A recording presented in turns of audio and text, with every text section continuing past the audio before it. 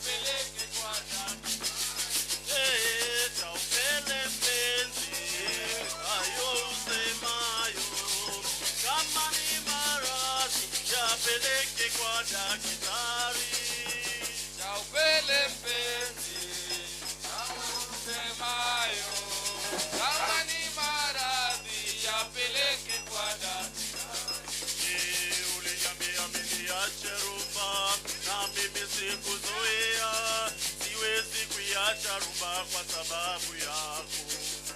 Waliniambia mimi niwache rumba, nami sikuzoea, siwezi kuiacha rumba kwa sababu yako.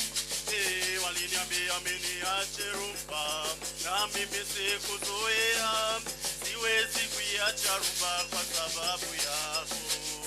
Waliniambia mimi niwache rumba, nami sikuzoea, siwezi kuiacha rumba kwa sababu yako. Kama wanipenda, twende kwa baba, akule na wewe na sitoweze. Kama wanipenda, twende kwa baba, chaguo wewe Kama wanipenda, twende kwa baba, asitakuona atoe mali nikuoe. Kama wanipenda, twende kwa baba, akishakuona atoe mali nikuoe. Waliniambia mimi niache rumba, na mimi sikuzoea, siwezi kuiacha rumba kwa sababu yako. Waliniambia niache rumba, nami sikuzoea, siwezi kuiacha rumba kwa sababu yako.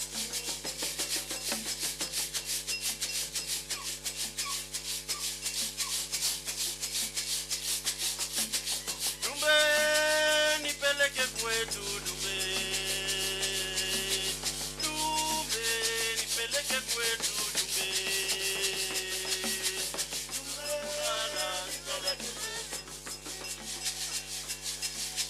Dumbe, nipeleke kwetu, dumbe nipeleke kwetu, dumbe, dumbe nipeleke kwetu, dumbe, sina pa kulala, wezi kunitoa, nipeleke kwetu, dumbe, dumbe, nipeleke kwetu, dumbe, dumbe, nipeleke kwetu, dumbe. Sina madawa sana, sina pa kulala, nipeleke kwetu, dumbe.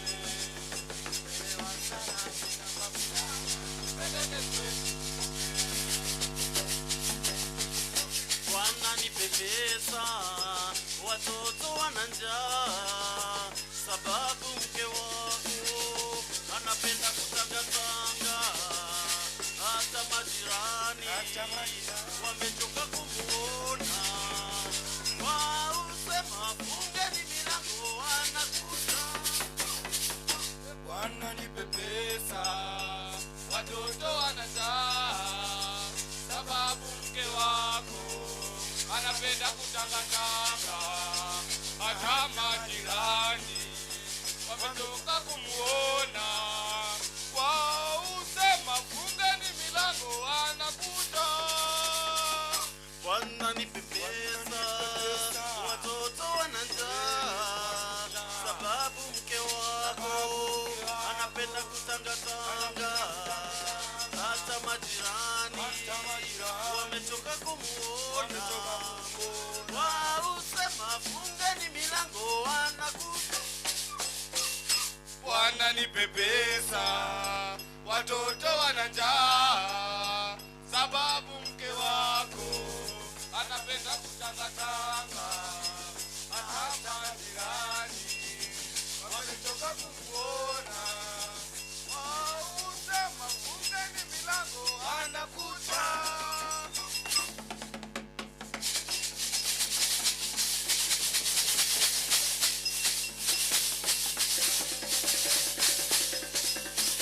Ukimba penzi yemonumisa amaero topodu sema amaero tunya topodu sema aunga ana kosonu amo aunga ana kosonu amo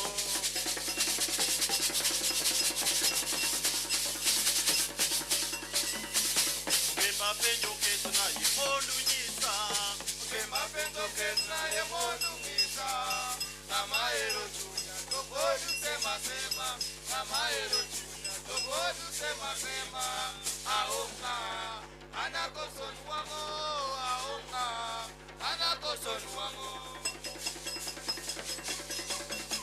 Nagatita penzi nipoka koso Nagatita penzi nipoka koso Kakoso Yeimona Kakoso Yeimona Quiero que po Nyalo yudo ay madu Quiero que po Nyalo yudo ay madu Joflater siora yemondu ngona Joflater moyora yemondu ngona Uena Paritata Uena Paritata Panyar mano Quiero que po Nyalo yudo ay madu Quiero que po Nyalo yudo ay madu Katakaeri sana sitakuacha Katakaeri sana sitakuacha Marita Nakatiti Marita Nakatiti Narmano Quiero que po Nyalo yudo ay madu Quiero que po Nyalo yudo ay madu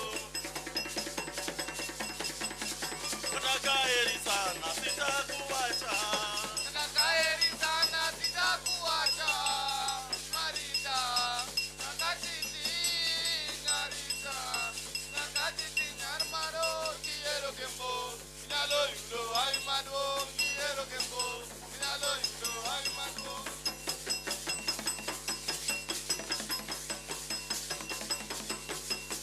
Era kende nyaugenya oe Era kende nyaugenya pacho Era kende nyaugenya oe Era kende nyaugenya pacho Koto secho chomondo adi Kote socho chomondo adi kise Koto secho chomondo adi Koto secho chomondo adi kise Era kende nyaugenya oe Era kende nyaugenya pacho chomondo adi Koto secho chomondo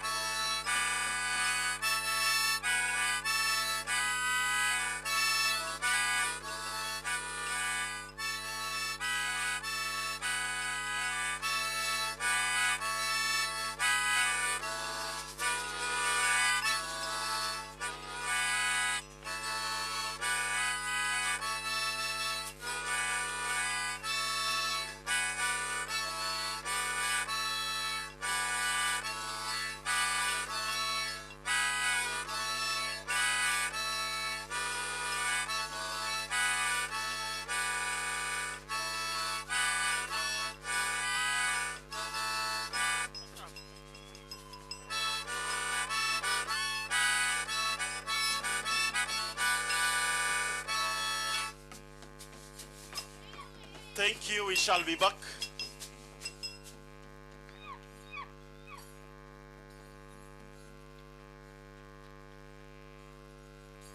Where are you going? Kujeni kwanza msimame hapa. You know when people perform well, we give them a good clap. Let's give them a clap. No. So nikisema moja una clap once. Moja, mbili, two claps. Moja, mbili, 3, 4, 5. Let's give them a shout. Thank you so much. Wasanii wanaitwa wasanii sana. Ati aje? Wasanii sana. Thank you so much. I think time is not on our side. Just allow us to start kicking off the program. We need someone who can lead us into any dignitaries outside there. I've seen Professor Landa. Chuki.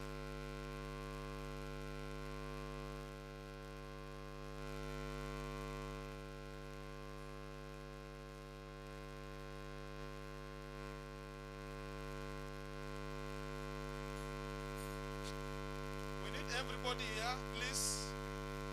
We need everybody here at the tent. Kama unakunywa chai, tafadhali kuja. We need people here.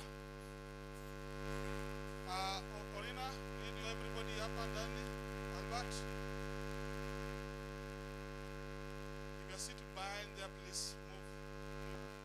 We need someone who can pray for us, tafadhali.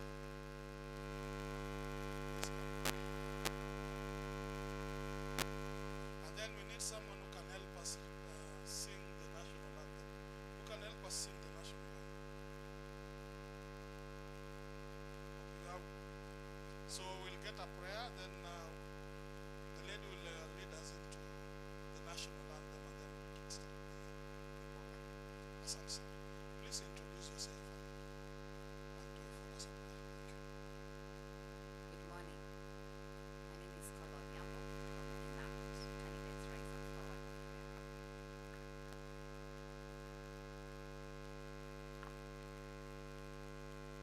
Father, in Jesus' name, we are grateful for this day. It's the day that we live and we rejoice in it. Thank you for the gift of life. Help us to be here, King of Kings, the one that we shall be each other. Everything that we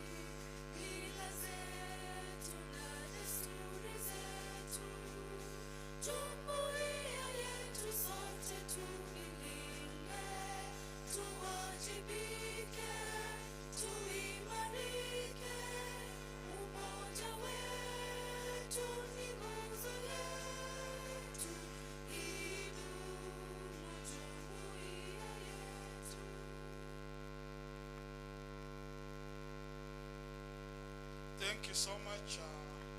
Can you give me a clap? I believe in claps.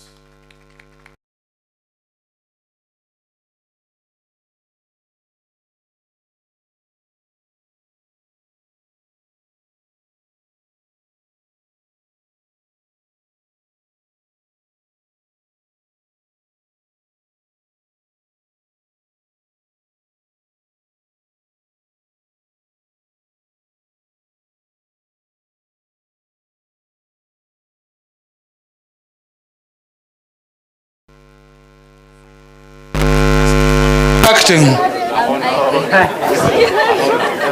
Marcelin Bilombo. International. Alain Saint-Pierre.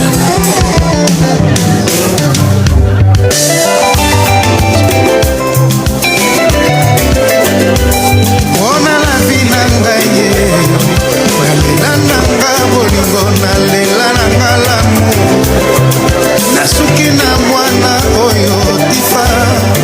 Akomisi ngai lokola zoba. Theodore Obiang Ngema. Motema mosimolindi. Nzote koti nyongo ekobengana. Kasi molimo ekoboya. Bolingo ezali. Pona mbongo te kisi te. Tofungola bitema. Dival Kwezi Mokonjadro. Abale balingani ya solo botika. Soki bolobi boka bola bambo. Hello. Mosusu kwa atika moninga. Ata kuti erambanda ezalaka pasingo. Au Congo, Marcel, le PDG. Okay.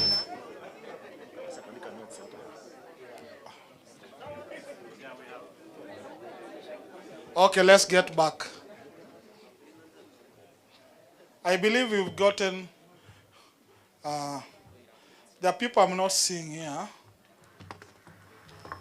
Where is Professor? Can see the Prof. Let's try and get the professor so that we start the process. Okay, thank you so much. Mine is very small and you'll see me a lot of minimal around here. It's just to welcome you today and have this celebration because I believe that many of you have come from very far. You've listened to the prayers, you've listened to the dances that are promoting the issue of nationalhood. And also, we want to move to Karibu Sana Daktari. You can join us in front here.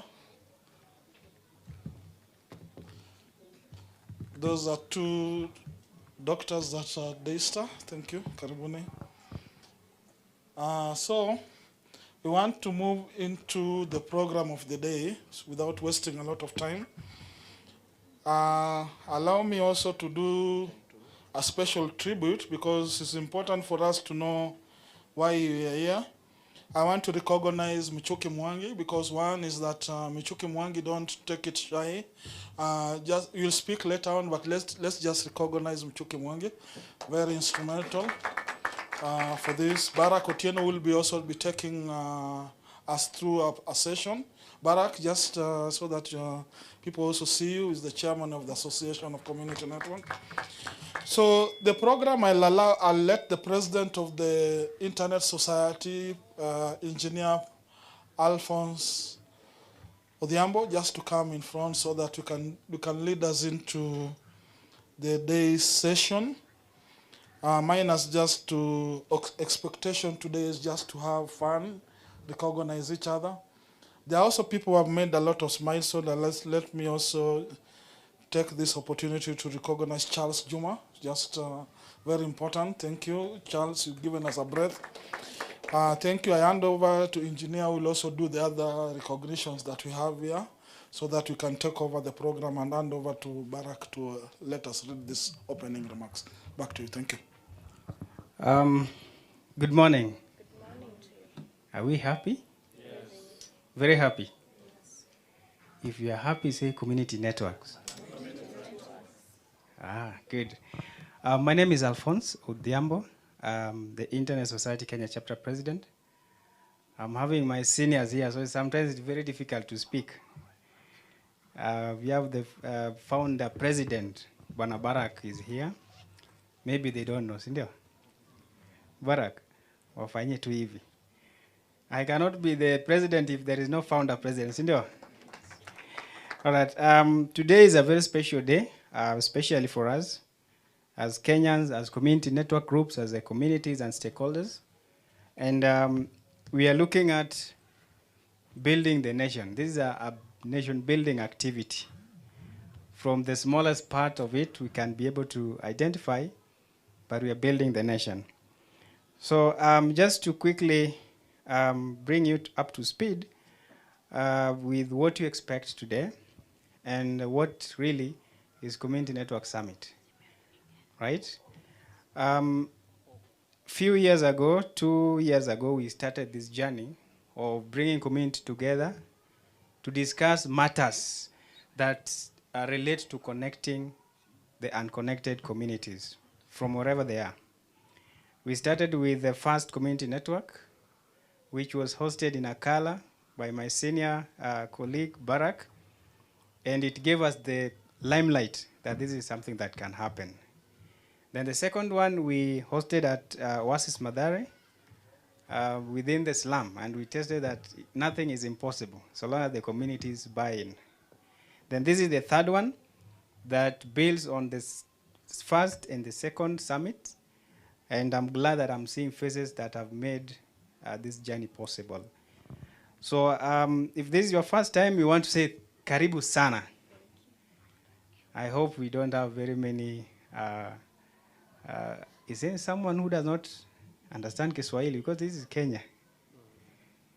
So nitachanganya, si ndio? So if this is your first time, please feel free, feel much welcome. You are here because we identified you as a potential contributor to the growth of community networks and connecting the unconnected with internet. Wangapi wameuliza sahi Wi-Fi password ni gani?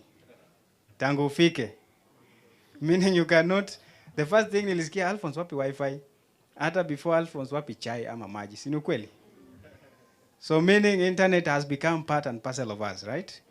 And that is why we are trying to make sure that if it is necessary that you have it, someone else in the rural part also need it, just as you need it.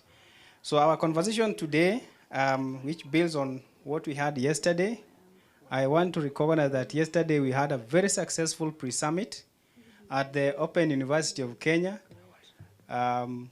Konza City, Konza Technopolis.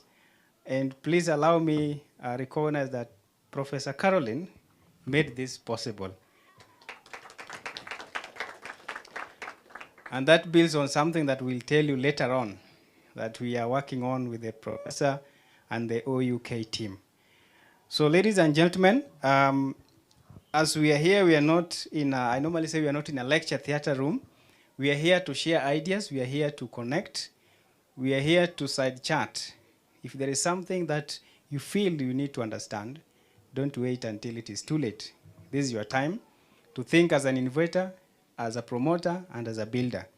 The Internet Society, our mission is our tag is very small. Internet for all, or sometimes internet for everyone, right? So if your neighbor is not connected, jua hatujafika pale where we want to be. So we are doing this for the third time, and our objective today is to bring you together. We discuss matters that can help us prosper. We have very many people that are still bado wanasikia tu hiyo internet ni nini. Si ndio? Bado wanasikia tu. Those are the target people. Imagine we are in Machakos, but we are taking someone in Somalia. Not Somalia. Garissa. Or someone in North Kenya. So the discussions that we'll have here is for the purpose of reaching those who are very remote, marginalized, and rural, and are not connected. Barack will tell you that connectivity is now just beyond having internet in the house, but now making use of it, right? Maybe go to school, attend classes, get medical attention, do financial transactions. So it is more than just do you have internet in the house? And that brings us to meaningful connectivity. My senior, Bwana Mchuki, is here.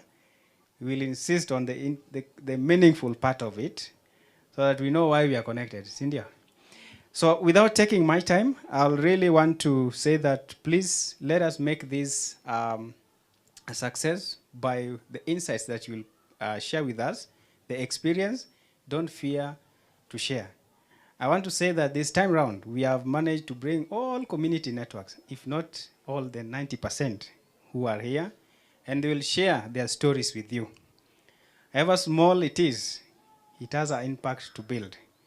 However big it is, it has a journey that it has gone through. So we are here to listen to them. They are our main stakeholders. We want to hear them.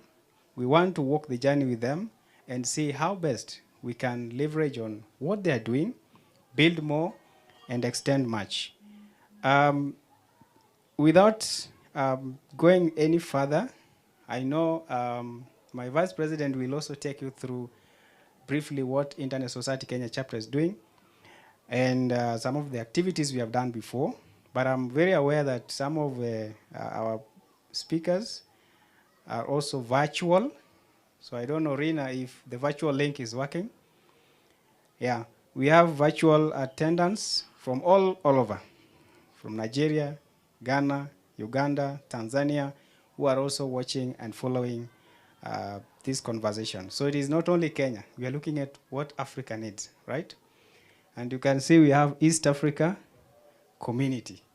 So Bwana Mchuki, maybe after this one, utupeleke tuanze to bring all the East African communities together and see what we can do. Allow me invite my senior Barack just to say something. And we have a lineup of speakers who are very key stakeholders in this space.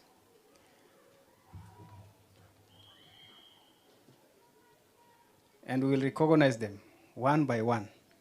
Si ni ukweli? You need to know your neighbor, si ndio? Yes, yes, yes. So as Barack comes, Barack is very instrumental. Unaweza kuwa unamjua kama Barack, but we know him in different is it cups of coffee? Hats. So one of the things that I want to mention and recognize that Barack has led this movement. And for you to see community networks, there is something that is called the Association of Community Networks that brings the ideas together to make sure that we speak one voice. He's here, he will speak maybe to that. Besides that, in his own capacity, he has supported and built a number of community networks here in Kenya and outside. Barack, you will allow me just maybe, if I mention one of our partners, for now they will wave, but I know there is chance for everyone to speak. Allow me recognize the Internet Society Global. I think you are aware, we have the Internet Society Global and we have the chapters. Kenya is a child of the Internet Society. So I'm not the president of the entire Internet Society. My seniors are here that wakiwa karibu pia mimi narudi chini kidogo. Si ndio? So Bwana Mchuki, please just wave. Mchuki is very instrumental, full of ideas, full of knowledge, experience. Yote unataka kwa community network iko hapa leo tumeleta. So usiseme Alphonse hukuleta nani? Ni wewe maybe hujatumia. Si ndio? And Internet Society has a foundation called Internet Society Foundation, which is our main supporter of the event, and we are very much grateful that their representation is here. We also have the Association of Association for Communications and Progressive Communications, APC. Well represented. I don't know if Catherine is here. Wako mbali lakini anakuja, lazima atakuja tu. You know, these are people that have helped us build the movement. Catherine, karibu sana. She was at the back room. People who stay in the kitchen are very good. So just wave. Thank you very much. APC has also supported this event, and we are very, very much grateful. I'd mentioned Open University of Kenya. Hey, Professor. Aliingia, the first person aliingia asubuhi kabisa, hata wenye walala hapa ni kama aliwaamusha. Mwalimu. Thank you very much. And of course, the list is too long. I have my senior, Bana Charles from UKAID. Thank you very much. Professor Caroline Desta. So tumeleta kila mtu, si ndio? Both the academia, the knowledge you want, the innovation you want is here. We have very good representation from SNDX, inaitwa Village Formula. Tumelea sana mambo ya sustainability, business modeling, is here for a workshop for that. So please prepare, especially community networks. Ndio tusianze kitu itaendelea, si ndio? Other than that, we have ICANN, my senior friend, Bobo Chieng, is here. Wangapi wanatumia dot something? www. something. All of us, ndio? Sasa Bob ako hapa. Ukiwa tuna challenge, is here. Thank you very much, senior, for joining us. We have infrastructure service support providers. Pia wametembea na sisi sana. Tara Connect. Beatrice is here. Atawaambia Tara ni nini, si ndio? List ni refu, but usijali. We have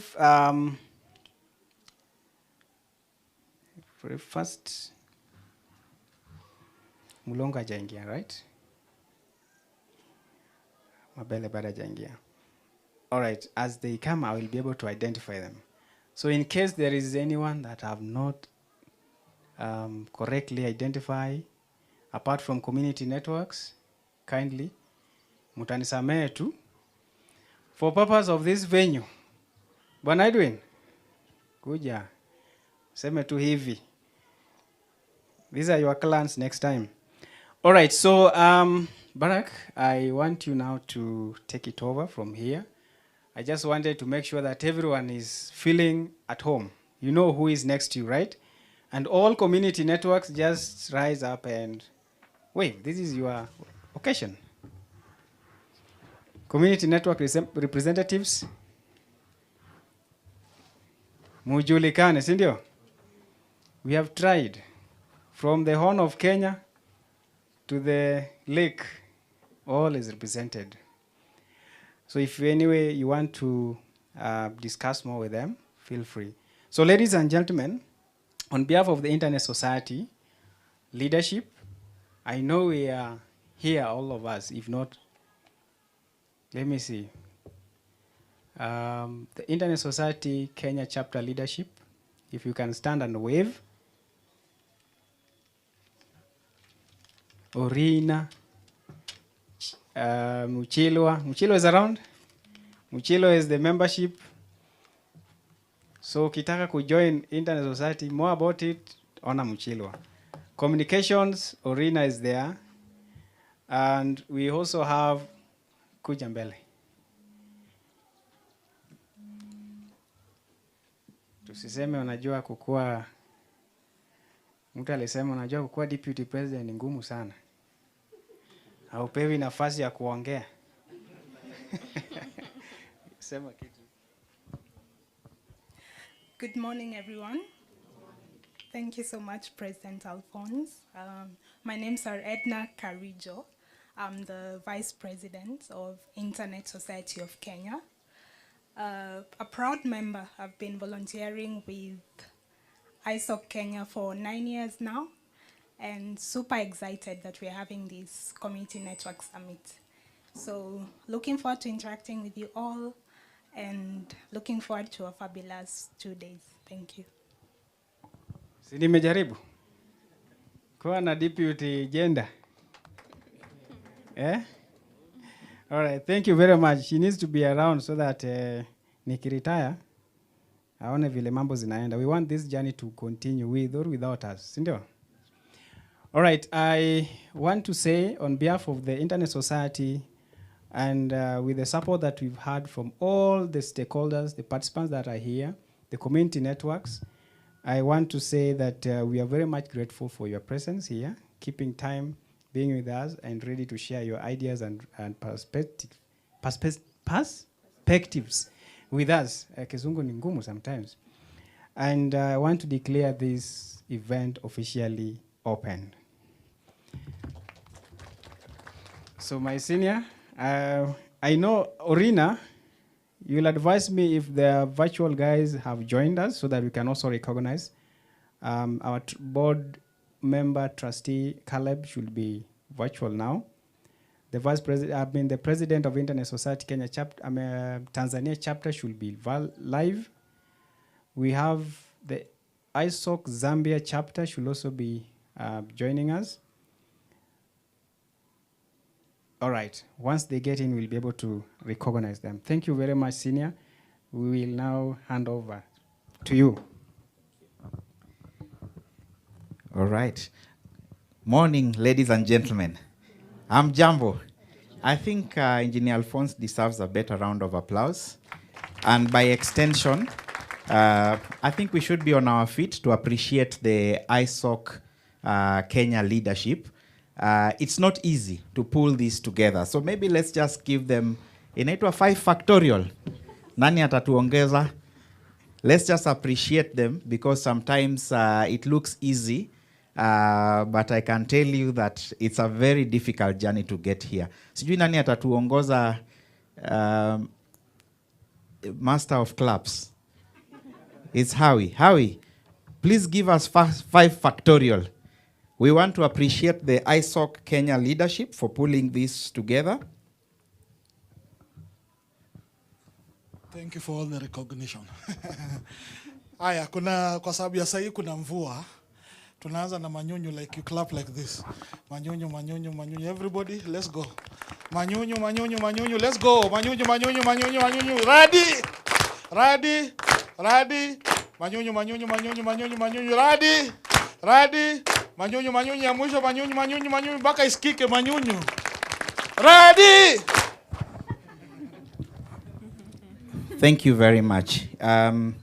The reason why I'm recognizing the Internet Society Kenyan chapter leadership is because, as you have heard, I have been there before, and I know that sometimes it can feel like a thankless job, gathering many interests and gathering many people.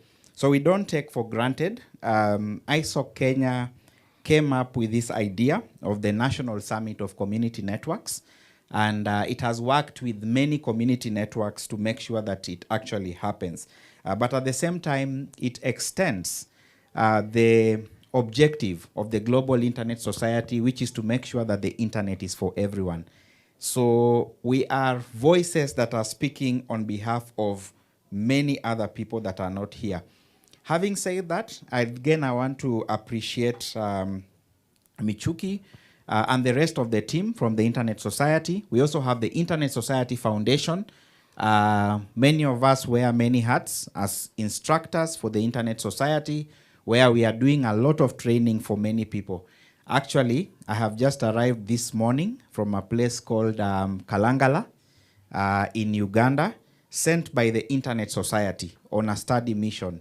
It's amazing. The Internet Society has supported the Research Education Network of Uganda, and they have laid an undersea fiber across Lake Victoria to connect about 80 islands in Kalangala. So what we are doing is part of bigger stories. And I think these things are not for anyone specific. They are for members of the Internet Society, who include you. So if you're not a member of ISOC, I think let me start by inviting you on behalf of Lawrence, the membership coordinator there, and a good friend, to make sure that you're a member of ISOC. Otherwise, utakuwa unaonea tu kwa view sasa, and you're wondering what is going on or some of these things. I also want to appreciate Bob. These are colleagues. We work together from the Internet Corporation for Assigned Names and Numbers. Those who might not know, ICANN has supported a number of institutions in Kenya. The Kenya Education Network, KENIC, the Kenya Network Information Center. I'm wearing a .ke t-shirt.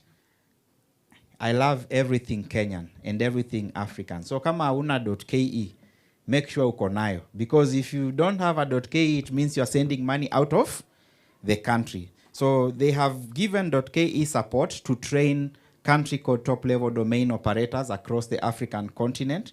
$500,000 US. Hiyo ni pesa ngapi in Kenya, Bob? I think Kenneth is also training almost 500 or more than 500 administrators of our ICT systems in all the universities around the country on how to enhance the cybersecurity posture of the universities. And the Africa Telecommunications Union is supporting our governments to transition from IP version 4 to IP version 6. So when you see many hats here, we are all working towards a common goal of ensuring that the internet is for everyone. I want to recognize OUK. The last few weeks, we've been waking up at 7 for meetings with Professor Caroline. Good things are coming, or good things are cooking. And I think the ISOC leadership team is going to talk about that. And the whole idea is how to extend educational opportunities to the unserved and the underserved, using some of the infrastructure that is being built. I want to also recognize Tara.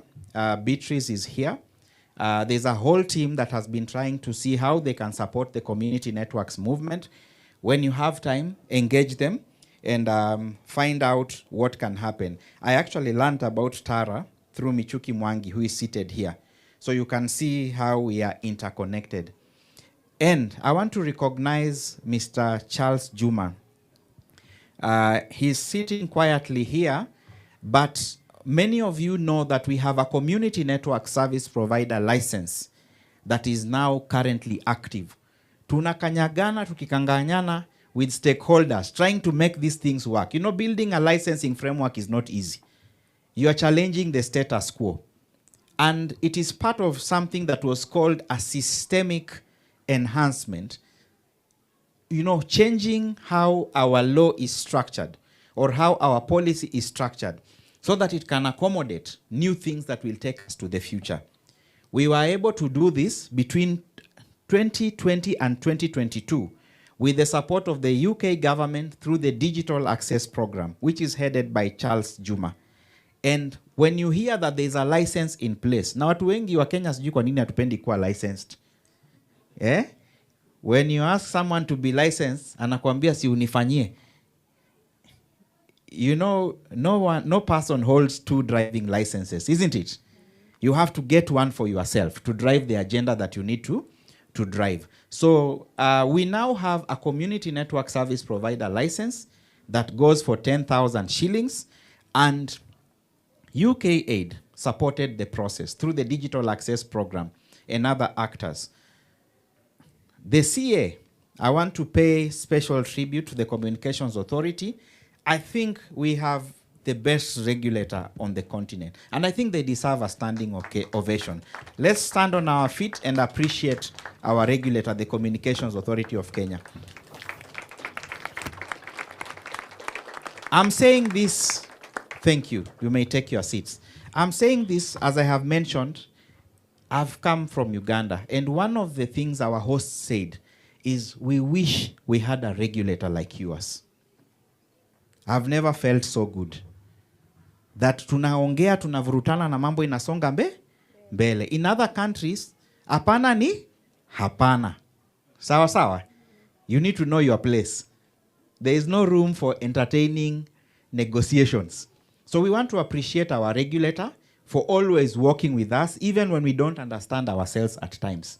I may be speaking a lot of English here, but it has been a journey. Sometimes we go to meetings and we don't even understand what we are talking about. But bit by bit, we are here. We now have almost 30 community networks across the Republic of Kenya. CA has given us a target of 100 community networks. It was from last year to this year. So between now and December, we need to make sure that we have 100 community networks. It is you and I who are going to make this happen. Having said that, please allow me to just summarize a few comments. And my sincere apologies. We also have the Association of Progressive Communications that I want to appreciate through the Local Networks Access Program. It was that program, together with UK Aid and other actors like Kictanet and many others, that made sure that we have a license. So I think when you have time, spend time and talk to Catherine. And they have supported many of the already existing community networks to be where they are. So I think I want to thank each of those institutions, and most importantly, yourselves who are here, for making sure that as a country we are where we are. And I also want to recognize the fact that it has not been easy. It's a product of difficult conversations. Sometimes we have disagreed. Sometimes we have had to make rough consensus to agree. But here we are, and the most important thing is we are failing forward. So I will just make 10 key points from an association of community networks perspective. First of all, in one of the meetings 2 years ago, which was convened and supported by the UK Digital Access Program here in Mlolongo, where some of us will be sneaking into shortly, we came together and agreed that we need a common vehicle through which we can negotiate with government. Remember, we are doing a lot of policy work. We have many partners, we have many stakeholders that want to support the community networks movement. To give you context, with all the progress we've made as a country, according to GSMA, it's probably just about 30 to 40% of our country that is connected. When you interrogate some of the documents and the studies that have been done by consultants on behalf of CA, connectivity follows where people are, as opposed to the landmass. So you will find most of the telecommunications infrastructure is here in Mlolongo and the surroundings, because this is where people are. But I happen to be a resident of Kajiado West. My nearest neighbor is normally between 2 and 5 kilometers away. In fact, even a person who is 50 kilometers away considers themselves my neighbor. My chief, because I'm in Ewaso Kedong division, is in Ewaso Kedong, which is 40 kilometers away from where I am. How do you treat such an area that is sparsely populated? Is it that those who are in Mlolongo, who have the numbers, are more equal than those who are in Kajiado, who are sparsely populated? Or those who are maybe in northern Kenya? Those are some of the dynamics or some of the issues that community networks are trying to solve. Telcos will not go where there is no money, because they exist for profit. Is that correct? So we already have a problem. But most of us come from areas which are sparsely populated. That's where our shoshos are and our relatives, isn't it? We are always sending money to sustain our homes there, isn't it? But you cannot be there for a week because there is no Wi-Fi. You have to come back to the city. So who will develop that place? This is what this conversation is all about, ladies and gentlemen.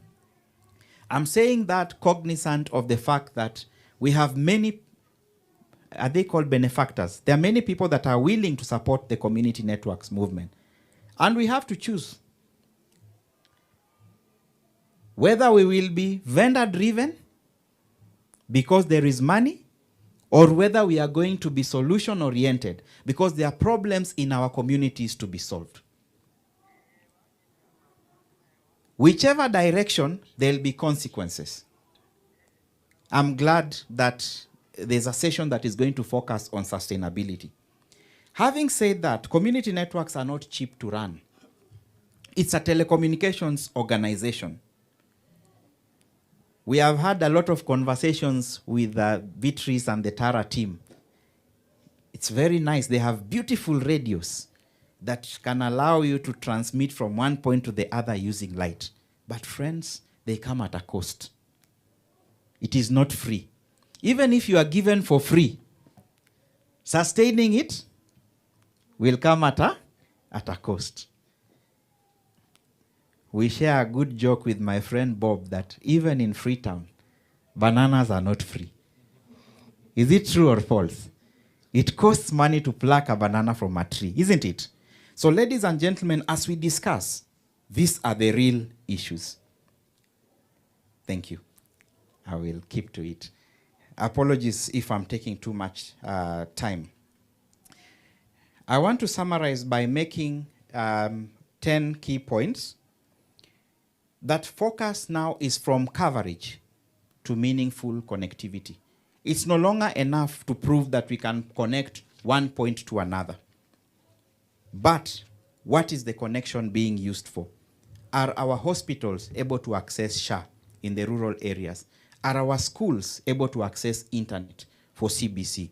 Are our markets able to access internet that will enable the traders to move forward? We also need to ensure that the community networks licensing framework is implemented properly. That's the other point. Without licensing, we are a banana republic. We go rogue. I have been privileged to build infrastructure. You build infrastructure, somebody comes and mounts a tower in front of your radio, blocking the line of sight, meaning that in the first place, they don't even understand the principles. Therefore, we need to be equipped with knowledge. ISOC is doing a lot of courses. I believe it will be a subject of discussion as the summit continues, also with APC. We also have questions as to whether we should be supported by the Universal Service Fund, and now we have KDIP. However, friends, you have seen the drama surrounding public money. So if we don't have systems, if we don't have accountability as organizations, unfortunately, this money will go back. CA in the current strategic plan has set aside 600 million, I think, shillings to support the community networks movement. But unless we have institutions that can demonstrate accountability, sisi wote tutakuwa ndani. Because pesa ilipotea. Pesa kweli ama uongo? That's the other point I would wish to share with us. Again, we need to move towards sustainable models. You can be given, ISOC is giving grants from $50,000 to $200,000. But friends, to whom much is given, much is expected. If you get $50,000, you need $100,000 to sustain that $50,000. Otherwise, it will even eat the very little that you have. So as we talk about community networks, those are issues that we need to pay attention to. You need to know where are the cost centers. And I've seen APC working with ISOC have come up with tools. ISOC has tools through its training programs. Ruth here is one of the instructors. Ruth, you can raise your hand, you can stand up. Is one of the ISOC instructors. I don't know if there is any other instructor. Engineer Alphonse is also one of the instructors. They can tell you about that. We also need to think about inclusion. We have differently abled brothers and sisters. And these are some of the people that are left in our rural areas because life is very difficult to have them in the city. How do we take care of them? Or how do we make sure that our community networks are able to take care of them? I can't remember in which meeting where I was hearing of a story where a community network was serving, I think it was in Nanyuki, someone who had a disability, couldn't see. And for a long time, they did not know who this person was. We are in an era of data protection. trust and digital rights. Community networks are data controllers and data processors. We are not exempt from the law. If you are collecting information and putting it in a billing server, you can be sued for misuse of someone's data. So are we registered as data controllers or data processors? Those are some of the issues that it will be interesting to speak to. As I conclude, there's the whole issue of local content, skills, and digital literacy. We've just seen a great entertainment team here. Our communities love traditional vegetables. They love speaking in their own languages. And therefore, we will not survive or build sustainable community networks using Netflix. We must see how to provide content that our local communities are interested in hearing.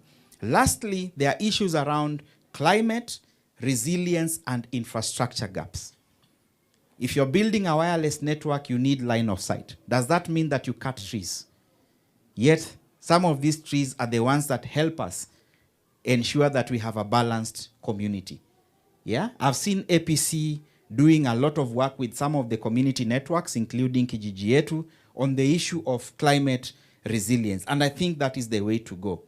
Lastly, multi-stakeholder collaboration is critical. We may not agree, but we must give each other the right to say what needs to be said, and we must listen to each other respectfully. I appreciate the government, whether you are two-term or one-term, for giving us this opportunity to discuss openly, the Communications Authority for always supporting us, and all the institutions that are here for ensuring that we have gotten where we are. And we also appreciate the government for placing community networks at the heart of the national strategy, the national broadband strategy, as the next big thing. And surely, I think community networks is what will ensure that no one is left behind in this country. With that, I say thank you for your attention. I will sneak out, but with time, I will come. I will try and join the conversations. I have Eric here, my colleague. Eric, you can stand up. And I work with Eric. He has been my mentee, but now has taken fully the steering. So if you want to know anything that we do that Alphonse has said, Eric is here to do that. But to the extent possible, I will come here. Thank you very much, the ISOC leadership team. Thank you very much, all the distinguished guests. If I have not recognized you, my apologies. It's because maybe the network is not working very properly. As we also develop white hair, I'm not as old as Charles, we start losing network at some point. But asanteni kwa kunisikiza. Thank you very much.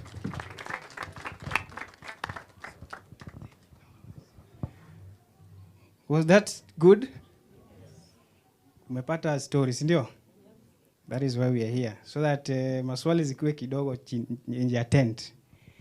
All right, thank you very much, Barak. Barak is very instrumental, and I was not in a hurry to kumpimia time because I know the kind of knowledge he has in this space.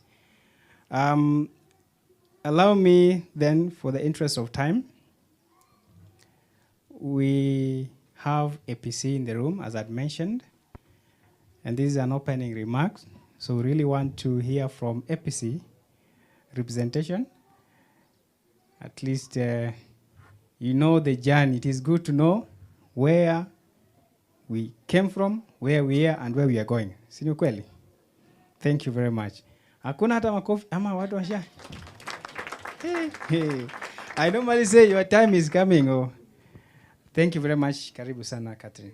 Thank you, Alphonse. Oh, wow, what an honor and what a welcome. It's great to see many familiar faces. Of course, there are new faces in the room.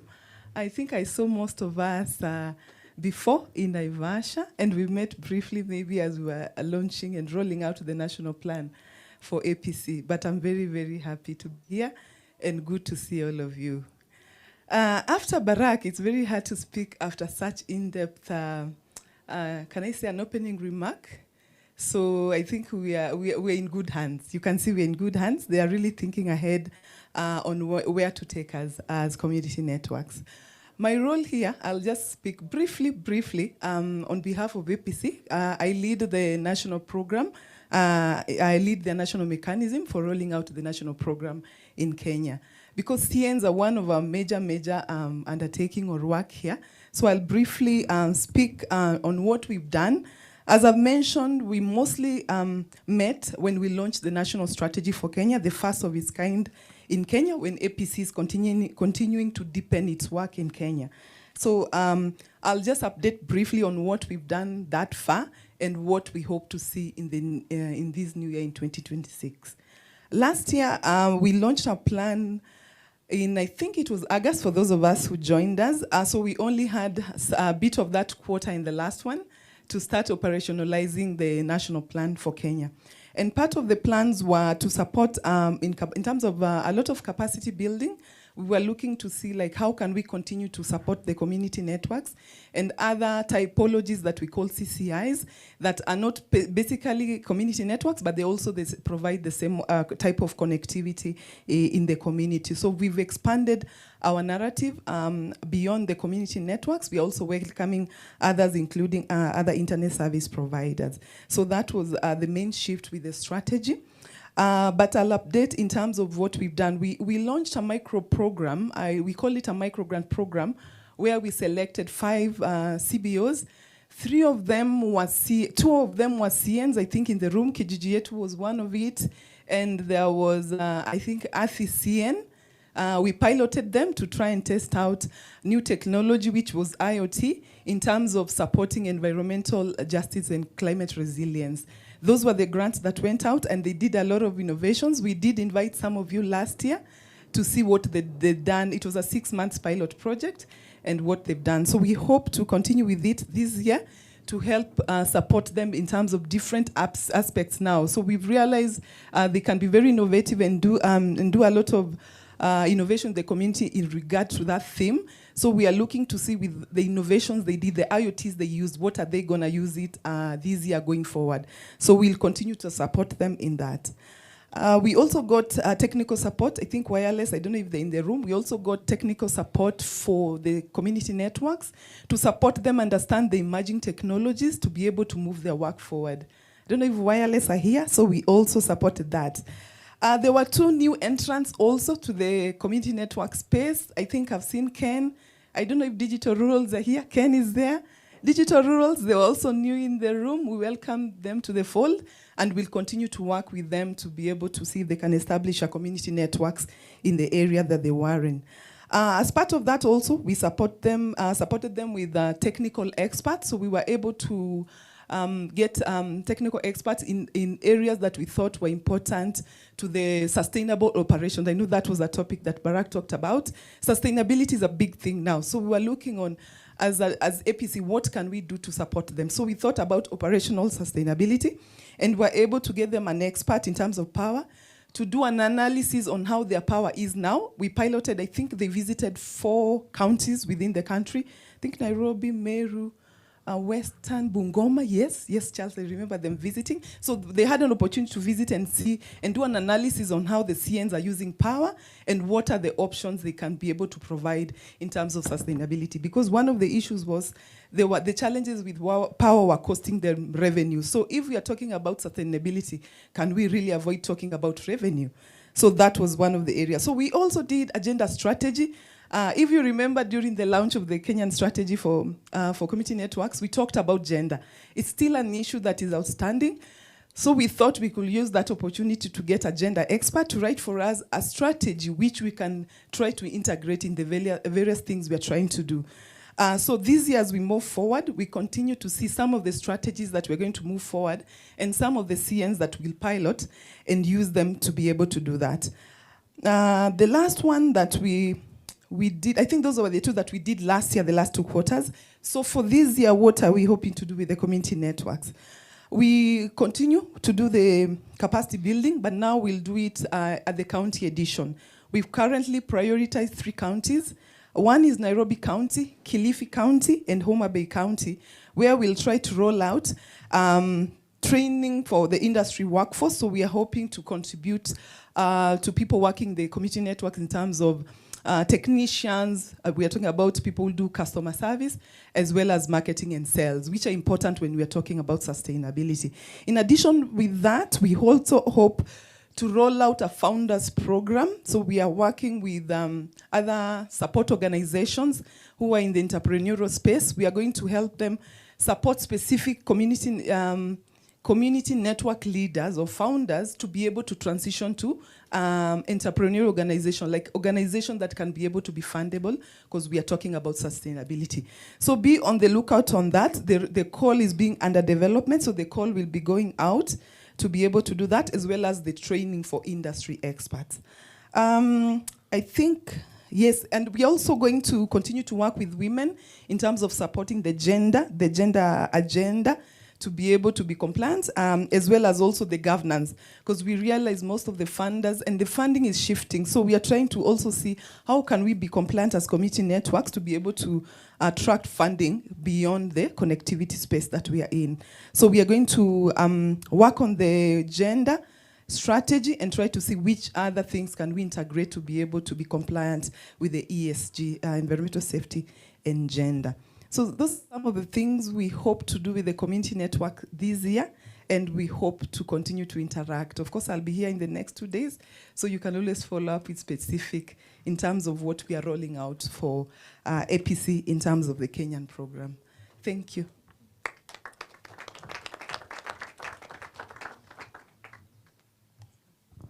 All right, thank you very much, Catherine.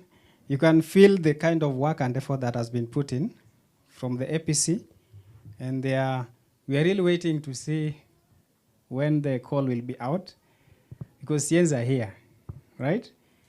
And for maybe we are used to CNs. I know it might not be common to everyone. Is it true? So whenever you hear the word CN, we are talking about community network.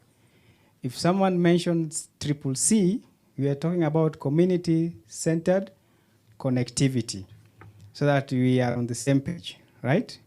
Our mission is one, to connect the unconnected. So don't worry, what is CN? I know most techie guys like shortening things in conversations.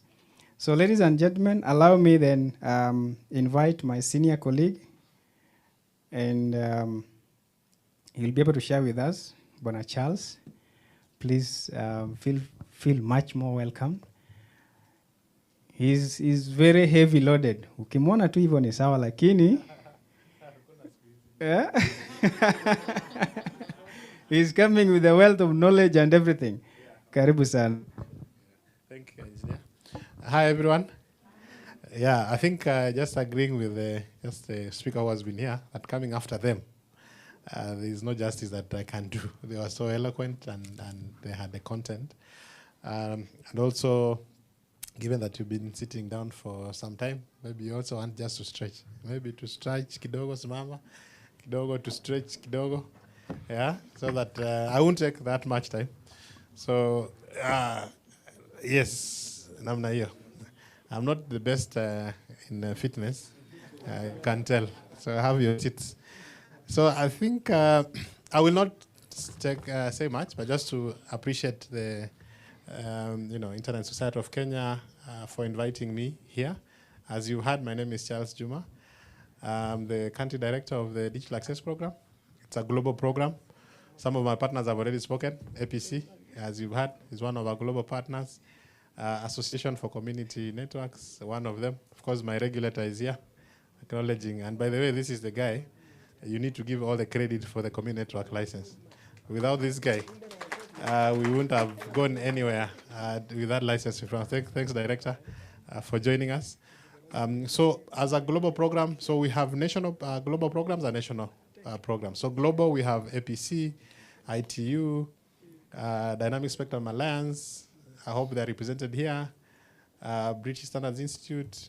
Who else?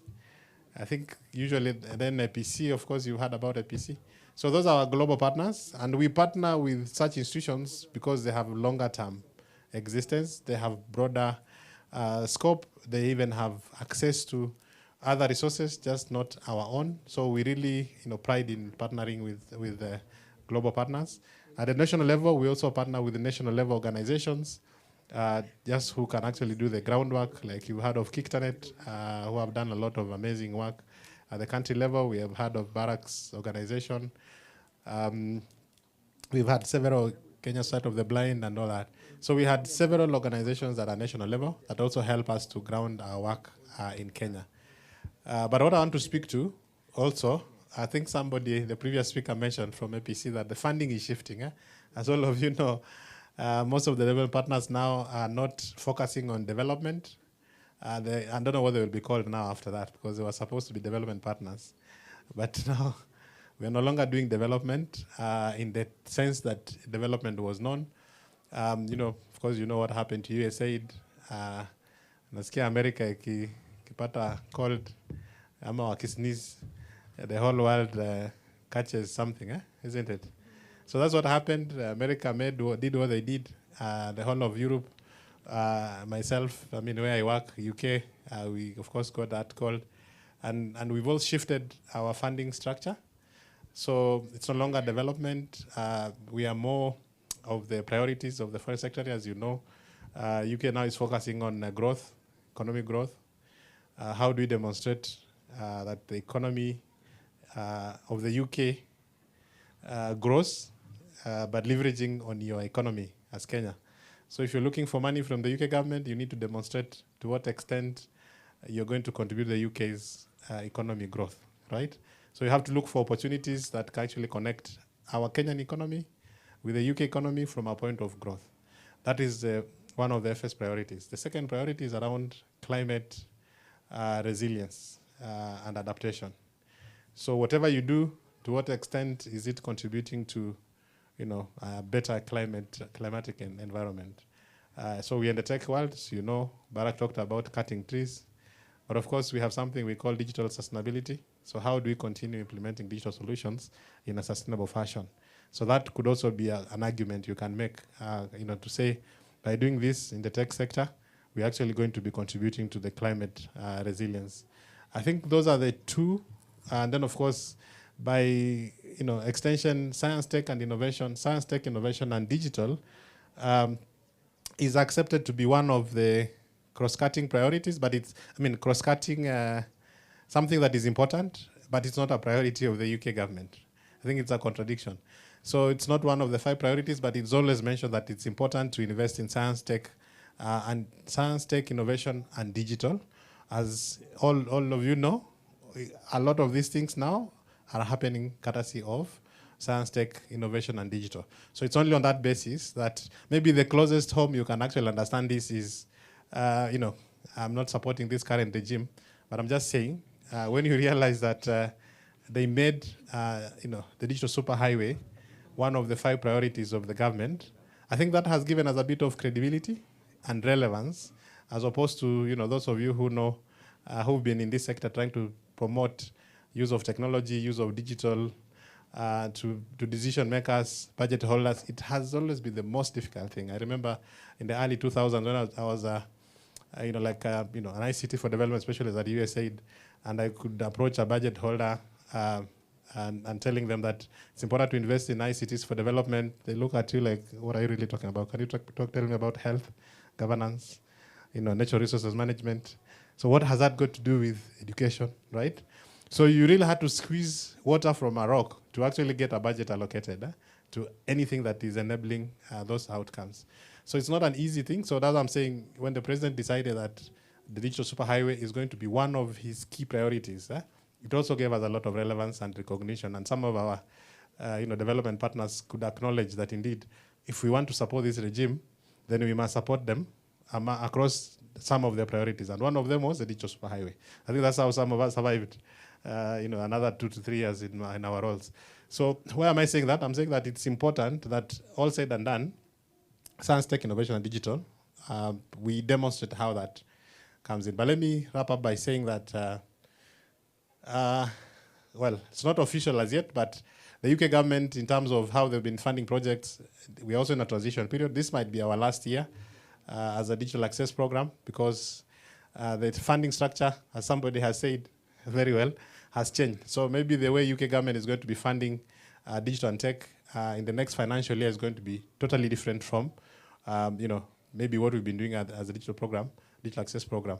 So some of the things that I think I have to pride in, I will take away, in the last 5 to 6 years I've been leading the program in Kenya.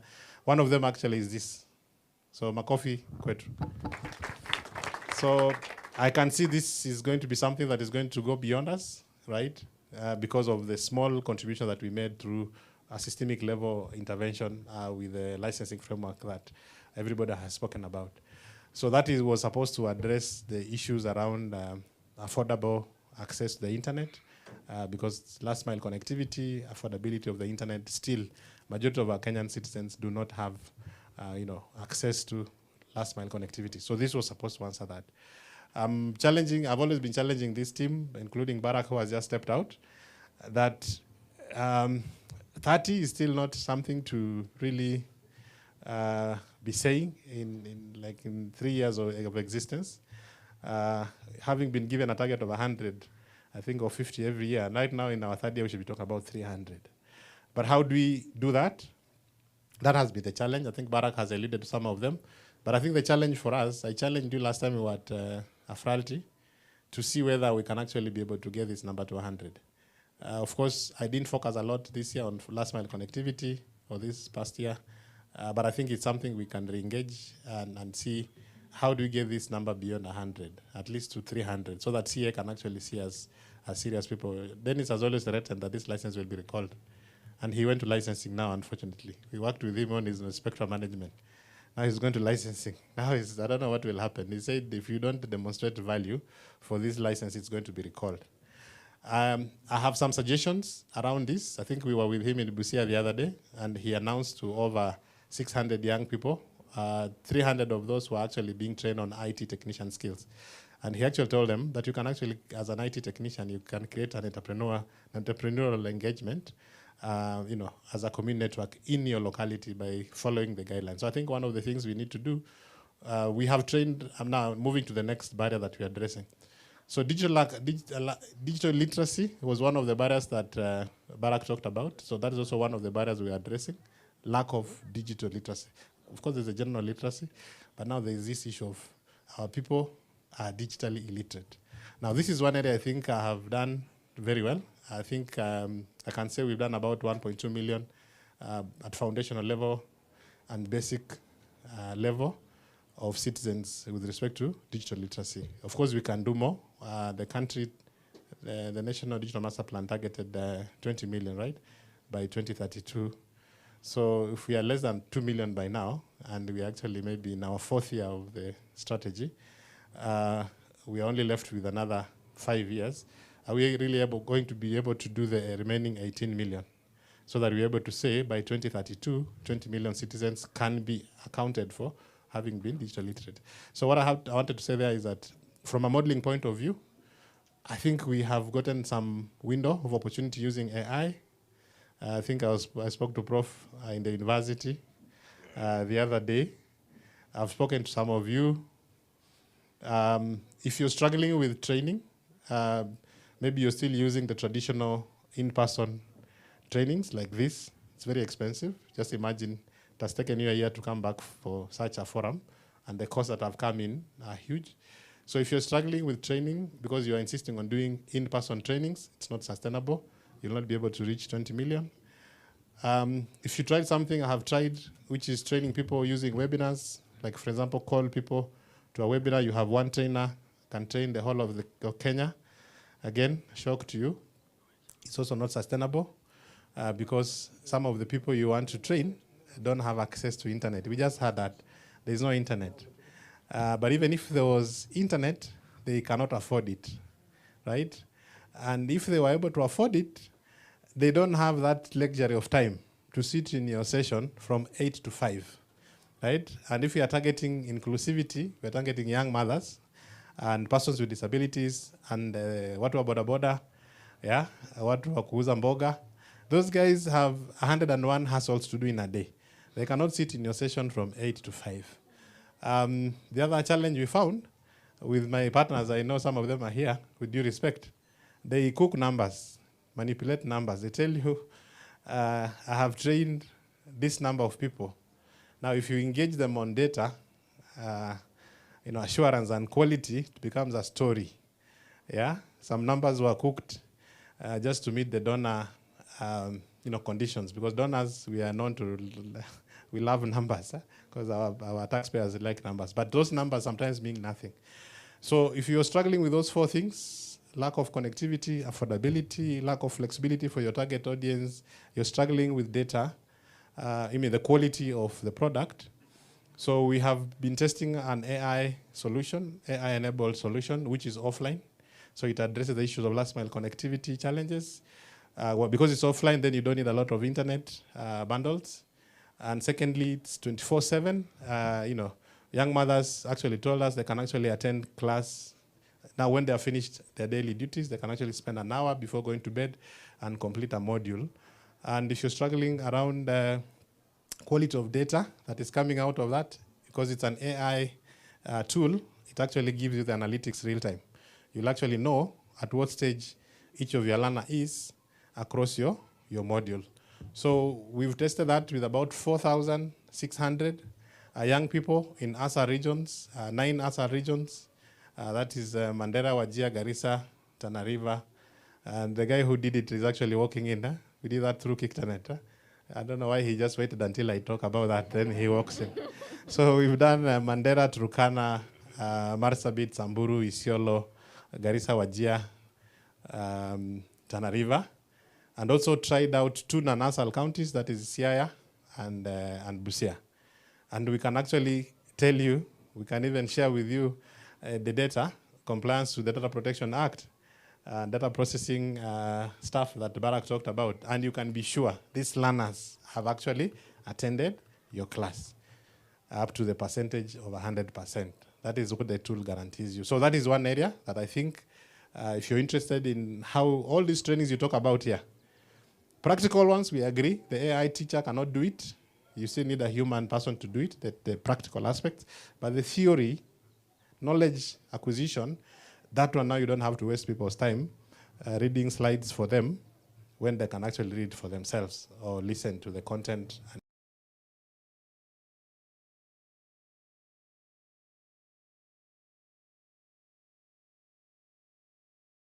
Content that Barak just talked about. I don't think we've done much there. I think when talk about safety and security, because our objective, our aim has always been affordable, inclusive, safe, and secure. Digital access. I like your, I don't know if this is the aim of the summit. So the digital access, so we need it to be affordable, inclusive, safe, and secure. So I've talked about affordability, I've talked about inclusivity. Some of my partners are here. If you don't have to talk to me, I think Tom is here, has done wonderful jobs around making sure that ICT and digital platforms, tools, services are accessible to all, including persons with disabilities. He's done very good work with the executive arm of government, the justice sector. But then the Parliamentary Service Commission now has come. They're interested after, staying away for 3 years. So inclusivity, we've done a lot of good work. I talked about young women. That's how we're trying to bring them on board. So, from a point of responsibility, that is a safety and responsibility. So in the digital skills curriculum that we developed with the ICT authority, we have inbuilt there a cyber hygiene module, which means that we are inculcating cyber hygiene practices in the training as one of the mandatory modules that we are doing. Of course, TFGBV has become a big topic. That might also be one of the areas that our partners are going to be interested to fund. TFGBV is technology facilitated gender-based violence, which is also like an online gender-based violence, but also just in the spirit of online harms and, protecting people from there. So all said and done, my message here is community networks is a good thing. Let's keep at it. Can we get to 100 as Barak challenged us by December? What do we need to do? Let's take this message to these young people. 3,000 young people who are across the country, they can actually create community networks if they follow the guidelines. So I think we need to come and talk to them much more on what does it take to create a network. Skills, I have a solution for you. Come, let's have a chat, offline. local relevant digital content. I will not go away by not mentioning that CA, in the USF strategy that all of you contributed to, has, in addition to 50 or 100 community networks, this year, they told us, they have about 100 million next financial year that they want to invest in digital skilling and local content creation. Ama nimedanganya director. Hiyo iko sawa kusema namna hiyo. So mwenyewe amekubali. So they are saying that July, we just need to figure out what are these digital skilling and local content creation solutions that are innovative can we apply or can we get from the USF department. So that's a good thing. So there's money that we can actually tap into. So sitaongea ingine zaidi hapo. I don't know why these sessions were colliding. There's another session going on at Pride, which is exactly relevant for community networks. You actually, all of you are supposed to be in that session because it's a KDIP funded validation workshop by CA actually. So CA through KDIP funded a study on where and how, I think, to fund, how is it described? I don't want to use the wrong word. Privatization of community networks. And the communities are here and they are not in that validation forum. Yeah. So there was a bit of conflict in scheduling. So I don't know how. That's why you see Barack has rushed there to represent us. I'm also going to rush there to also represent you. But it's a very good initiative funded by World Bank. Funded through KDIP. Of course, World Bank provided the funding. But ideally from that study, it's now the one that is supposed to inform the next 100 CNs, ideally. And already the 30 of you are here. You may need to tap into some of the recommendations of that study. So, nimesema UK Digital Access Program by the end of March 2026 might be, if it will be there, it will be in a different form and shape and name, not in the current shape. So we have something in the UK they are referring to as the Tech Community of Practice. That's something you can check online and just understand what is this thing the UK government is putting out there in the name of a tech community of expertise, TCOE. That's going to be the next UK government's kind of investment vehicles beginning April 2027, right? Santeni sana. I was not meant to say a lot, but now the politics in me now has made me now talk too much. So engineer, asante sana. Thanks for the invite. And I look forward when we meet the next year, even if I'm not in the DAP, I am looking for 100 CNs in this room. Asante, President. Thank you very much. Wangapi wataongeza 30? Hapa tuko tu 30. Who wants to start one? Inua tu mkono kama uko serious. Very serious. Sir Charles. Charles uko na watu. Dennis is here, is seeing those hands. So when they come for validation, please. Umewaona sura, si ndio?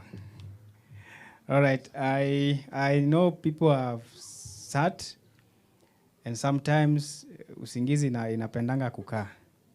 So my senior is telling me that we need to do something before I get the next speaker. I think it's like preaching. You know, internet is like preaching. Inaingia ni kama roho. So let's stretch. Staki, you can stand wherever you are. A bit. It's not going to be a very difficult exercise. So let's do this.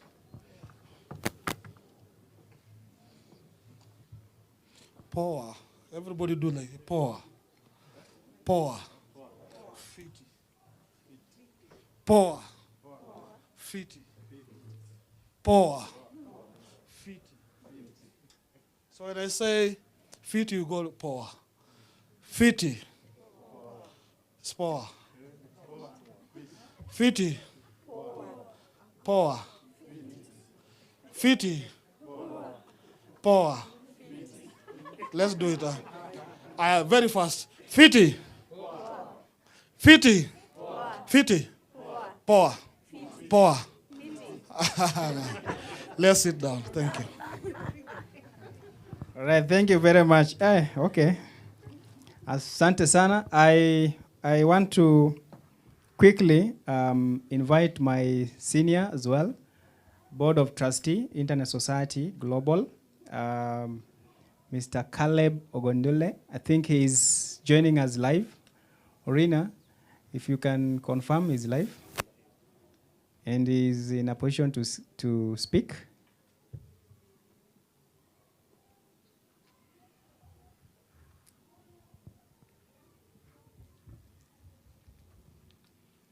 We have not followed any protocol because we are sharing knowledge, right? Yes, so sikuwe na wasiwasi. Orina, is everything okay? Okay. If he can hear us, he can maybe start testing mic, just to ensure that he can speak well. But kumwona mnamwona, si ndio? Yes.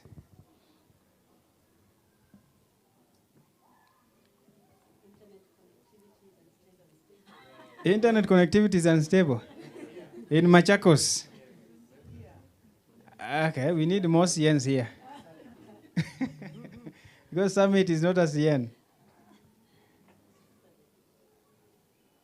Caleb, you can hear us?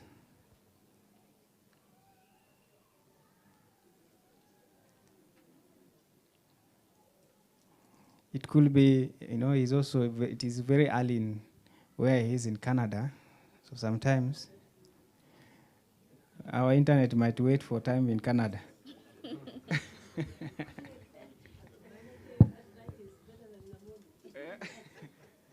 Now we have traffic in Nairobi. There's a function in Nairobi, maybe.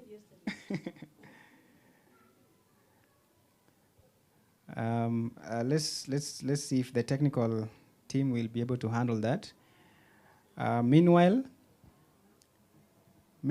I want don't move away from your table, but we can try something called speed dating. In 1 minute, I want you to know at least 5 things of your next neighbor. And I will walk around and just say something about your neighbor.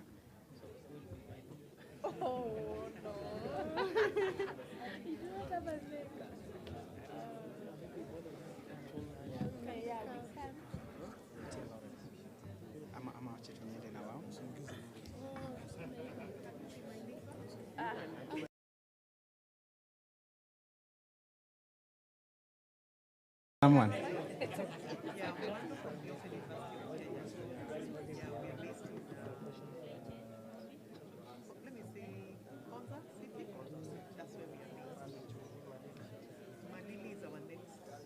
Mm-hmm.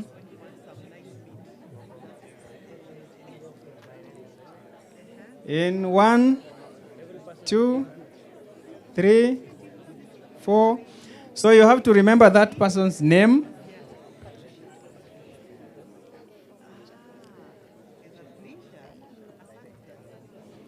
All right.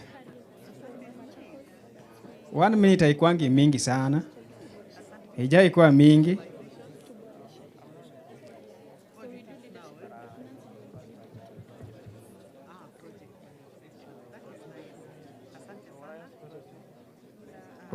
Okay. Do you need more minute? Kujua tu mtu dakika moja.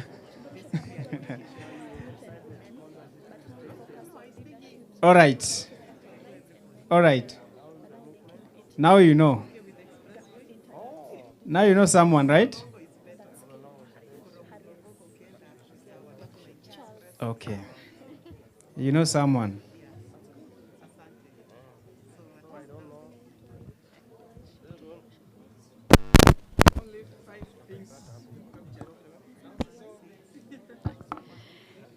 Hi everyone.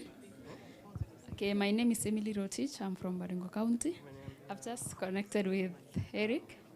He works with Barak. He's from Kajiado West. Thank you. Hapa mpugi watu ngeta na baraka. All right. Anyone else who have known someone very fast?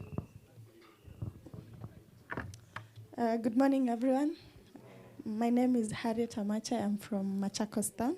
I've just connected with Patricia, who is a business owner, and then with Charles, who works with youth in digital skills and literacy with YPD. Is that correct? Thank you. Nice. Now, you will add one thing. What do you think you can do with him or her?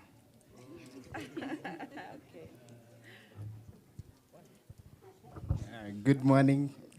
My name is Brian Kumtai. I've just met Ivy Mudoni from Smart Code. He's within Nairobi. But actually, she has said she's relocating to Eldoret, of which I'm from Nandi County. She'll be my neighbor, and I'm welcome. All right. Okay, hapa nimefungiwa nisipite. Hapa nimefungiwa eh? What business can you do together? Watu wameanza kufikiria ngumu.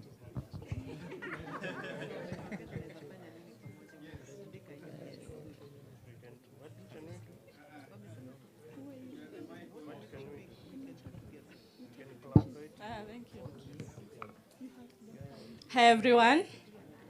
My name is Anne Wambua.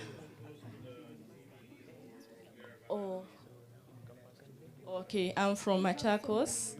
I'm working with Young Professionals for Development, which is a youth-based organization that gives empowerment, including digital literacy training.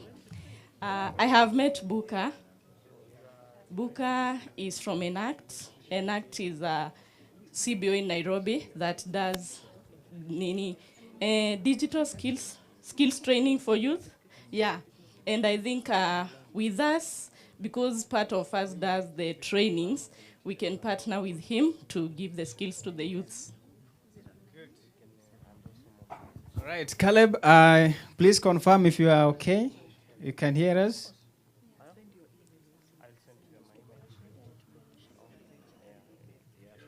All right. Just a minute.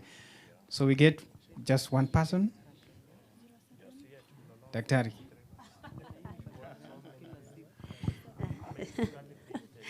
All right, thank you so much. Yeah, I just known Charles Juma. He's 5.7. He loves what he's doing as much as he can. He didn't tell me whether he's married, but I let him know very quickly. My family lives in the US. Right, and I think we've really connected together. And beyond that, I just told him, we have an AI conference. He told me we'll be sending some people to disseminate information in that AI conference. Now, that is really good. Thank you. Thank you very much. All right. Unajua, there is something which we normally respect. It is called the flag of Kenya. The emblem. It is here. Thank you so much. Our name is Caroline from Open University of Kenya. And one thing I've learned, I can mobilize them for capacity building of the community within my area of jurisdiction. Thank you so much. Great. How many people have made business so far? Where do you see there is a business with someone? Do you need more time? All right, thank you very much. I think it is good to know your neighbor. That is what really, apart from just talking here, you need to live here with a contact. Sindio? Hata kani moja, but very meaningful contact. Yes, we can hear you, senior.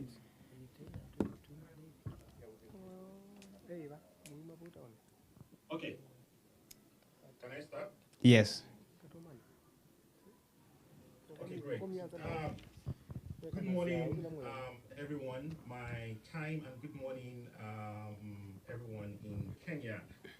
So I have been trying to learn some language in Kenya just before this speech. So let me start with Jambo and Karibu. right? I hope that made sense. So, standing on existing protocol, I first like to pay.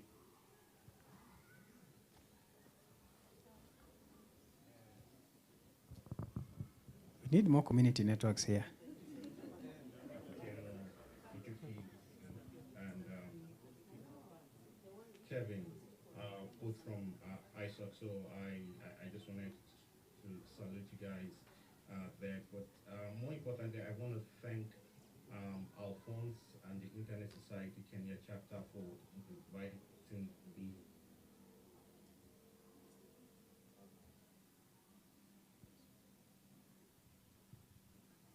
I think there is a technical challenge. Progress.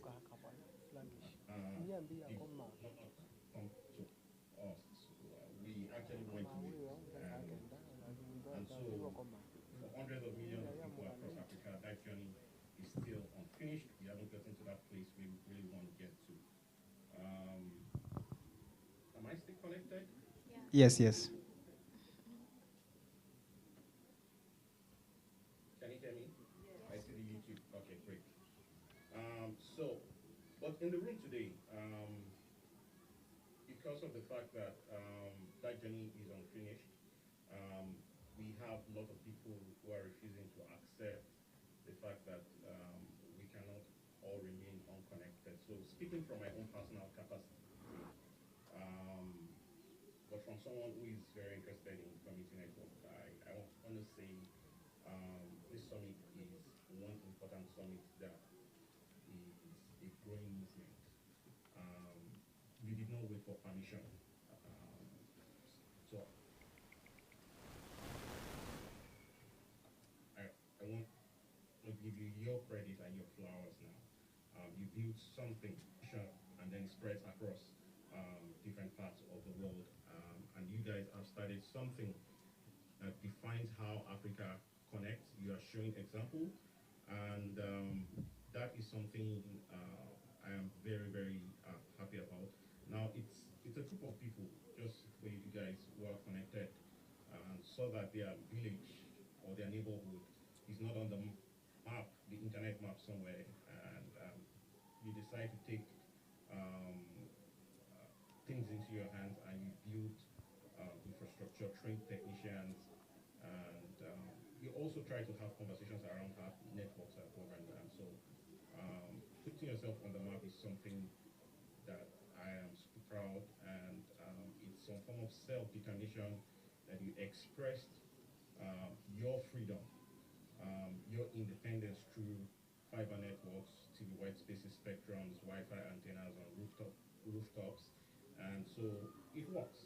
And that's the real proof that real people, real community, real connection can come together, and you both can speak the same language when it comes to community network. So I would just say that I speak to you not as a distant observer, because I'm also in Africa as well, but currently based in Canada, where to some extent, let's just say, the internet still works and we don't have to struggle. But even though I say that, there are still a lot of rural areas, even here, that are not connected and don't have the high speed that we have in city places like in places like the city that I currently live in with my family. But as someone who has come from this continent, let me just say something, and I want to be clear about it, right?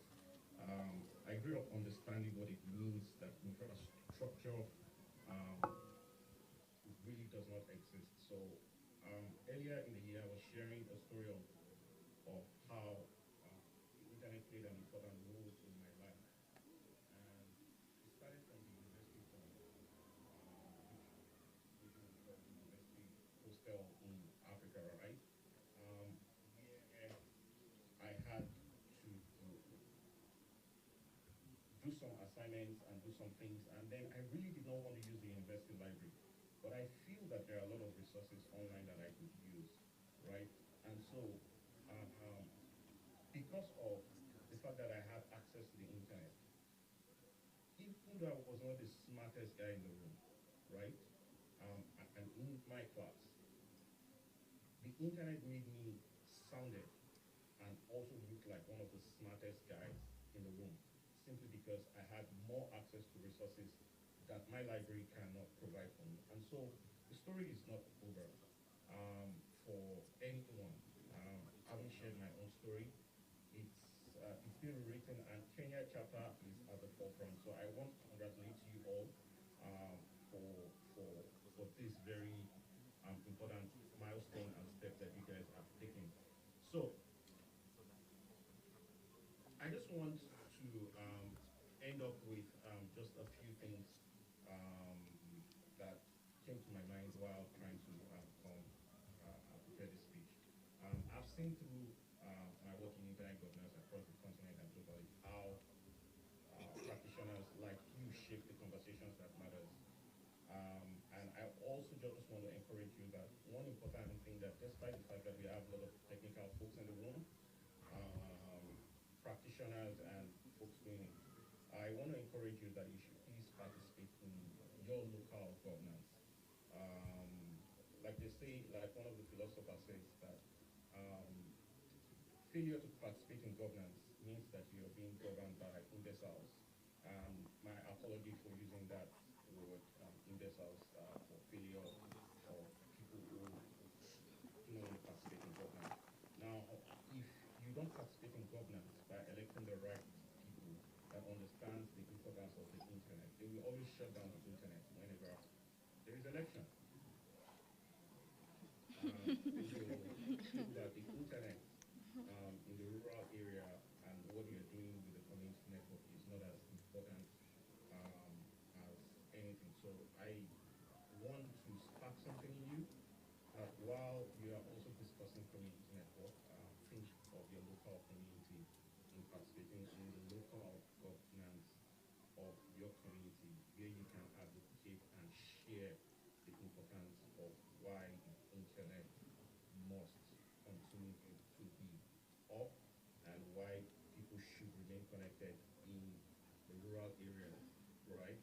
So your model that you've documented, your challenges, your solutions, I want to believe that this is a footprint for people who, and I also want to put three things on the table for us to grapple with over the next 2 days, just trying to set a tone for us.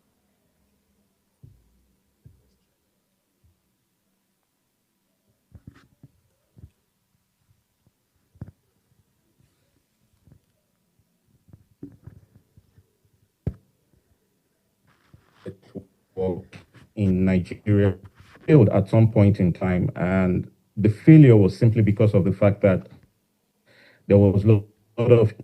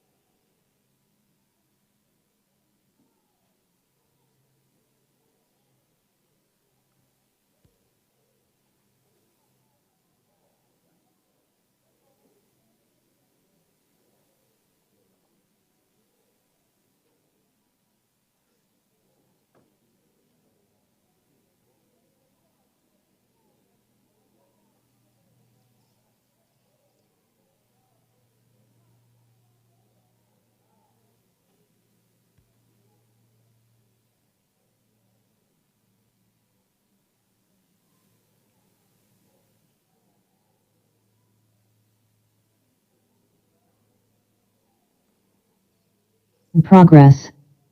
How the local infrastructure and community that you depend on can fund the next cycle to keep the lights running. And so the second one, like I mentioned earlier on, is participating in that governance, your local governance. So the technical community in this room knows what works. We are good at what we do. The knowledge to reach people with spectrum and policy licensing frameworks and all of that is good. But it requires intentional and deliberate, sustainable advocacy. And the communication authorities in this room, in case they are here as well, or their representatives in this room, I want to encourage you to please collaborate in the best multi-stakeholder perspective to see that this is a benefit to your own people. And it doesn't just benefit your own people, it allows human relationship to continue because that mother from the rural area who can connect with her daughter in the city or outside the country, it goes a long way to build relationship and connection between families as well. So finally, I want to wrap up with the continental solidarity that we have for you, Kenya. You guys are further ahead than many other countries in Africa. You've been a trailblazer, and I want to congratulate you for that. Please continue to share some of the lessons that you've learned with some of us in other parts of the world. We want to learn from you. You've done an excellent job. And so as I leave you with some of these words, I carry few things out is that you should continue to have that courage to break barriers and continue to do things that can continue to improve the community network and set the tone for most of us in Africa, right? The internet was built on the belief that connecting people makes the world better, and you are proving that belief and having that Ubuntu and one community at a time. So let's make this community count. And I would want to wrap up with the Kenya language I also learned from the last speaker who said Asante Sana. So thank you so much all for giving me the opportunity to give a little speech. And I hope I didn't get you all bored with my speech, even though I'm virtual. Thank you very much. All right, asante sana. Caleb is the trustee board member of Internet Society, and their support has been really great in making sure that chapters are stable and running. So we recognize his time, however much it was too early where he is, but he has managed. Yes. Oh, okay. All right, I thought someone was talking. It's okay, thank you very much. That is a sound test. All right, we are moving on well, and I'm being reminded that this is also live. If you are members or if your friends are somewhere and they could not make it here, we are live on Facebook, so please feel free. The link is going around. And as well, feel free to follow us and follow our members on our social media, ISOC Kenya, APC, OUK, ISOC Foundation, Digital Access Program. All of us who are represented here, please feel free to share your stories as well online. I know the time is really moving, and I wanted to see if we can have a small entertainment, and then we go to the next one. So that tuone kama watu wanaweza changamka. Si ndio? So SG, if you're around with the entertainment team, let me know. I don't know how far they. Nimeambiwa hii sauti inafika tu hapa ndani. Sijui mbona. Watu wa sound, haipiti wall. Eh? All right.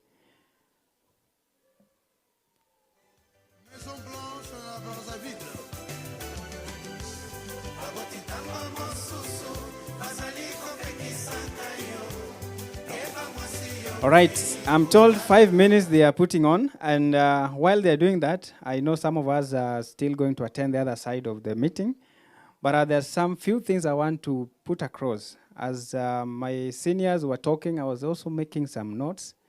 Kwa kichwa, usiulize wapi kitabu. And some of the keynotes that I was trying to listen and hear is that we are doing really well, but we have disintegrated systems. That is number one. What Charles is doing in digital literacy and skilling is really great, but how many know Wangapi walijua? Mmoja tu. And imagine he's already integrating AI into the digital skilling landscape. So we really need to see ways to bring all this together. And I'm happy CA is here as a regulator. Bwana Dennis, we have a integrated systems or approach to the problems that we are having. And as a regulator, I personally want to appeal that why can't we make it a deliberate move that we have standardization in community networks, not just in licensing, but also in these value-add services that we are providing, digital skilling, and many other. So that when we are speaking about a HeriNet in Kisumu, their processes and maybe the services they deliver is closely similar to processes in Turkana. And with that, I feel that we are now building a movement that if we add the 70 people that are community networks that are yet to be established, they find a more stable with structures, platform that they can easily leverage on, and we can know at what stage. Now it is very difficult to say someone is at formation, scaling, expanding, wherever, because we don't have those structures in place. And I'm happy Michuki is here. And this is a conversation that I really want us to see. How best can we make CNs have standards? So as you sit down with many other partners, we look at the different categories. Who is in the entry level? Who is in the scaling? So that even if you channel funding or support to such community networks, you know the kind of support that they need, not a blanket support. I'm sure this time you are going to find over 10,000 applications for CCC grant that you announced, because everyone wants to do something. But how do you measure, apart from stories that we'll send on platform, how do you measure that this place really need a community network? There is no duplication, right? So that is a concept that I was really thinking. And I was also discussing with the UK the other day that we have very many youths, if you ask me, that got to Form 3 and dropped. Not because they were very unfair, they didn't really want to learn, but maybe because of other economic issues. Someone does not have fees or something happened on the way, but they have skills. Those are people that you are targeting. Could they also be onboarded through our programs, so that at the end of the day, a university like Daystar, Open University, and any other can acknowledge their skills and validate. I'm glad that the drums are here. So if you have a flat shoe, welcome to the floor. If you don't have, still welcome to the floor. So as I continue, Bwana Muchuki and the stakeholders in the room, I really have this feeling that we need to have standardization, not only for licensing, but also for digital scalings that we are doing. So that when you go to a HeriNet, you find that the learning that is taking place there is equally the same knowledge that you are transferring in Turkana, with minor changes because of the dynamics of the communities, but it has an exit strategy. Now we don't have a clear exit strategy for our learners. They finish, you hang around with the same certificate you gave them last week. They come back again, they want to do another thing. But we don't want to give certificates. We want to build a successful journey for these young community members. The other thing to regulator, as Caleb was talking, we have a challenge, and these are things that we must share. We want 100 community networks, but so far, out of that we have, probably have been licensed. So we need to look at the time frame for getting a license so that we don't operate with fear. Yeah? We can invest a lot emotionally, financially, and everything with the community. And one experience I met during my time in Kibera, When the internet goes down, you cannot explain anything to do with policy. They want it now and now. So we really need to have that process fastened so that as we bring the 70, they don't come in with fear. They can operate. I think the music guys are ready. Wakuje. Right? So that as you do that, you look into that, Dennis. I also look at the part that we are a community network. We are required to have KPLC license, license or approval. We are required to have way leave from the county government. We are required to have CBO certificate on the wall. So our walls are decorated with a lot of other things. And I think this is something we can put in one document and just to help us move forward, because they all add into the challenges we have in terms of sustainability. I'm told I only see this in sijui wako wapi. All right. So those ones were just takeaways that I've had, but I think we are going to share more as we proceed.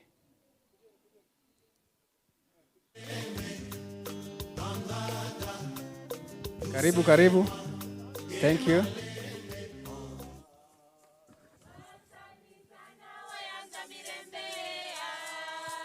Wasani sana wayanza mirembe, wasani sana wayanza mirembe, oh wayanza mirembe,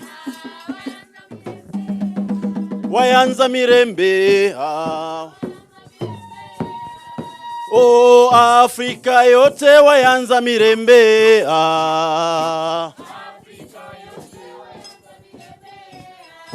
oh Afrika yote wayanza mirembe, oh wayanza mirembe, wayanza mirembe, wayanza mirembe, oh wayanza mirembe, oh wayanza mirembe, oh wayanza mirembe, oh wayanza mirembe, wayanza mirembe, oh wayanza mirembe, wayanza mirembe, wayanza mirembe. Sisi tulikuwa kwetu Nyawara, sisi tulikuwa kwetu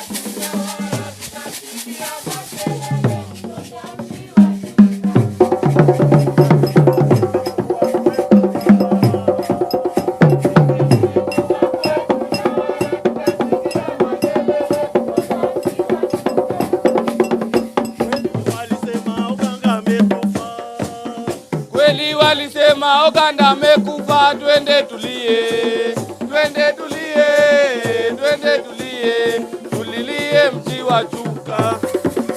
Kweli walisema Uganda amekufa, kweli walisema Uganda amekufa, twende tulie, twende tulie, twende tulie, tulilie mji wa Chuka.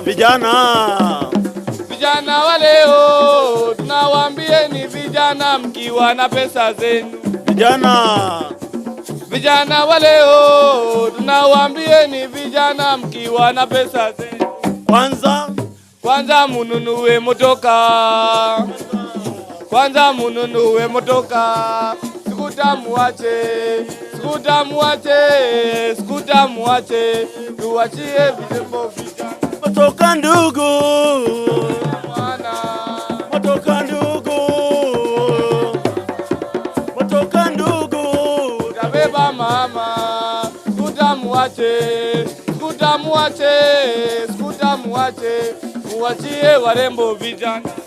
Hata kule kwetu tunalima na jembe na ngombe, tunalima na jembe na ngombe. Kule kwetu tunalima na jembe na ngombe, kule kwetu tunalima na jembe na ngombe. Kwa kina Silvia tunalima na jembe na ngombe, Silvia wanalima na jembe na ngombe. Kwa kina Seba wanalima na jembe na ngombe, wanalima na jembe na ng'ombe. Na umishi Wanalima na jembe na ng'ombe.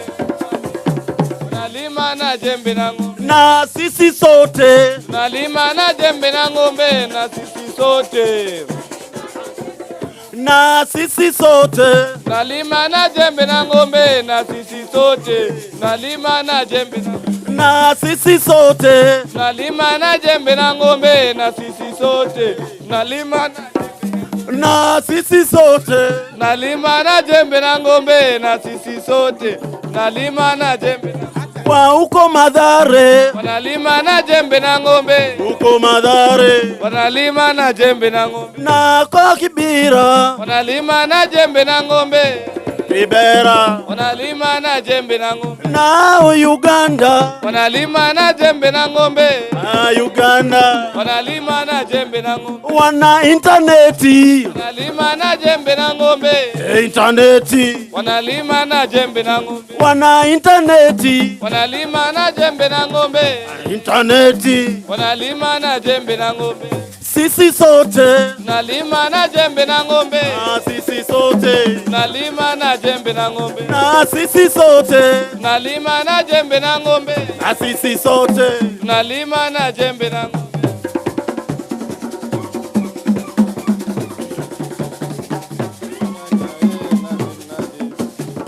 Chunya ni yae na tim nadi.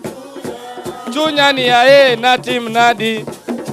Chunya ni yae na tim nadi. chunyani yae na timnade chunyani yae na timnade chunyani yae na timnade ochopo kar nindo chunya gombo ochopo kar chemo chunya gombo ochopo sa chae chunya gombo chunyani yae na timnade chunya ama chunyani yae na timnade chunyani yae na timnade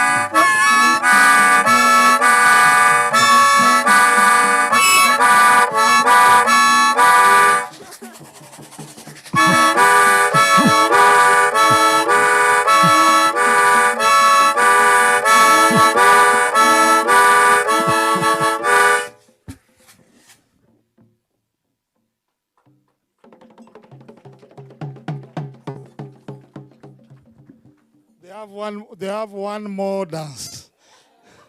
Just one more. They're requesting me that they give you another one more. But we have them in the evening. After we finish this, if you want to dance with them, they'll be here. Thank you.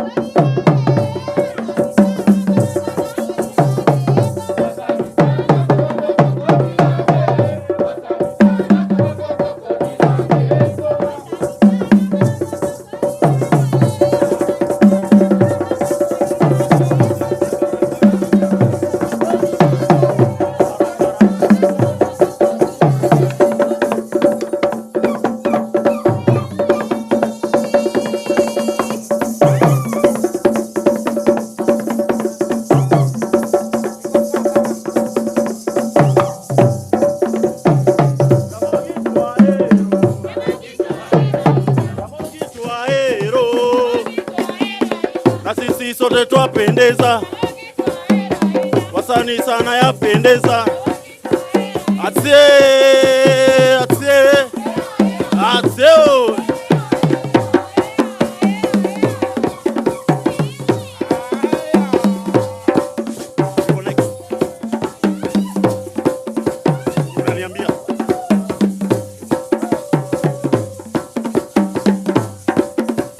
Pingo jawa jawa.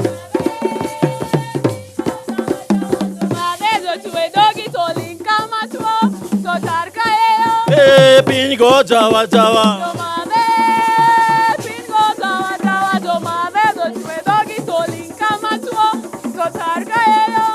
Atse, atse, atse.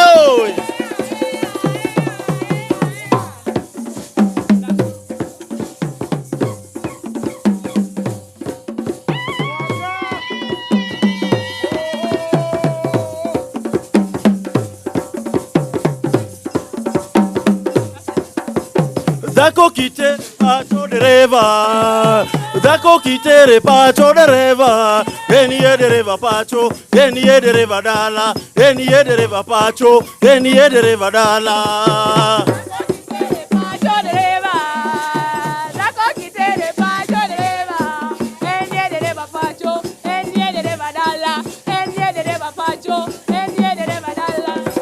Atse, atse. Ateu.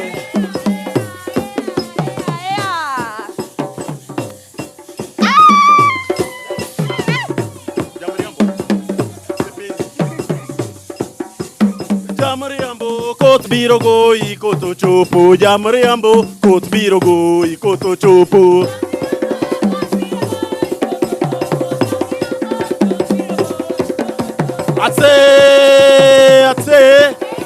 Ateo.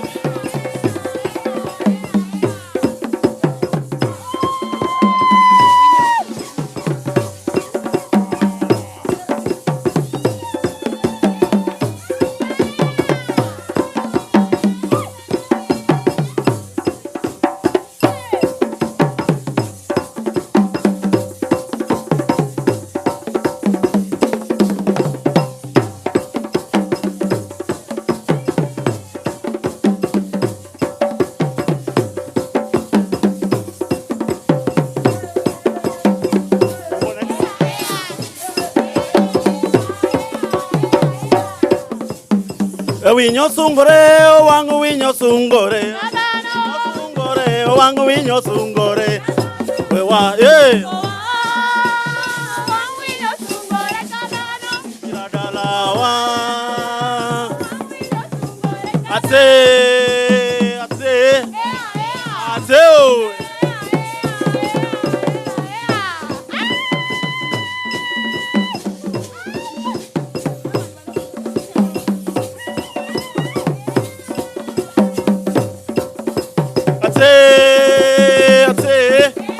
Ateo.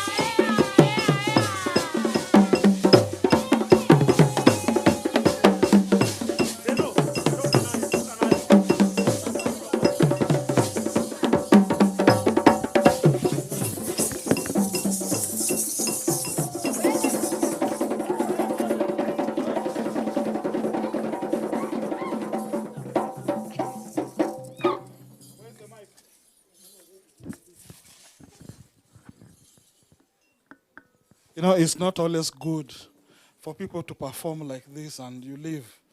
These people have to know who you are. Because you are a youth group, you are a community organization, you're also an organization. Just take a minute and tell them who you are and what you do so that they can give you a clap and then you leave. Good morning. Morning once more. My name is Vincent, the director for Sanisana community-based organization. We are located in Kibra. Basically, we use art to empower the community on pertinent issues that affect them, be it human rights violations, gender-based violence, drug abuse, environmental issues, and all that. Yes, I was given 1 minute. So we are located in Kibra. You can follow us on social media, Wasanisana Organization, Facebook, TikTok, Instagram, X, Zote, Asanteni. Something that you forgot to tell them that I was part of your group. Howie, I can happily stand here and say that Howie has been one of our mentors. We started 10 years ago. And since we began, today at least invited us here through his own initiative for us to be with you here today. Thank you. So let's give them up for them. Where's the president? President, now my time is up. Now it's back to you. Thank you so much. Thank you very much. Nilikuwa natafuta mguu yangu.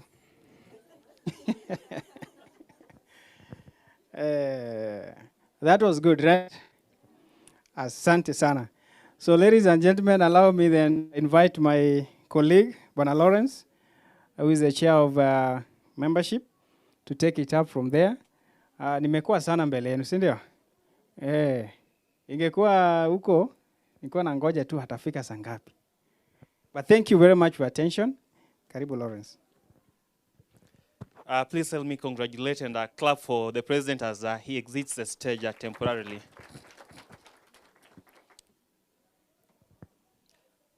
I'm trying to see whether it's morning or afternoon. Still morning. First of all, apologies. If you look at our agenda for the day, we are in typical African nature, which is a shame. We are very behind. I'll not sugarcoat it and say we are slightly behind. So please accept our apologies. We'll try as much as possible to recover what we can. I was listening to a colleague here from APC. I think he mentioned power in one of the engagements they've been doing, that as a community network, power is always a critical factor, actually. And I'm hoping that through that power, the dancers here have given us more power. Power is important, right? Regardless of how power looks to you, power is important. So I'm hoping that power, we'll use that power to continue with the next session. Again, our dignitaries are invited guests, just another opportunity to thank you for creating the time to be here, the partners that you have worked for. Just an interesting story. It's the first time I'm meeting my senior Michuki here, I think physically. I was in a call some time back with a gentleman called Barry Green. And Barry spoke very highly of Michuki. And not to age him, but I think if you see, he's aging gracefully, right? And he was Barry was picking up discussions from the late and early 1990s around how internet was being built, not for Kenya, but for Africa. And I believe, if I'm not mistaken, Bwana Michuki here was one of those pillars. I see my Professor Caroline Omlando here, and the other Caroline here, and of course, my good friends from Daystar. They always remind us that we stand on top of giants when you're doing your PhD studies, that, hey, no, look for a giant somewhere, then stand on top of them, and you'll be able to look far. So I think our dignitaries here are a good testament that we do have those giants within the region, not only Kenya. The previous speaker spoke very highly of what Kenya as a country are doing, and we should be honored to know that some of those giants, as far as the internet is concerned, are actually in this room. Yesterday, so sorry, I'm just easing myself into this role. I was ambushed by the president, and you know when you go against the president, things can be presidential, for lack of a better term. Things can be presidential. One of the computers I used way back in my formative years was actually from, I think they were called they were giving out computers to schools. They're actually right behind me there. So when I saw them, I was reminded way back then, early 2000s. I know for some of you, those are baby numbers. I'm reminded that they played a very instrumental role through what they were offering. I believe they were donating computers to institutions. Some of us who are coming from those rural areas, we were able to touch a computer for the first time. And through that touching, being able to type something and see it appear on your screen, that interest grew.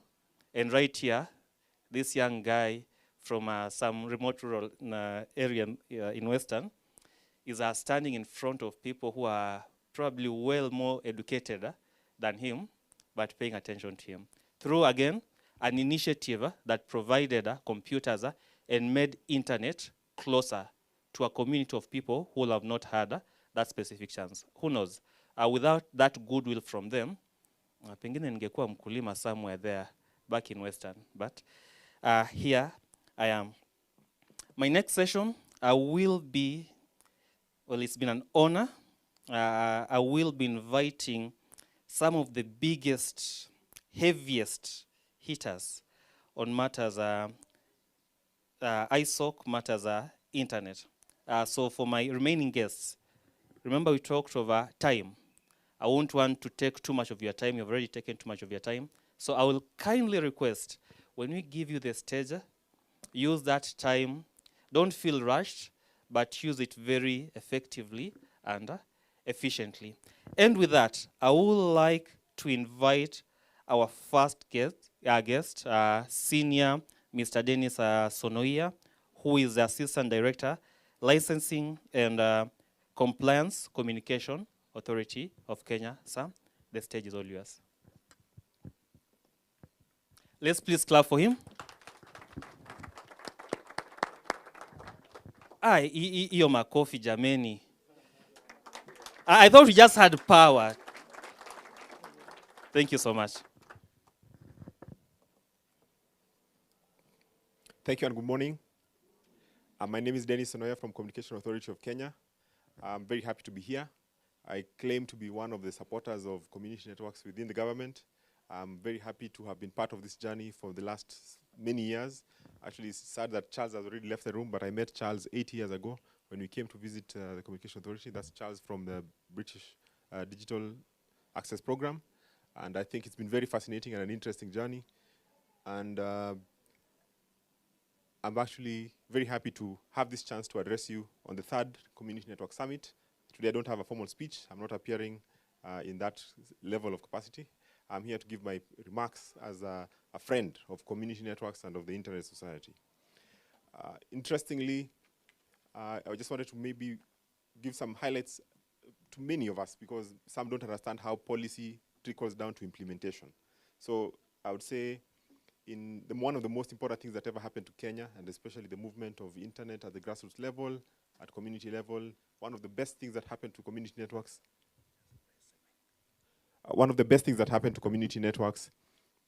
is actually the worst thing that happened to this country, and that was the pandemic. At the peak of the pandemic in June 2020, the government published a national ICT policy. This ICT policy, amongst other things, and I wish to just read that section, spoke of local community networks, and this was linked to clause 5 on innovation hubs, and I want to read it. So innovation hubs may be associated with a nearby university or technical vocational education and training institution and provide an opportunity for the community to access knowledge, create local solutions to problems, explore with expert guidance, which we have experts in the room,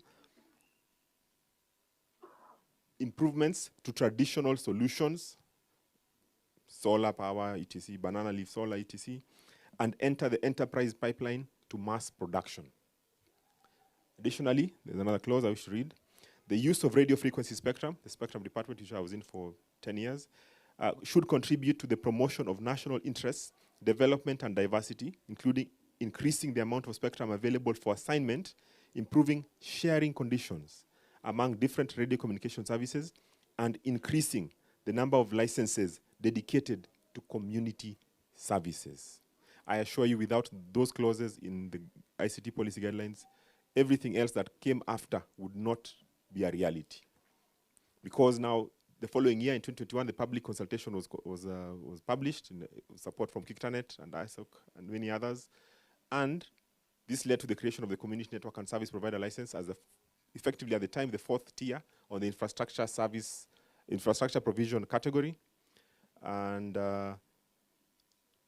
while there have been some challenges in terms of the uptake, I think it's still commendable that we are standing at 14 fully licensed. We have 6 applications in progress.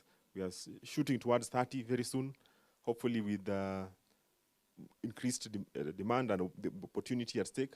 I think the main thing is, the lesson therein is, even in the next stage where we are heading to, because while we have the formation, like formation of foundational units that will be able to sustain a community network, the wrong motivation would be to have, say, money as an incentive and say, the USF is bringing money, let's have more community networks. The idea is the communities need to be already there to sustain themselves and these networks, because they say money is a great demotivator. You will attract the wrong kind of people. Someone is saying, oh, there's a lot of money. When Engineer Bulongo speaks here, I think tomorrow or in the afternoon, he'll tell you that what the plans are underway to prioritize areas for support through the USF strategy. It is a great moment, I think, to stand here and say all of these things are coming together at the right time. But I think the opportunity there is to make sure that the units that we establish, and we really need to pay tribute to the great founders of the community networks in Kenya, Aheri, Dunia Moja, TNET. We really, these are trailblazers who are ahead of policy. Like they have, I don't know, we call them founding fathers in this space. Twair is actually a founding grandfather. So I don't know if he's here today. Twair didn't make it. I pray for his good health. And so back to my brief illustration of how the policy affects the landscape. So once the ICT policy guidelines were published, then we had the review of the telecommunications market structure to introduce the category for non-profit. This community network license is the first non-profit category in the ULF, I think, in 20 years. There used to be a community cyber cafe license, sort of, which was a class license. but essentially it was not adding any value to the space because the cyber cafes were there anyway, whether you have a license or not. But this one is one where you have to protect the communities and provide them access to backhaul, because ordinarily an MNO would say, no, you don't have a license, we are not supporting you, community guy. You are. So it's complicated. Now, and I think it's important for communities to realize that having that license will really enable you to access consumer protection issues, access to backhaul, even access to regulatory support, for instance, because you could not stand here, the government officer representing the Communication Authority, and say, we are going to work towards supporting communities if the policy doesn't allow. You just maybe drive over to another event and so on. So I think that understanding that all of these items are tied together and that we really owe it to the trailblazers who came before us to be able to sustain what we call local solutions to local problems. And even as external support is coming in, it's very important that we sustain with our own livelihood. Community networks must have a business plan. Even though they are not exactly a business, they must be self-sustaining, and that's a principal requirement. In the review of the telecoms market structure, which is coming into effect in July this year, one of the things that needs to be noted that even though we had pledged a few things for community networks in 2021, we've even gone further. And this year, we're even removing the annual license fee for community networks, which I think and is the only category that doesn't have that license requirement. Okay? So I always, at every summit, this is my third CN summit to attend. I've attended all the previous three, Kisumu, in Siaya, in Mathare, and this one. And we always give a scorecard and said in 2021, the framework, we said we'll do a number of things for community to enable the community networks. And maybe just read them again for those who may not have understood. So we had the first one was integrating a new license category for community networks within the unified licensing framework review process, which was done immediately. Ensure that the financial and administrative requirements for community networks are commensurate with their scope and scale. That was 2021. At the time, we even determined that the annual license fee of 5,000 was too low. This year, we've even removed it completely.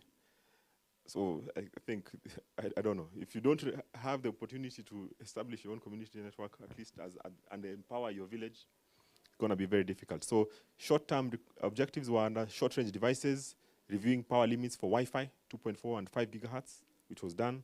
Reviewing options for lowering the barrier of entry to other license-exempt bands for point-to-point and point-to-multipoint, that is 24 gigahertz and 60, this was done.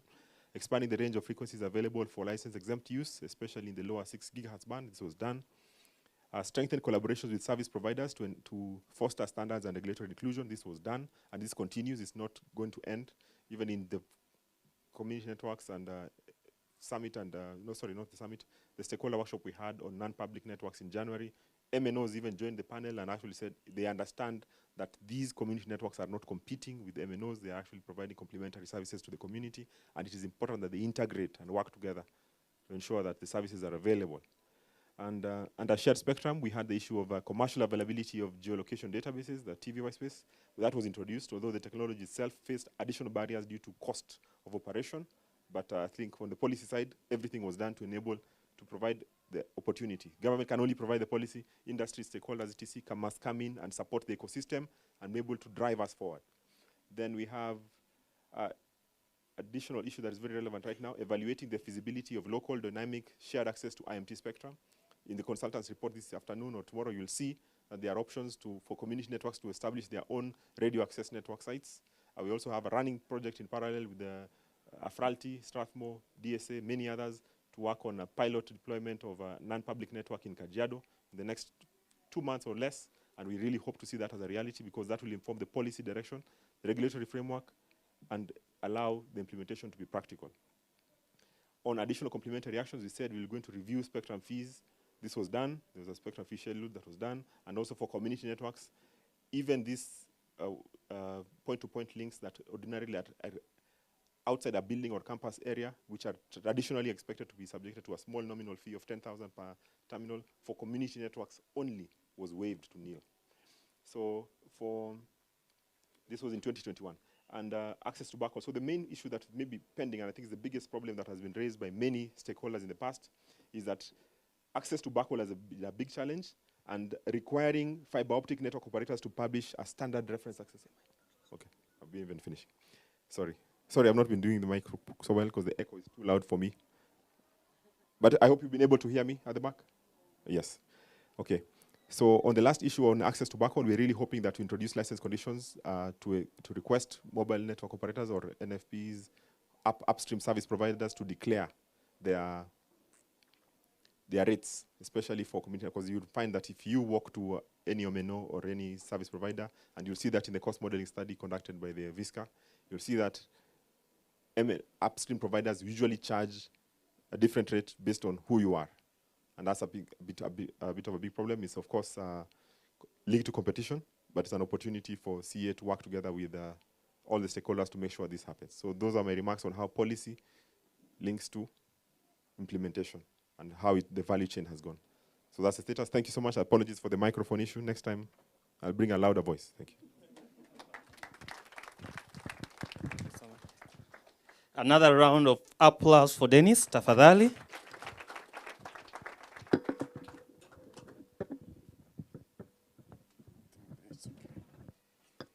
So our next speaker will be my elder, Bwana Michuki. Before he comes on stage, I'll buy him 2 minutes. Someone has spoke to me and told me that, as chair for membership and outreach, you should also brief people on what the good or the bad work that ISOC has been doing. So I'll be doing that as we proceed. So from a statistics point of view, currently we are almost hitting 4,000 members. Is that a good number? Is that a bad number? I'm still trying to gauge that. But what you have realized is currently, with the support, of course, from our leadership, Alphonse as the president, Edna, and SG, Howie, one of the things that as a society, members might not be aware of. Right now, we are having the monthly webinar sessions that are actually meant to work for members. One of the things that a lot of the members requested was, how can we make ISOC work for us? And I recall, as most of us will know, that the ISOC leadership is competitive. Nahitaji kuuza sera.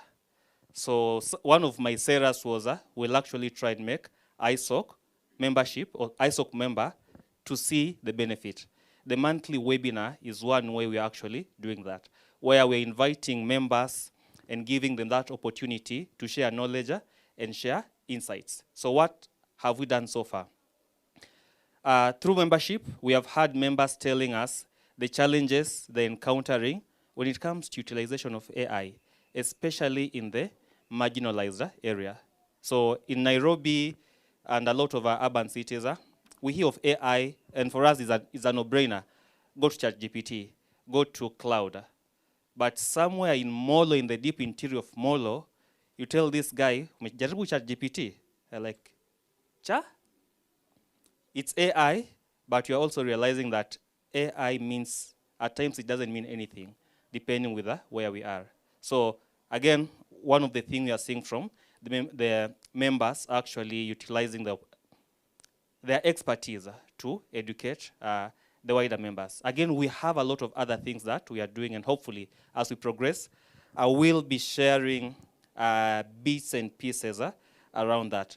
With that, please help me welcome our next speaker, Bwana Michuki Mwangi, who is a distinguished technologist in the internet society space. Help me clap for him as he comes on stage.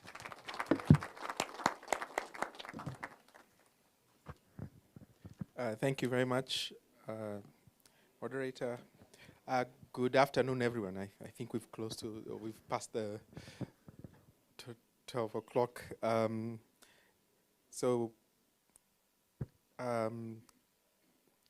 do I start?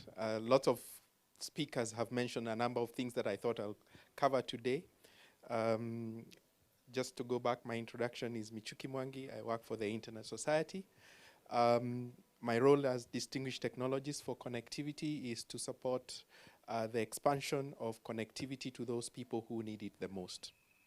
Sounds like a lot, but essentially it's just making sure that we are thinking about the solutions that bring connectivity to places where it has been difficult to get connectivity to because the existing models or the challenges with the technology make it difficult for us to be extended to those who cannot afford to pay the same amount of money that some of us can in urban areas, or that topology makes it difficult to extend the connectivity because it will be either too expensive, it will face various challenges because of the topology that is there and so on. Before I start, I just want to take a few minutes to congratulate the ISOC chapter, Alphonse, the ISOC Kenya chapter leadership, Alphonse and your team for putting together the 3rd edition. It's never easy to organize this kind of events, as Barak said.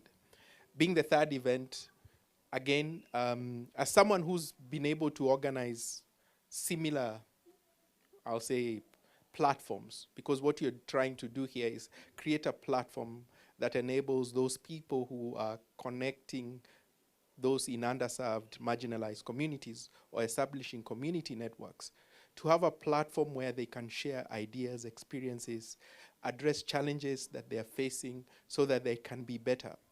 At the very beginning, it is hard. It is really hard. Sometimes it's the same old faces that keep showing up. So I want to encourage you. It's sometimes the same old faces that keep showing up. So you've seen Charles, you've seen Barak, you've seen the team from ICANN, you'll see us, Dennis from CA, you'll see the same old faces. What you don't know is that every time you do this event, there are people who leave this event and go and do something. They'll come back 2-3 years later and tell you what they've done. That's when you start seeing the impact. There's something they call, is it Amara's law, that we use in technology when we say we tend to overestimate the effects of technology in the short term, but underestimate the effect in the long term. That's what you don't, we tend to underestimate the effect in the long term of such an event. So I would like to encourage you to keep doing this, because on your 10th year anniversary, this will be a very small space for this group.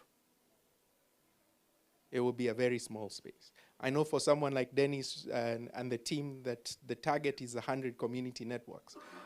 Probably we will get there. Probably we will not. But certainly in the next 10 years, by the time we get to the 5th anniversary of this event and the 10th anniversary, it will be a very different conversation that we'll be having.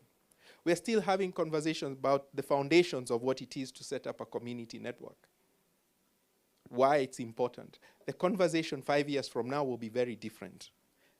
And on the 10th year, it will be very, very different. So you have to remain consistent and you have to continue building on this. So why is it important that we're talking about community networks and community-centered connectivity solutions? It's because there's still more than 2 billion people around the world that are not connected. And that's still a huge gap. So if that gap exists, and of course, yes, we know there are the traditional connectivity or models for connectivity that are struggling to bring access to people who are marginalized, then we need to continue thinking about these solutions. It's not a clear model, it's not a model that you can copy-paste from one community to another, because those that are marginalized have uniqueness. And that's why we have a percentage of which where we say it's a community network model, but there are some specificities or uniqueness that for each community they will need to think about. And that's why the model for us, we've reframed the language from talking about community networks and you're saying community-centered. That's why we have evolved to community-centered, because we realize the specificities are unique to a community. So we have to think about the community that is getting connected as opposed for them to come up with a solution that actually works for them. We've made a lot of strides as a country, thanks to the leadership and the vision that organizations have had. I truly want to recognize again and reiterate what others have said. The stewardship that the Communications Authority has brought to this conversation is one that we should never stop recognizing and appreciating. It's above par.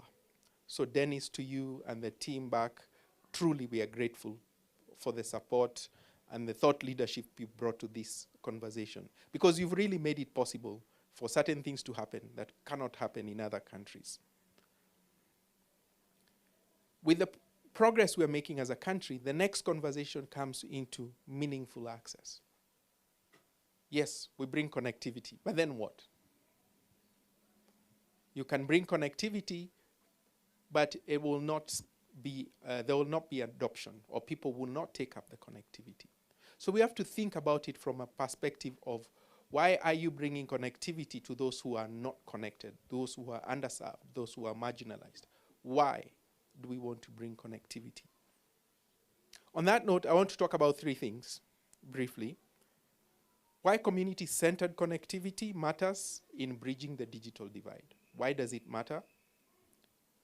Why is innovation in spectrum and financing essential? And I like the theme for this year, innovating for grassroots digital access and community connectivity, because that's really where this gets anchored, and why partnerships are important.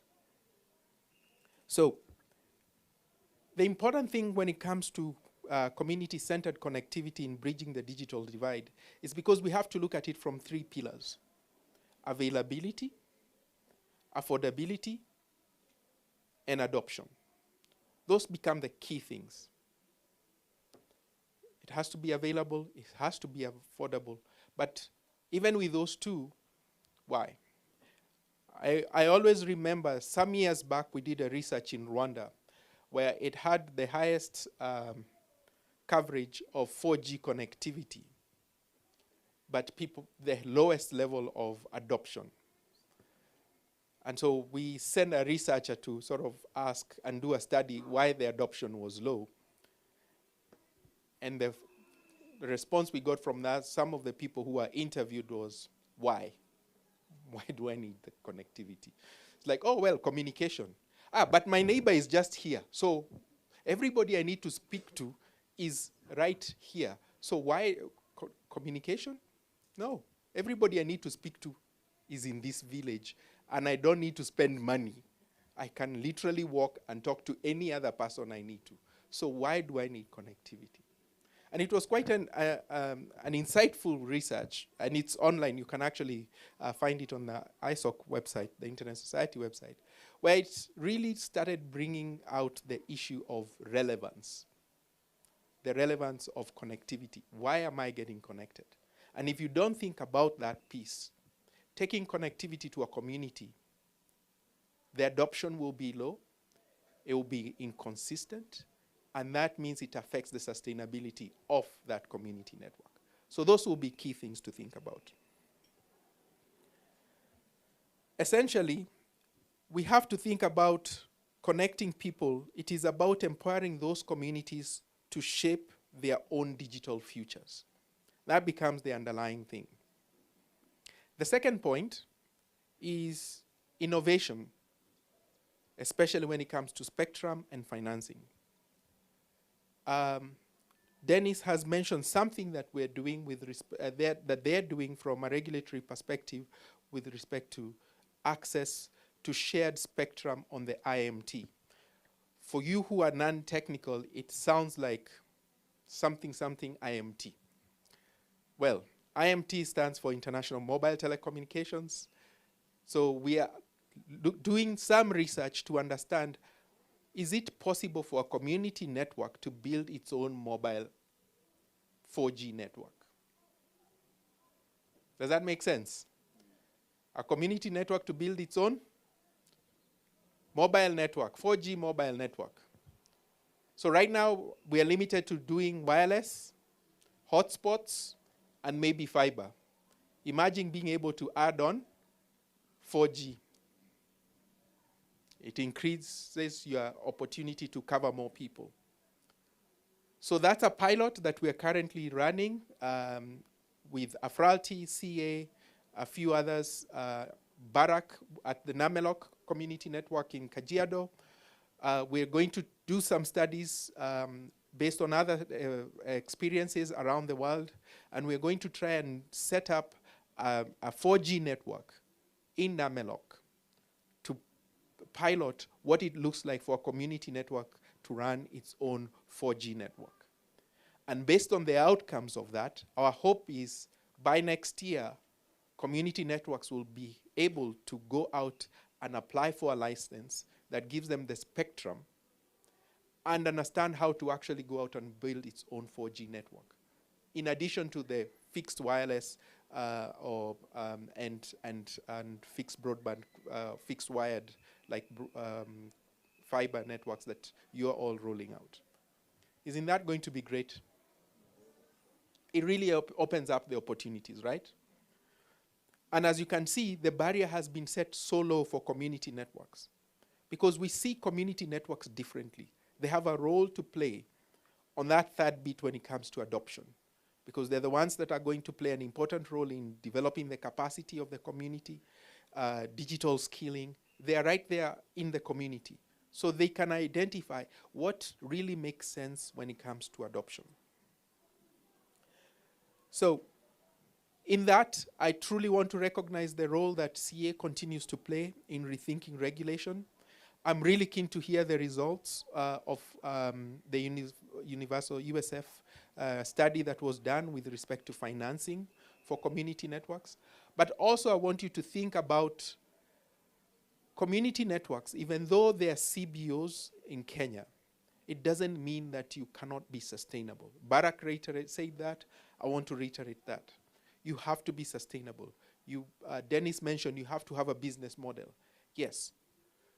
On our website, on the Internet Society website, we have those tools. We are developing tools that will enable you to have a proper business plan and forecasting that enables you to know if I do an LTE solution in this area, how much, what is my returns? What is the business plan that I need to have to be able to be sustainable? If you do wireless, if you do fiber, how do you build a business plan? So those tools will become available in the course of this year, and hopefully you'll be able to use that in your business plan as you submit your proposals to the future grant opportunities that we have. One thing to recognize, we've just closed our window for grants for community networks. We received almost 350 from Africa alone. Out of the 500 something plus, 350 came from Africa. So it means this is now becoming mainstream. And because it's becoming mainstream, we need to continue building that knowledge and awareness so that more people can actually get the funding they need, the support they need to deploy the community networks and support or bring online those who are not connected. Finally, I want to talk about partnerships. This is the engine for scaling. We're talking about scaling in our strategy. We are also talking about scaling community networks. We want to see so many more people, 1,000 at least by 2030, community networks existing worldwide. We cannot do this alone at the Internet Society. We know that for sure. We have partners like APC and others that we work with globally to promote community networks. But also at the local level, we need to identify partners. We need to identify partners not just at the funding level, but also, most importantly, at least at this point in time, when it comes to the adoption. I know there are some speakers like Joram who will be speaking later on.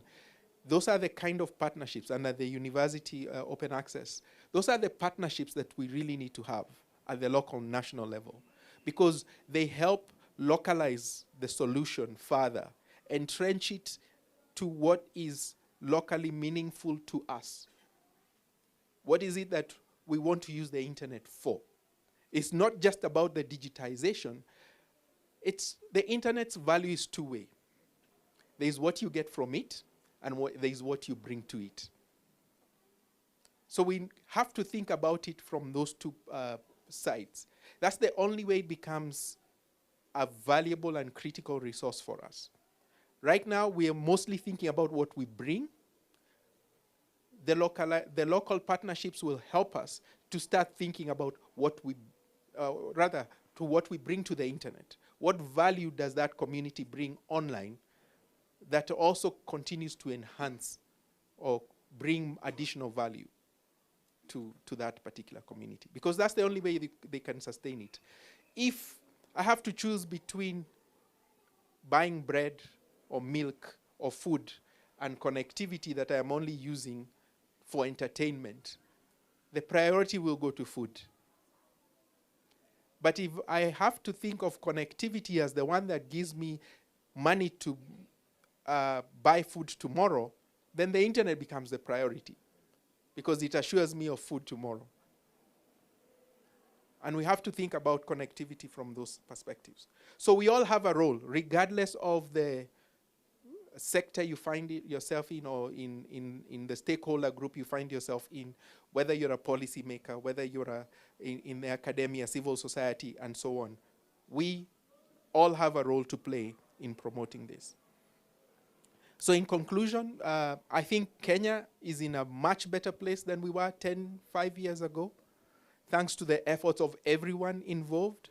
I like to keep encouraging you that we are not there yet. We're still long ways to go, and we are on the right track. So we have to keep at it. And as we do so, please keep thinking of what is it that you're bringing to the table? What opportunities do you see? And what are the partnerships that you need to establish to make that opportunity be something more concrete, more tangible, that can be implemented? So with that, with those few remarks, I want to say thank you once again for inviting us. Thank you once again for making this event, organizing this event. It's really good for us to use it as a measure to track the progress that we've made. It's my second one. I missed the very first one, though I know my colleagues were able to join the first one. And I want to continue coming to this because first I am Kenyan, it's at home, so I have very little excuse for missing it. Second, it's also for me to be able, and for us as an organization, to track the progress that Kenya is making towards bridging the digital divide. With those few remarks, thank you everyone, and wishing you a very great summit event this year. Thank you. Thank you so much for such amazing insights, my senior, Michuhi. Our next speaker, we'll be inviting Bob. Bob, I'll give you 2 minutes to put yourself together. Those 2 minutes, I was recently reminded by a CA's equivalent in a different country that you cannot have a meaningful connection, digitization, without security. I believe the new term is digital safety and digital security. Most of you might know me from my cybersecurity background and what I do in that space. Yesterday, for the CNS year, which was a very lovely moment, one of the CN member here pulled me aside and asked me, asa ile maneno ya vulnerability ulisema jana, kunaenda aje? So yesterday, again, part of the partnership we are very keen in the chapter is by bringing in all of these partners. I believe OUK has been mentioned quite a bit. Maybe need to also mention Daystar quite a bit also. Specifically for yesterday, one of the partners you're working with is a CTF room. And what they have done for us in this space was, yesterday, for the CN, we took them through vulnerability management. Why? Almost all the issues we have with CN, with data breaches, they all start from a vulnerability.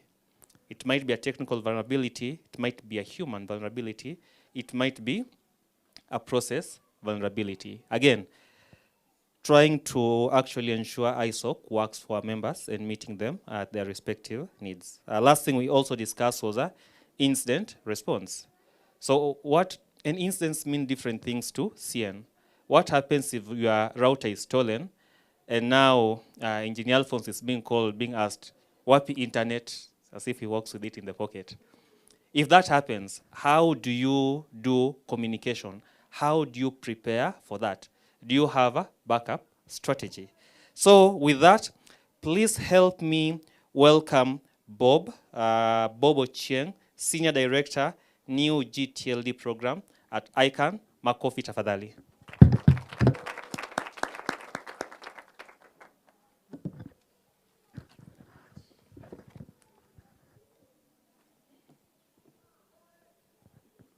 This is the time you wish you were a politician.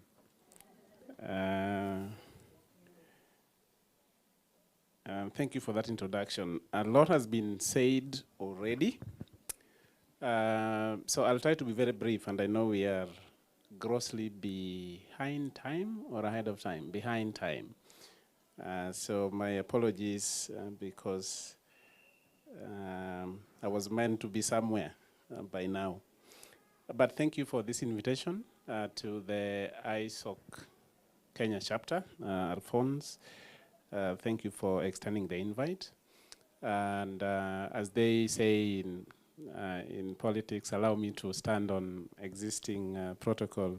So friends in the room, Michuki for many years, I've had professors in the room, and it feels intimidating to address people that have gone to school until no school ahead. But we will manage. So thank you.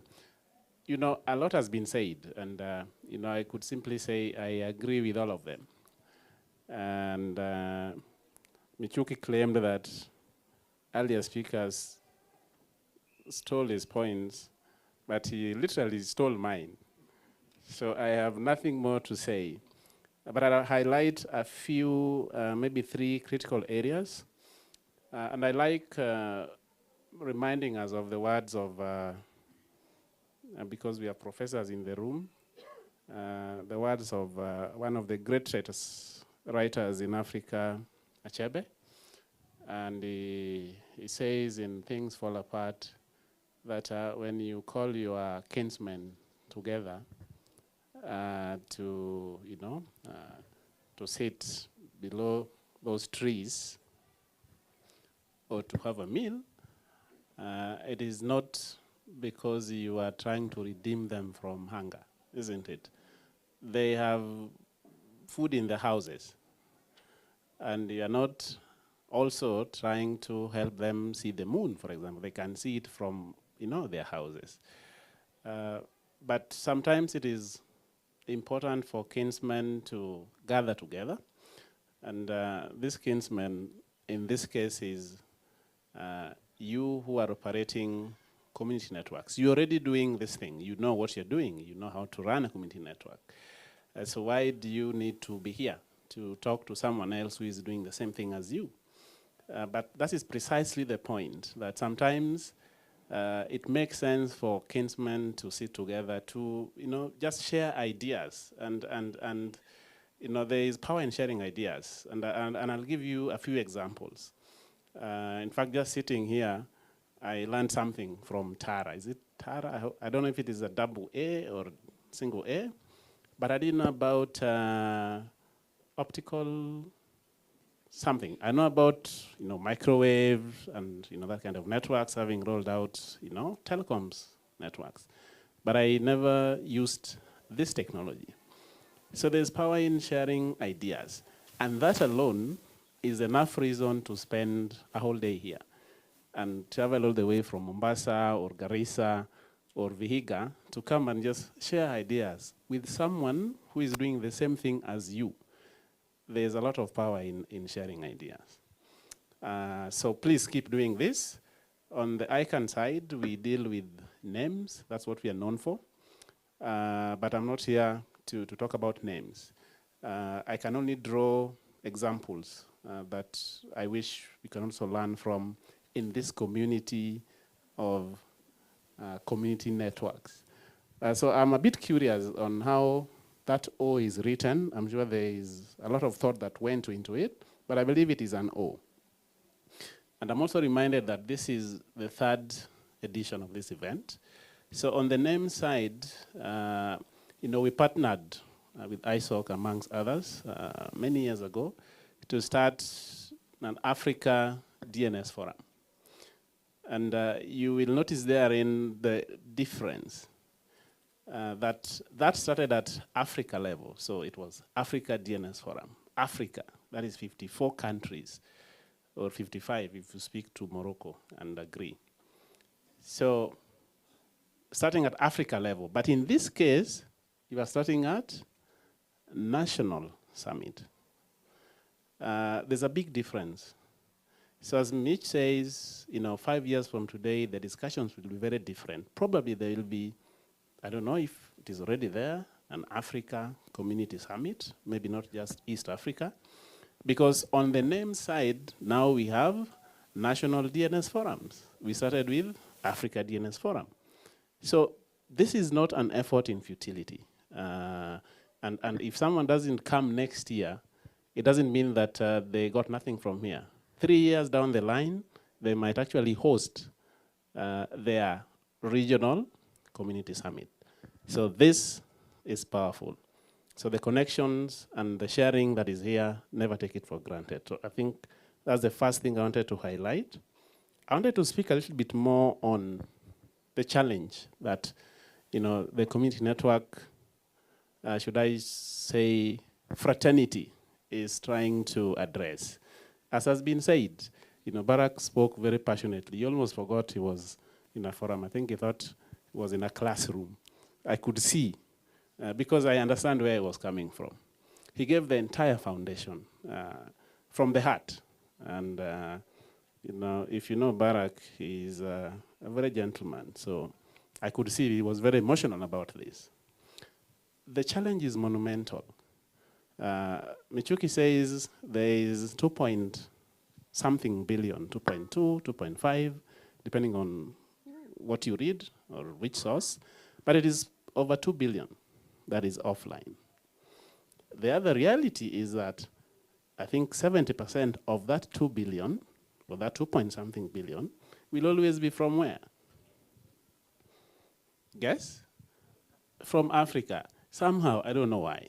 I don't know whether it's a good thing or a bad thing. So the challenge is monumental, okay? So it is not just connecting the next 1 billion or 2 billion. There's also the question of the last 1 billion. I don't know if there's a difference. Sometimes Kizungu inasumbua. Connecting the next 1 billion and the last 1 billion. Prof, I believe there's a difference. Because if we are to connect the last 1 billion, then everyone will be online, isn't it? That is the challenge that everyone is coming to a fight with. Is it a fight?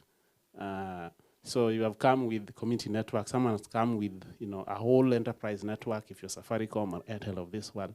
People are attacking this problem with everything they have, isn't it? Because we want to bring the next 1 billion or the last 1 billion, depending on, your point of reference, online. But then there's a major question that Michuki alluded to. What are they coming to do online? And I looked at the Rwanda study. It was the classic realities of someone imagining you need this, then they bring it, and then you're wondering why this thing is here. Because you don't relate. You are probably not consulted, as they say in some places. Or if you are in politics, you'd say they never skizzed ground. What do you really want? Why do you want this person online? Or why should these people become online? If you drive across the country, you might have seen, there's KPLC and there's Ketraco, isn't it? So Ketraco is the owner of those very massive towers, those metallic ones that one could be the size of this tent. And it could pass right next to your fence.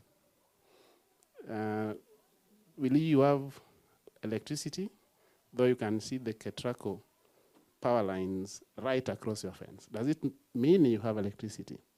but it has passed right. In fact, you can say it is in my land, but you don't have electricity. Because Ketraco's agenda is very different. So it doesn't matter whether it's passing right next to you or not. Okay? So they could, so the difference is it a Ketraco line or a KPLC line? That makes the difference. So in other words, what do these people want that we want them to become or to get online? The study in Rwanda was a classic demonstration. Almost the highest coverage of 4G and the least utilization. So you have pipes running empty. What does that mean to you that is running the network? You have to keep that infrastructure online. Availability, as Michuki said, isn't it?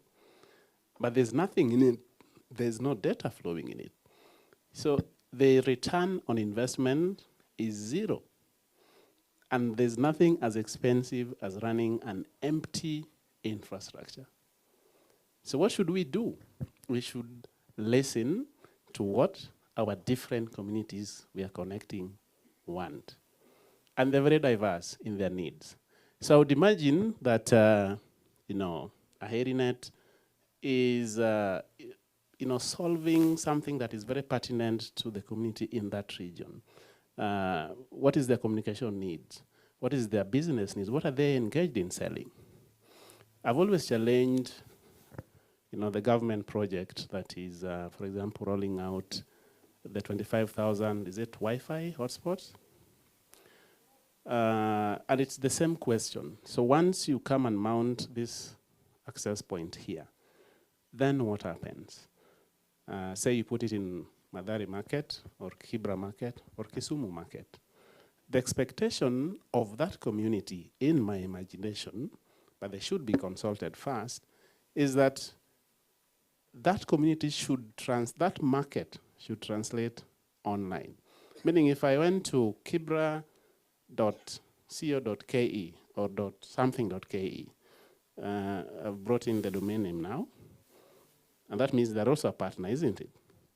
Then I should actually see a replication of Kibra market with, the actual mamambogas as they are known in that market online. Something tells me that would be better value for that access point. So what does that mean? That we have to reimagine the partnerships that we are having. And your community that you're connecting is a key partner in that decision. The implementation of the network must carry the actual need of this community that you are connecting. Is it communication they want? Is it, because some of them, cost is not a problem. They have a different problem, but they are a community. So I think there is value, there is need, and we need to spend time and effort in understanding the value that the different community networks are solving. And they'll be very different because our country is very diverse. And something tells me with that, we would probably see the emergence of really responsive networks that are really embraced, easily embraced by their respective communities. So they have to be involved. They have to be built with them in mind. So the business plan has to think through holistically all this. And I think the third point is on the partnerships. I think sometimes we probably overlook who else could be a relevant partner. And probably it is probably an oversight on thought process. Some of these networks would be an avenue that helps, some of the local homegrown entities reach their potential market, for example. Do we think about, say you are a community network around Mumias, what role can the local community, the local companies play in that community network? Or we think they're above that? It depends on how you package the conversation to them. how can that network help them reach the farmers and provide specific services to their farmers through that network. That discussion will make them a very relevant partner in your network. So let's, as much as they are CBOs, let's reimagine and demystify the partnership. Some of the networks will be a means for established organizations and companies to reach their customers. And that makes them potential partners and investors in your network. And therein you solve the sustainability issue. Because as Michuki says, there has to be a give and take, okay? So if we solve that balance, then that network will be self-sustainable. And I fully agree. The regulator has been more of a partner than a regulator. They are open-minded in many aspects in regulation, and they're happy to discuss what is the problem, what can we do, not just being policemen. So I think that is an advantage that we should seize while it still lasts, because it might not last forever. In closing, so that means that we should bring down barriers and stop working in silos. We shouldn't be, as we are community network people, those other people are probably those other ones. We have to bring down the barriers. Come to ICANN meetings, for example, have representation. Why do I say so? Last year, ICANN piloted our first grant making, or grants, for example. And you heard from Barack, we have 3 grantees from Kenya. That's KENIC, that's Africa Telecommunications Union, ATU, and KENET. And they are significant grants, okay? And we are working to implement the second phase of that sometime next year. But what does it take to get a grant? You have to be a proper entity. So you have to have, proper records, a proper organization. So that is a responsibility. So this is not just, some loosely created format. You have to aim to be a proper institution with proper records, proper documents, proper licenses for you to be credible, so that you are able to attract meaningful investment or grants or funding. But it also comes with accountability, as Barack said. So roll up your sleeves. It is not a walk in the park to create and maintain a professional, sustainable community networks. There's a lot to be done. And you cannot do it working in silos or working alone. Let's reimagine and remain open to the kind of partnerships that apply.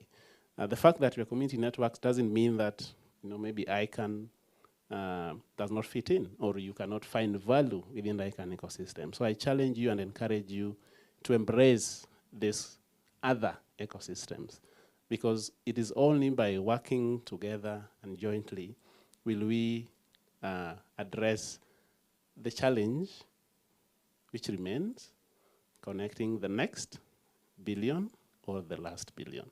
So no one stakeholder can do it alone. And my challenge is, let's break barriers, let's work together, let's be open, let's reimagine partnerships, but let's be clear that we are solving the respective challenges that our communities have. That is what will make the network sustainable. I hope with that, I have not been more of a politician, but thank you very much for the invitation. Asante.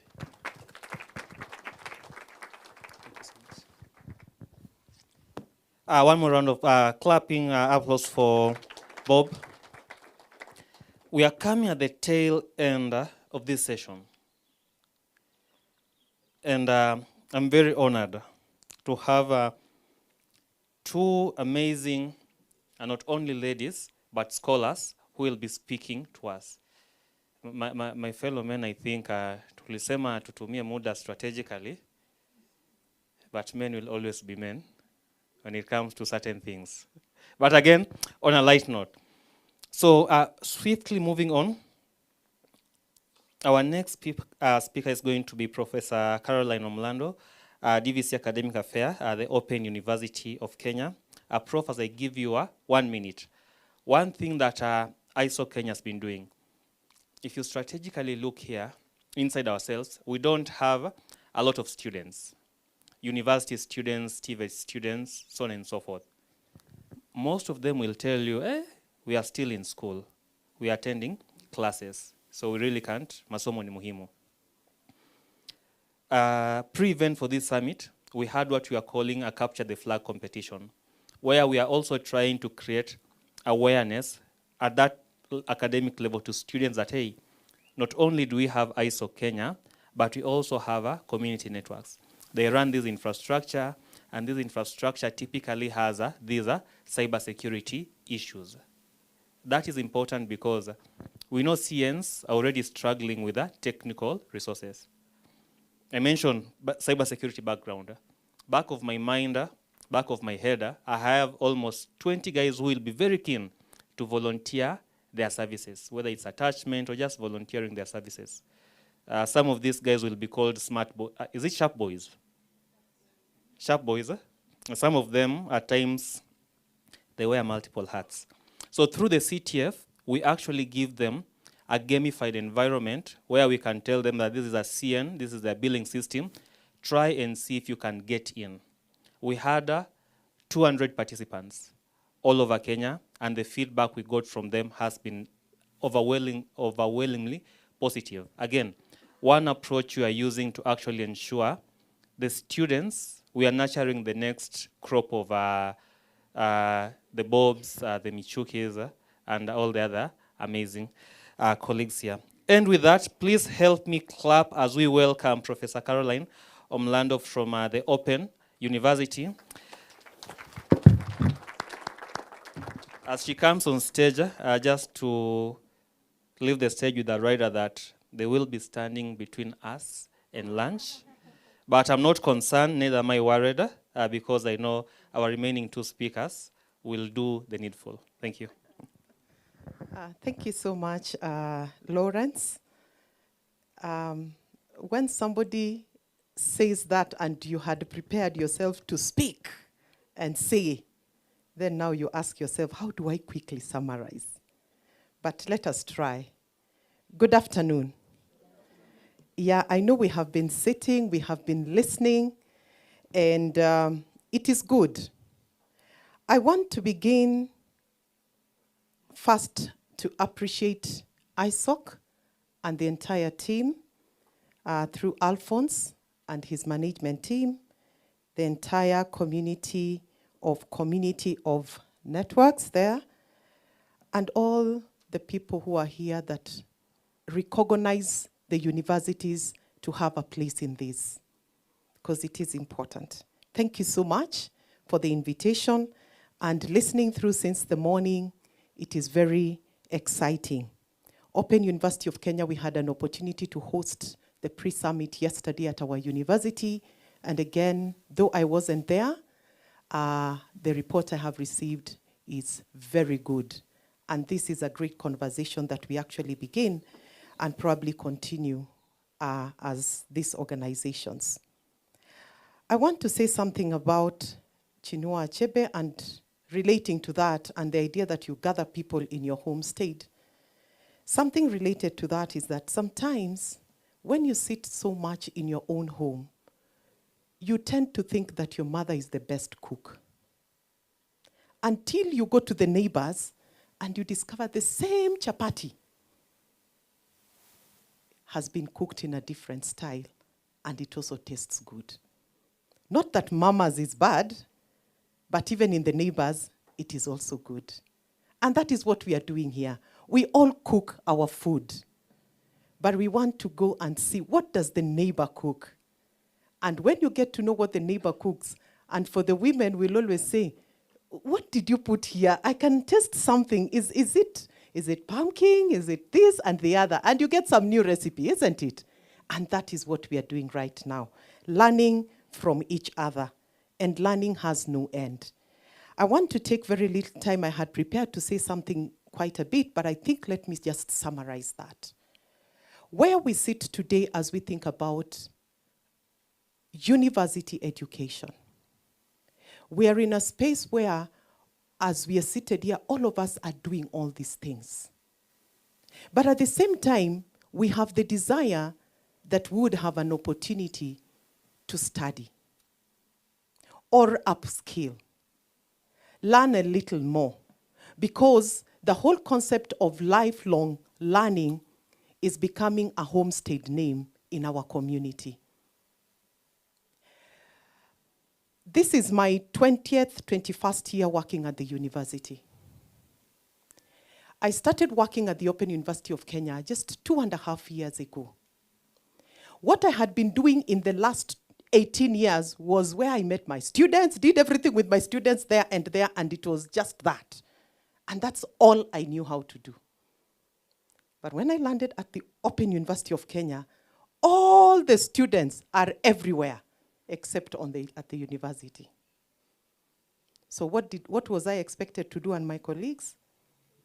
To relearn, retool ourselves, and ask ourselves, how do you now operate in this space where all your students are there and we are here, but ensure they also receive quality just like that, which is being offered in the space where we are able to meet and interact every day. Why am I saying that?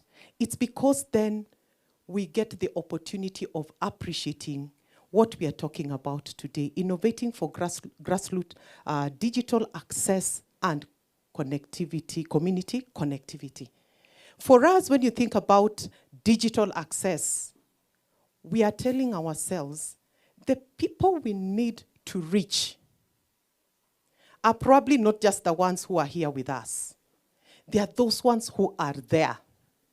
And how do we reach all those people who are there?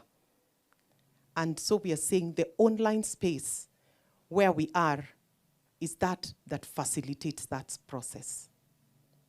Because then they will be able to do what they're doing, continue living with their lives. And for some, it's not even just that. Some, it's because they are not able even to afford to travel to the universities, to the colleges, and take care of all the costs that come along with having to move away from home and study away from home.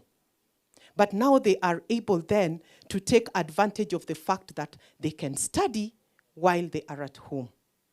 But of course, one of the things that we have come to learn in the last 2.5 years is that while we pride in the fact that we are able to reach anyone, everywhere, anytime, one of the impediments is connectivity. And that is why we are here today. So that we say, we have this, you have the other, you have certain abilities, we have this other on our plate. What is it that is on our plate and your plate that we could put together and form a whole meal? Something that we can feed on and say, we both have enjoyed the meal. So when we talk about partnerships, Michuki, you talked about partnerships. I think it was Ben here also talked about partnerships. We're talking about partnerships. Why? Because it is at that point then we are able to say, what is it that I have that is of advantage? What is the other that has of advantage that we could do together, and there's mutual benefit for that particular relationship? So maybe as I close this, there was quite a bit I wanted to say, but now that I'm at that point, as we move into looking at what is the role of universities, and I'm very sure when Carol comes on board, she will probably again extend that, to be able to build on that, and we begin seeing what is the role of universities and higher education institutions, even as we think about inclusion, affordability, because for us, the Open University of Kenya, our principles, 5 of them, we have inclusion, we have affordability, we have flexibility, we have accessibility, and all this anchored on quality, because we must provide a quality education. So as we think about that, what then are we saying is the role of universities? One, we must be in a space where we are saying we should be able to promote and expand flexible in our context, now talking about who we are, online education, develop open learning educational resources, because those are the resources that anyone can access wherever they are. Again, our role then would be to support communities like ourselves here in outreach so that we partner. The people you reach are the same people we also want to reach. Why not partner and we reach them? You meet your need, we meet our needs, and we are able to advance our community. Then we also are able to do promoting digital skilling and training. Then, most importantly, probably that is where we come in very strongly again, is advancing research and innovation. Because we have that expertise at our end, we partner with you, do the research, and all that comes together.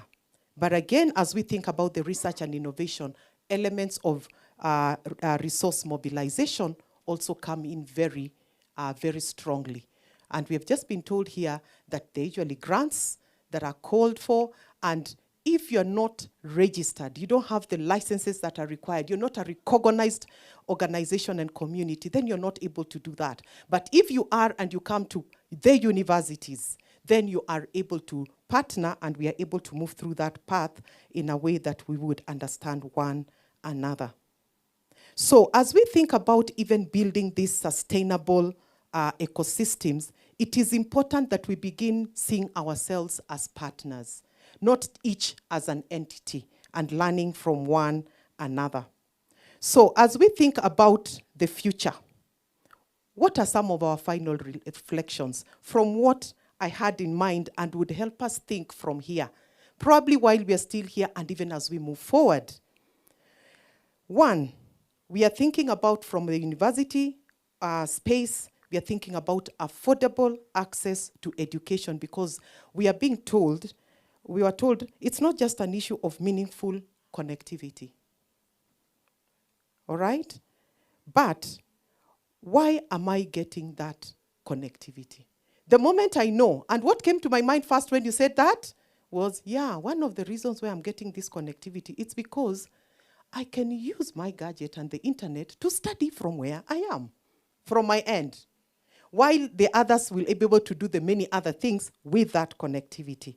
So that relevance, we must speak this story together. Let the communities around us understand the value of that connection as we facilitate the connection in all these spaces so that we are able to reach all these communities. So as we think about that affordable access, one, the three main things that maybe would want us just to take away in terms of thinking, we are thinking about social justice issues. Number two, a national development priority, and we have heard that we are represented here very well, and I'm glad. Then we are thinking about a digital inclusion environment and something we must do. So what is our call to action as we look at this? We then need to strengthen our community networks. We've been talking about 30, and then it came through about, for the 30, only about 15 could be formally registered, okay? Yet our target is 100. See, it starts there. So how do we strengthen these community networks? Because it's our space to do what we want to do. We also want, as we think about our call to action, to expand affordable connectivity, again, on our part. Then build inclusive digital ecosystems, support flexible learning models like we do at the Open University of Kenya, then empower the underdeserved communities. And that story has been told here from the time we began to this time. There was quite a bit would have probably spoken, but I think in a nutshell, that captures the spirit of what we are saying. We can work together so that we don't look at ourselves as us here and you there. We are a team. What is it that you have? What is it that we have that we can do together and build this? And so that is where our story, even with ISOC, is right now. We already are working on a number of things, And we are hoping through these initiatives, we actually then can reach those unreached and underdeserved communities. Thank you for listening to me, and I think I would like to stop there.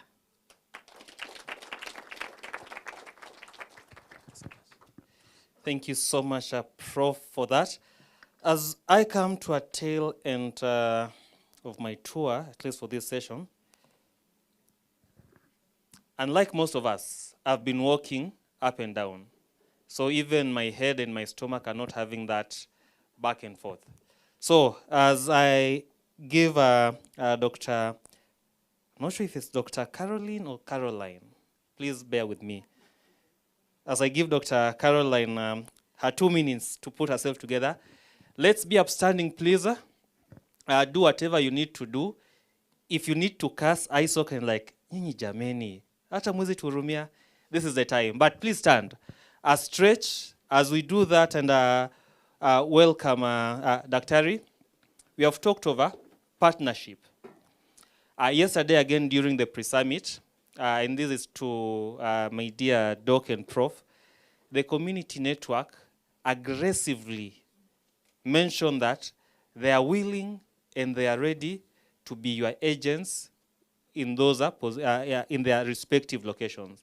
So please, community network, wakubwa kwa hapa. Those of you who are requesting for those branding materials, the programs they're offering, please talk to them, engage them. I'm sure they will be able to help you. If you face any challenges, please let me know. With my different hearts and relationship I have, we can always panga mambo vizuri. And with that, please help me welcome Dr. Caroline Mwaka, Director, Research, Innovation, Commercialization, and Entrepreneurship, DRICE, Daystar University. Makofi tafadhali. Thank you so much. You got it right. All right, thank you so much. Can have our seats. It is always difficult to be the last speaker and standing between lunch and everything else. But I want to thank you so much, ISOC, community network partners, the policymakers that are here, regulators, and partners that have come today to be able just to share the insights around these community networks. In fact, we must all agree that a community network is a national priority. It must be given that priority. You remember all of us when COVID-19 came in, the disruption that happened around all of us was just, you couldn't understand. And all of us, many universities, if I look at from us, could not even, I think probably less than 10 universities were able to learn through that period of time, because accessibility, being in remote, the topography that has been said here, and was just a difficult situation. But thank God that partners here managed to support a lot of those who were able to access networks across the board. So we really thank founders like Mr. Mishuki, who have been here. We call them the fathers of internet in the country, supporting these community networks to be here. But as Prof has said, since we're now told that we know how to keep time, we'll just try to again summarize what would have actually thought. Actually, this is a dialogue that we needed to have all 100 universities present here, at least represented. Because this is where we have the oven of cooking things. Because we cook so many things, and we don't know, some of them bake up and they become good. Some of them don't bake, some of them don't cook, some of them. But that is, the universities are oven of research, innovation, and trying to cook things to see whether they work and they can go back to the communities.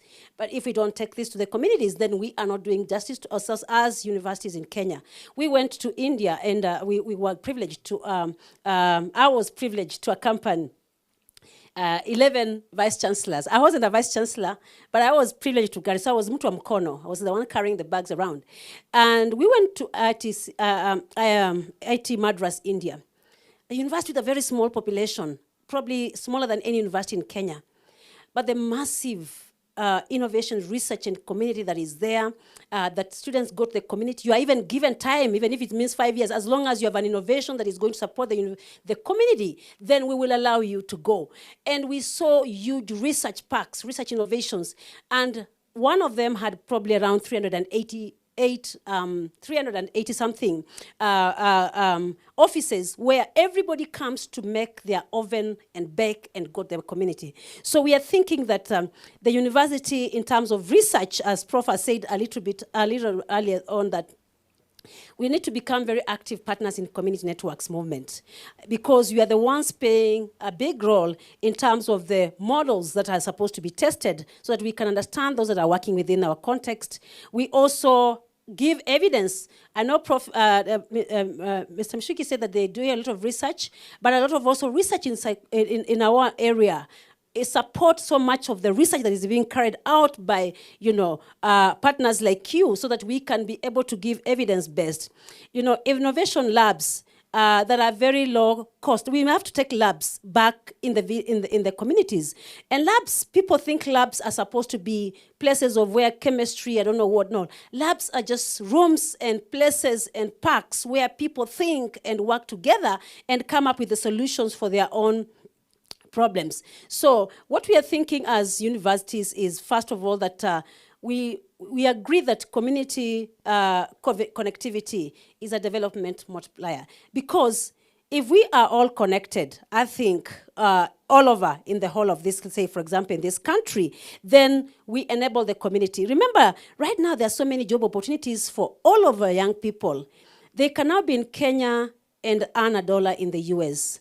In fact, you've heard those stories that Kenyans are the ones writing for Americans some research and some theses and dissertations as one of the biggest country that is doing that. So imagine how many, if they are able to access, connection, and they're able to do so much of that work, then we reduce the burden of unemployment to the country. If we allow the network that is sustainable, as long as it is well connected, they will be able. We will reduce this, what you're talking about, the Gen Z issues that are rising up. The Alpha is coming up very strongly. By the way, Alpha is one of the generation that is so well connected. It's connected to non-human beings, avatars. So they create 1,000 friends on the internet. They are communicating their assignments. They are doing so much. So they'll tell you, Mom, my friend has 100, I don't know, Roblox. Those are, and they'll tell you he has around 100 followers. You're thinking these are human beings. And it's AI, they're avatars. But they are communicating. You notice that they don't even go out to play so much. They would prefer to be on the friends that are mostly on the social context. They communicate, they work, and innovating very highly. So you can imagine if we are well connected in the whole country, the Alpha generation that is coming up, that is going to be one of our strongest generations ever seen and experienced in this world, is going to do so much with that, and we shall have less of the burden. And of course, as we talk about AI, we are thinking, AI will come, some of the AIs will come and they don't need connectivity. Yes, you can download offload, but how do you download? You still need what?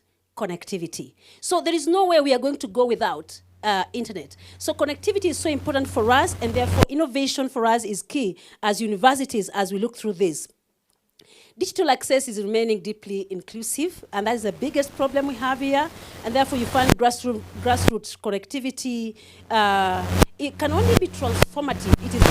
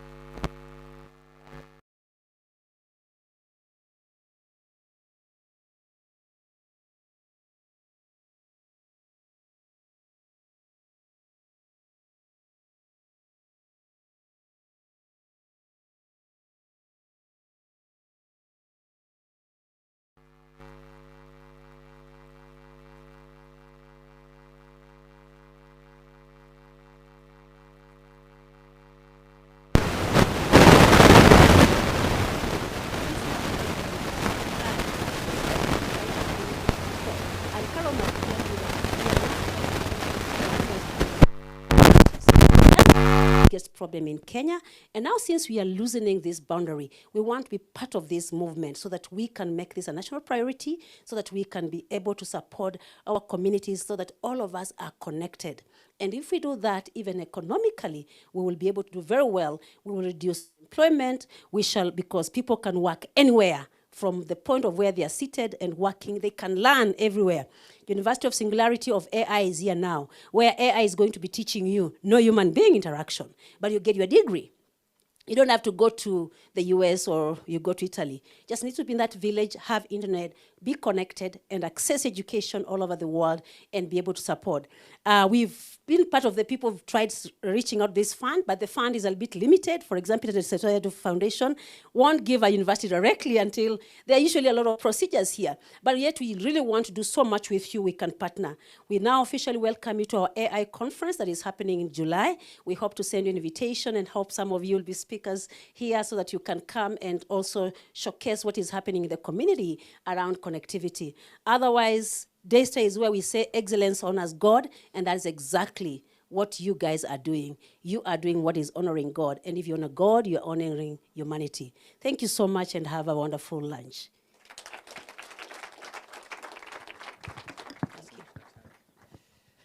Hello, hello, mabibi na mabwana, nitaomba tusimame tafadhali. As we do that, I would like to take this opportunity to appreciate our speakers, to appreciate our delegates for being with us for this session. As we do that, jameni sema tusimame tafadhali. I'm trying to help us, myself included. As we do that, I would like to hand over this session to my leadership, our Vice President, Madam Edna, and our SG, Howie, and our head of PR and communication. Santeni sana, it's been a pleasure moderating and having you here.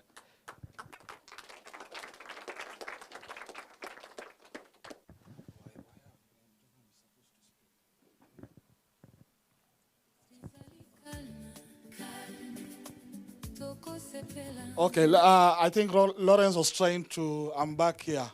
Try and take your stretch up, the right hand. Okay, fanya hivyo. Call it up, call all the knowledge, the left side. I just need your 15 minutes so that we can just let's sit down a bit. Your 15 minutes. One of the things that has brought us here, thank you, Daktari. It was a pleasure to start my PhD at Daystar and meet you. And they know. So I think that is somewhere that I decided let's also Daystar to be part of this process so that we can bring in universities to this scope. But I don't want to talk about so much because we had a conversation when we got grants from the APC, Association of Progressive, and we met this brilliant innovation hub. And we had a very serious talk with them. And this man has been moving all over the world and trying to innovate and come up with solutions. Many people look at him very small because he comes up with village formulas. And that's what he does each and every now and time.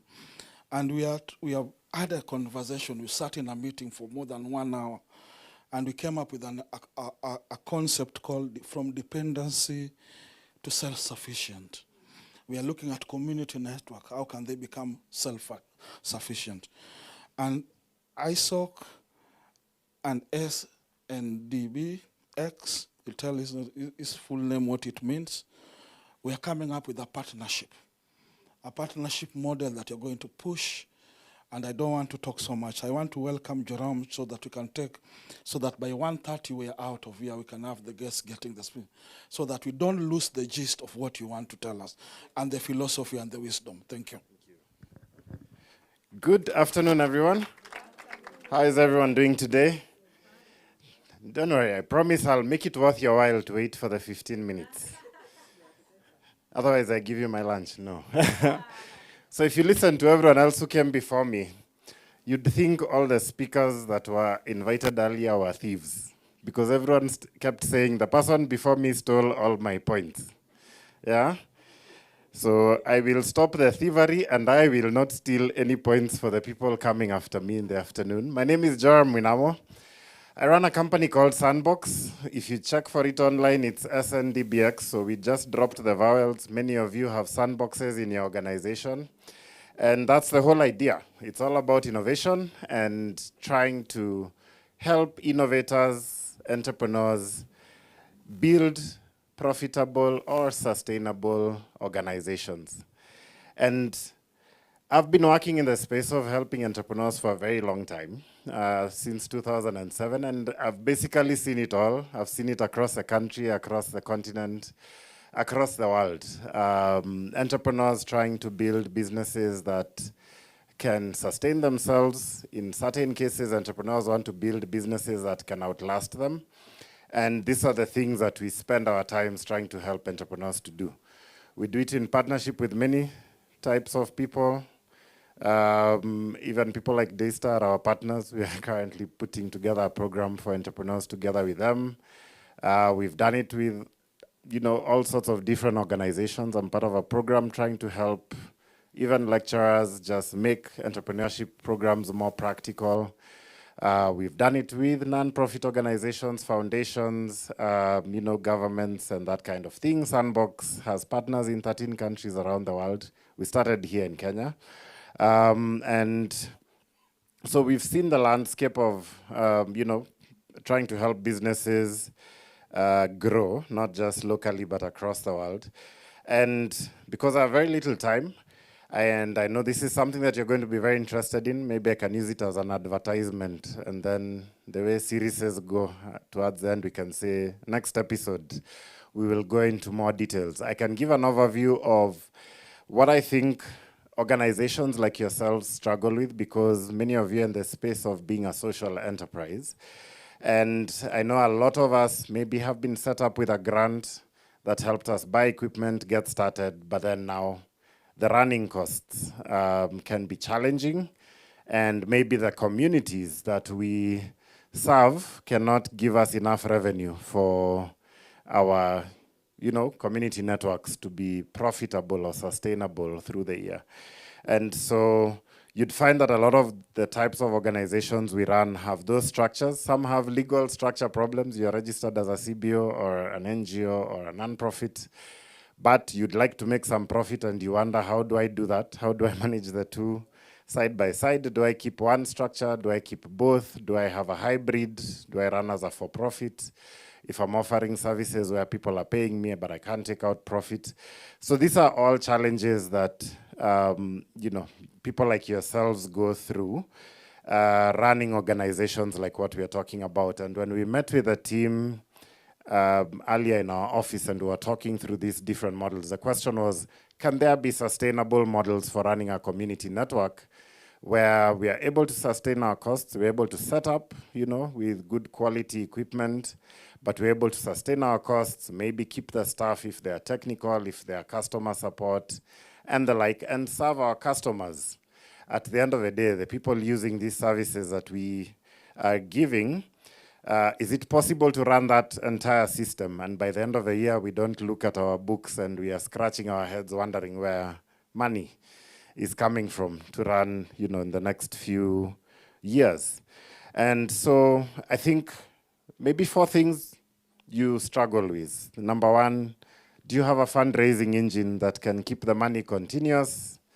I think a challenge I've seen with a lot of organizations that have this model is targeting too few funders. From experience, we've seen that if you're to keep a pipeline of people who would fund you, and you have to be very innovative at it, usually there's a 10% success rate of people coming on board to fund you, and that means you've sent very relevant proposals that are very targeted at what the funder is looking at. And so eventually you need a very big pipeline to increase your chances of a success rate. And I see a lot of people running such organizations. Either they send too few proposals, they are very innovative, there are very few stakeholders that they are looking at, A lot of people who've talked here have talked about different things that you could target to serve your communities with, where people can end up funding you. And so one mistake I see is that people target too few stakeholders and very few range of stakeholders. You're in places where maybe you could partner with, from your ward, MCA to your MP to maybe your county government. Government can be one source of potential partnerships. But then we have foundations, we have corporate foundations, we have family foundations, we have donors, we have, NGOs that might have some use of what we are doing as a community foundation that could be targeted. And so if your list has, I always use numbers like if you have less than 100 people you're targeting, you're putting yourself in for a very hard journey. So you have to be very innovative of thinking of, what are those 100 proposals I could send so that at least 10 can come through, and at the end of the day, we have enough money to run. Many of us are technical experts. We are good at running the networks, but we struggle with the management of a business, the marketing, the sales, the financial management, the customer service, the HR and the like. How do we build our capacity around our business skills so that we are able to run our organization strategically and successfully?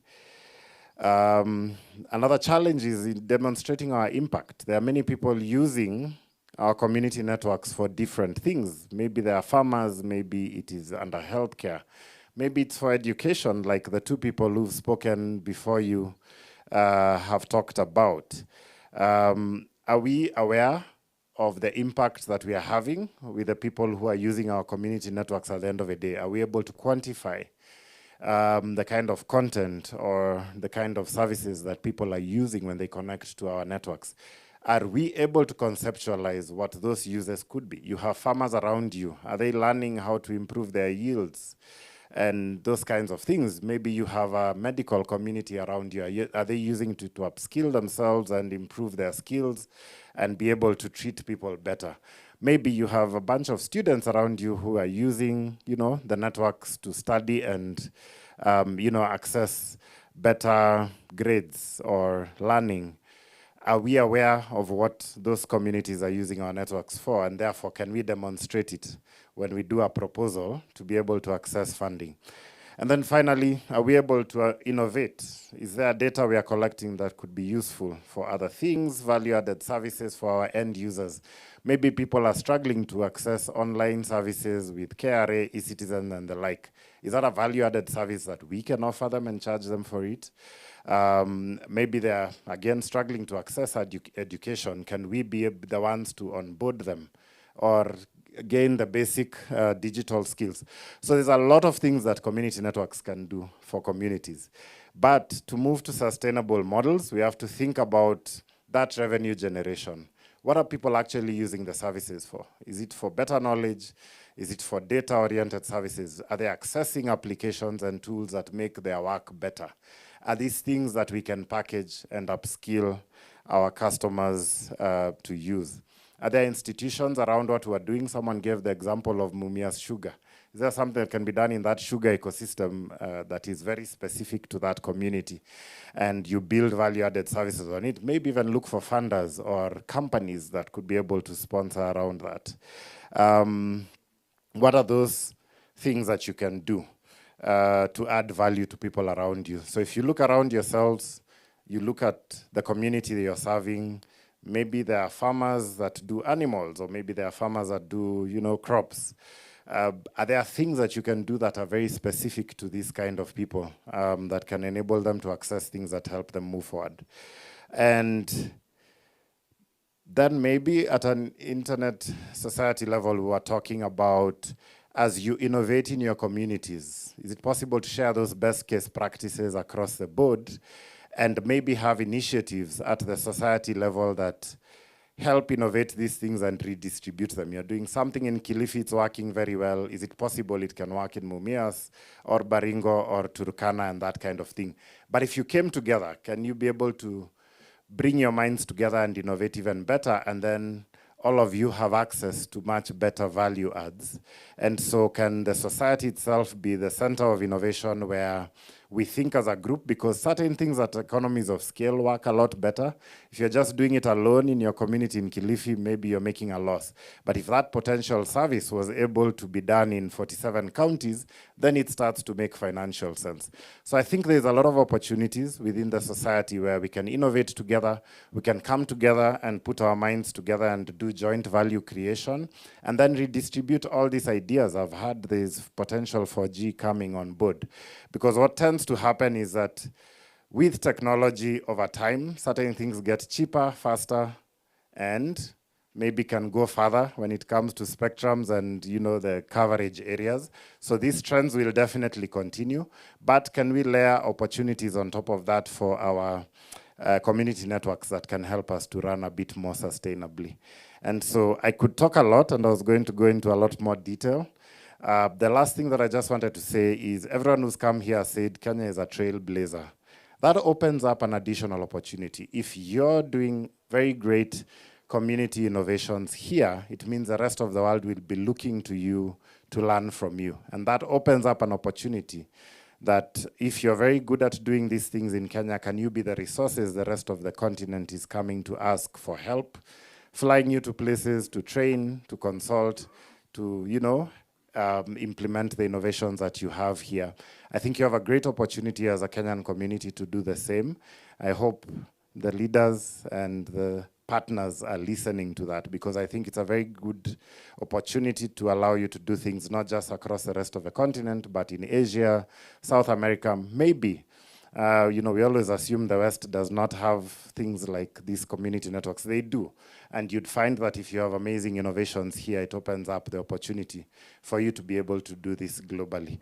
And so we'll be looking forward to working with your leaders. Hopefully we can build a program around this that can come down to individual community networks to help you with frameworks, templates, you know, and models that can help you figure out whether your communities can be able to run sustainably, because it's all based on numbers, maybe number of users or institutions around you, or potential for fundraising from potential supporters out there, which are very many, by the way.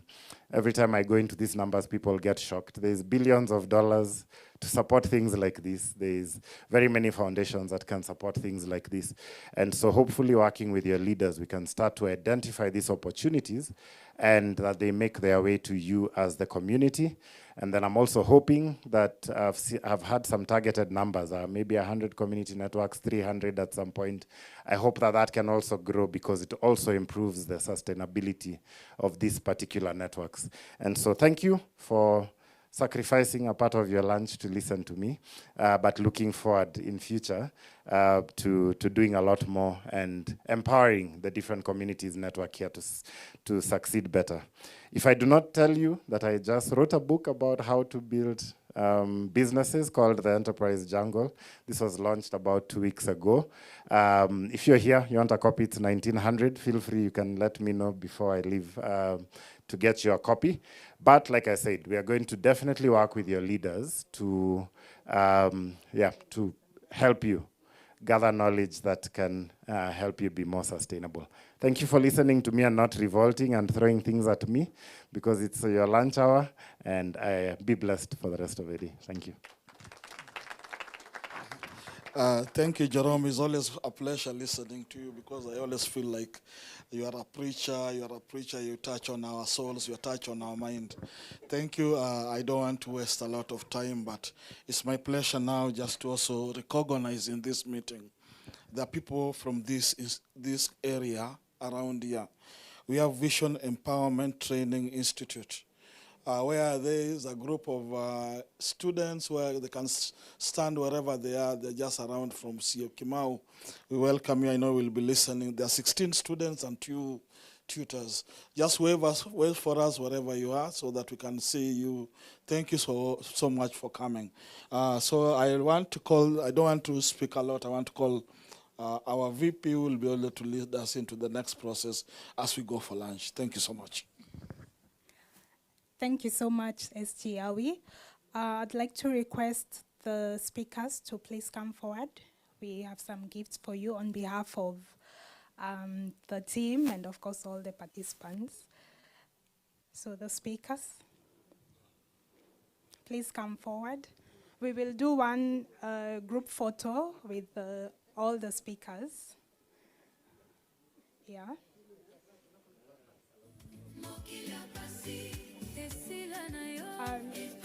Yeah, but we are not really doing one photo for each.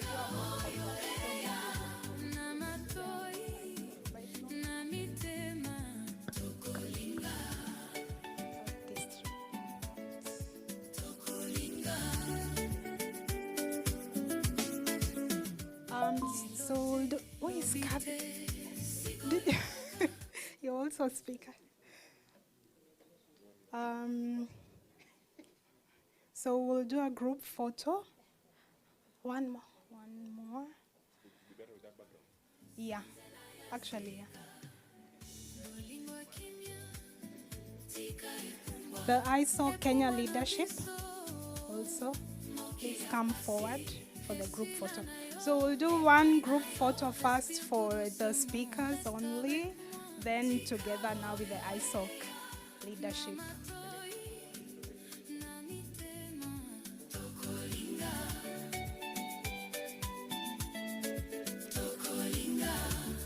A big smile. Me shook you. Won't see your teeth. So another photo now with the ISO Kenya leadership. The officials.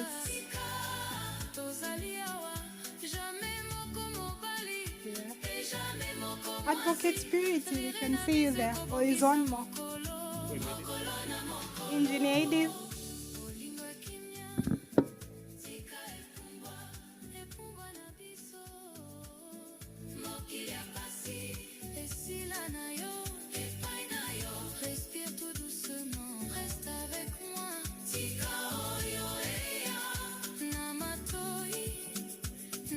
Thank you so much. Thank you.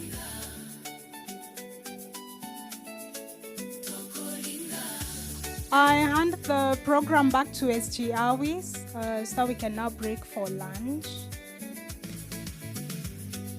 Okay. Let's get a volunteer to lead us in a word of prayer. Then we can break for lunch. A volunteer? Anyone? Thank you so much. Thank you, Dr. So shall we pray? God, we thank you so much for this wonderful session that we've had, for this summit and everybody else who's involved. We thank you for the sessions that have ended, the speakers, the audience, and everybody who has been here, and even your spirit being in our presence. So we thank you. We have lunch that is being served. We thank you. We don't take it for granted that we have food to eat. May you provide for those who don't have. They may have something to eat for the glory and honor of your name. Bless what you've put for us, before us, so that we can. It is blessed and nourishes our body.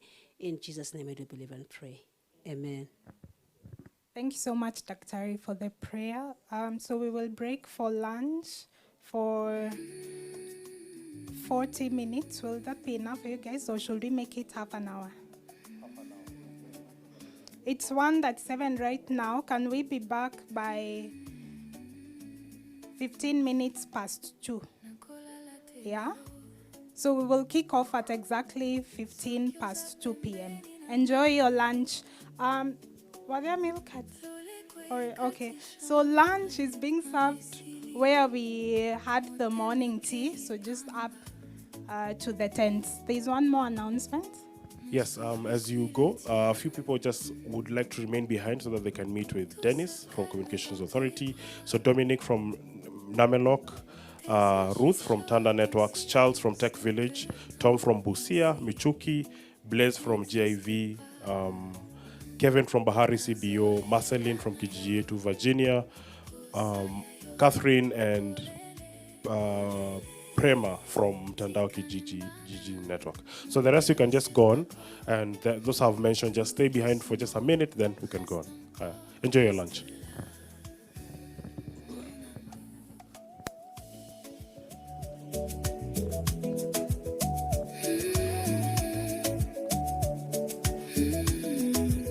Longo nangana maboko oyembisa motema na yo biloko nyonso ya mokili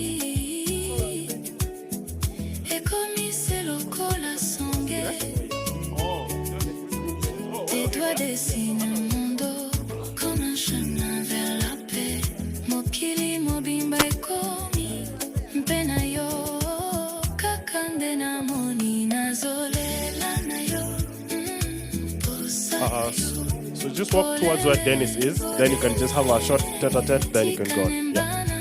Where Dennis is. Tout doucement, reste encore, reste là. Mon amour.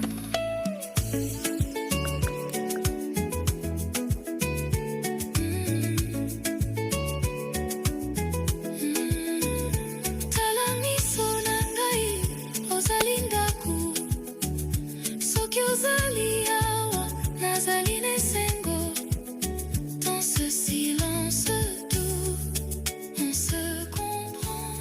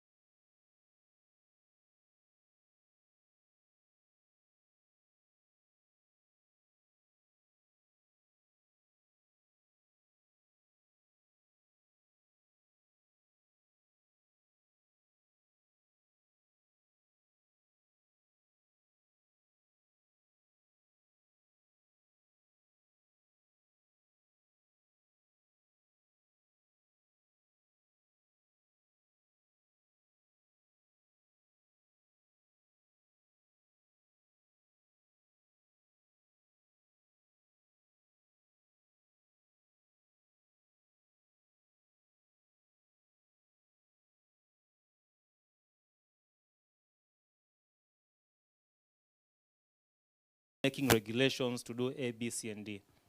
That's a double-sided sword. Means government is putting in policies, or certain governmental institutions are putting in policies to promote the growth of CNs. But also means the moment we get this more limelight, some of these regulators pia wanaanza kusema okay, hasa hawa sasa we need to actually see they have become big enough for us to actually see how they are complying and complying with the existing regulations. So if you don't, hii mambo ya ODPC, privacy, hata Munyama naniambia it's up to time. If you're not aware of those things, please make an effort to become aware of those regulations so that some guy outside there asikufinye. I'm happy we had universities here. We have seen certain universities being fined by the ODPC because you took my data, you didn't get my consent. Or you took my data and I've become aware that you use this data somewhere. I report you to ODPC or I take you to court. Civil suit, I think, unalimwa pesa.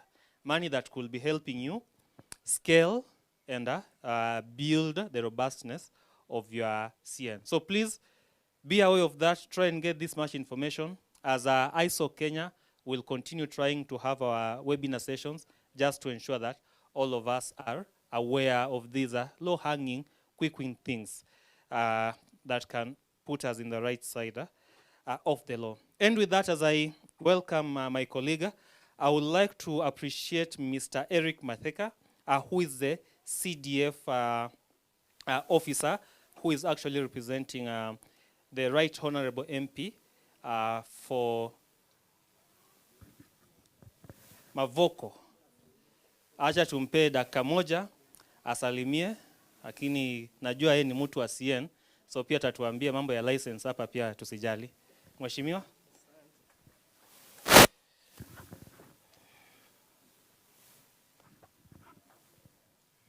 To the oaths and all other protocols observed, other senior learners, my name is Eric Ndunda, representing the constituency, Member of Parliament, Mheshimiwa Patrick Makau. And, you know, I want to appreciate you on behalf of the Member of Parliament, for the good work you are doing. And because, you know, Millennium Development Goals number 9, they outlines the basis of what the conveners of the meeting they are doing. And when you analyze well, African Union Declaration 2013 to 2063, we are building the Africa we want through skill-based on social network, internet, and all technologies. So on behalf of the Member of Parliament, Mheshimiwa Patrick Makau is also the Commissioner of Parliament. You know, Mavoko, when it comes to issues of industries, innovations, you know, we have Vitron here, we have also Kanban for phones here at Mavoko, just here at Mlolongo. So Mavoko is an hub for innovation and also network and technology. Daystar University here, the Open University of Kenya, it is also bordering Makueni and the Mavoko. So just feel at home, we will protect you, we'll do the legislations and also the policies which can enable this team to go far. Thank you so much. Mimi sitaongea siasa. 2027 ni vijana, kaa nyinyi na sisi tuchukue hii serikali. Mungu awabariki. Oh. Nini? Oh, mimi sasa kama kijana, mimi 2027 as Eric. Nimeona mayuthi wa Syokimau, wengine hapa, my boss anaenda governor, who is Mheshimiwa Makau, na mimi nakuwa kama member of county assembly Mlolongo Syokimau. Ile time uliona, nilikuwa nafikiria wewe nika small by the way you resemble that guy. The time tulifanya maandamano ya Azimio na chakula ndogo maisha iende kidogo. Mliona wale vijana nilikuja na wao. Na of course Subaru akituchukua tukarudi. So we are ready kutetea maisha ya vijana na tuko tayari. Mambo kama haya yanataka sisi kama vijana we drive the agenda because you know the agenda by ourselves. So may God bless you. Tupatane kule tujenge taifa la Kenya. Thank you so much.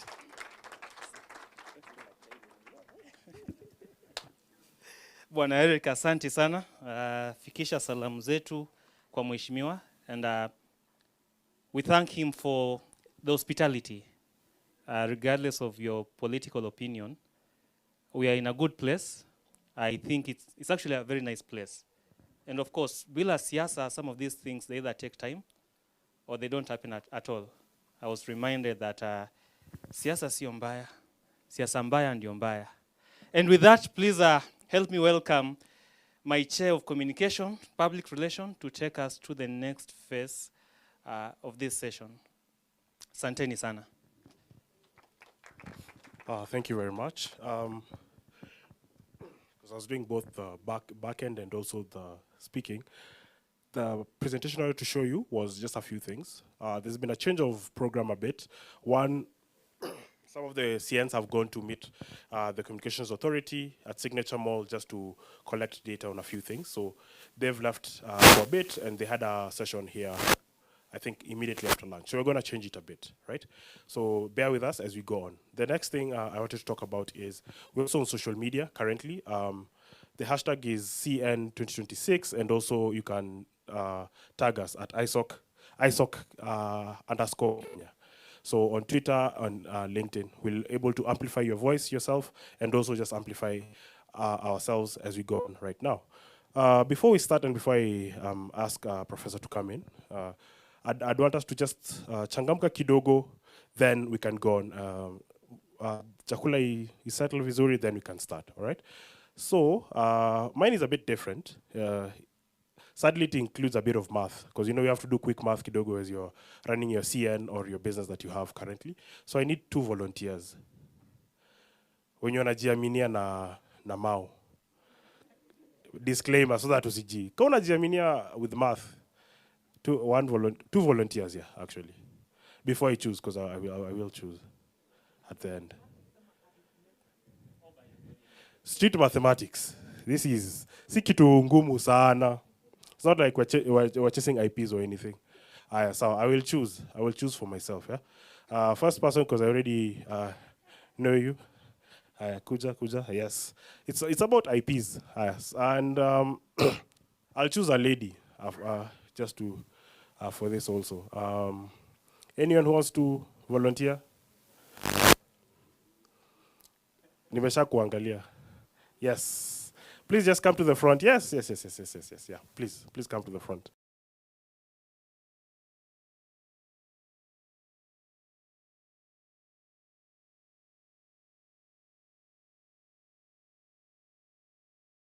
Each other.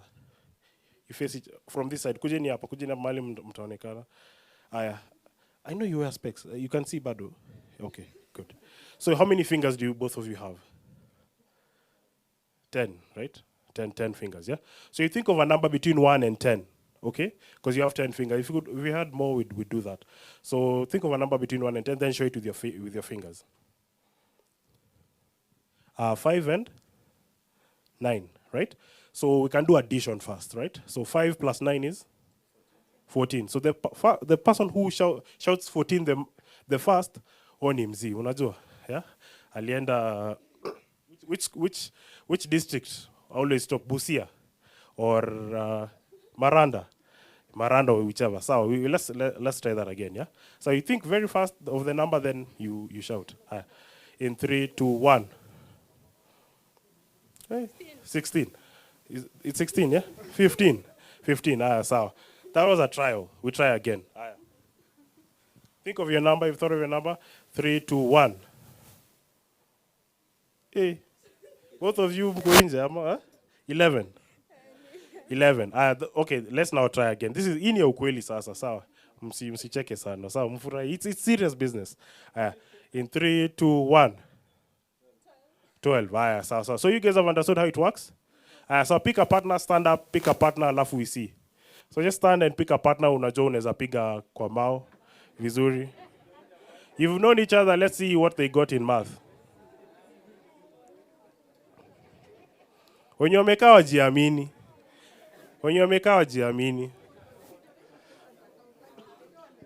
So we'll start with addition, 3 trials, then we'll try subtraction. Sawa? Aya, everybody has gotten their partner? So let's do the demonstration again. Sawa? Aya, so you think of a number, you show it. All right? Then una add fingers zake na zako, una shout the number. So ni quick math, street math, ya mbio. Nika kupewa change. Si ndio?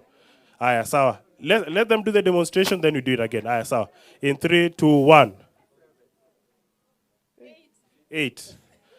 Anyone everybody has understood? Yeah? Aya, so let's do a trial. We're doing a trial kwanza. Aya. You know your partner, mko naye? Mjue vizuri. So let's now start, yeah? I'll count in 3, 2, 1.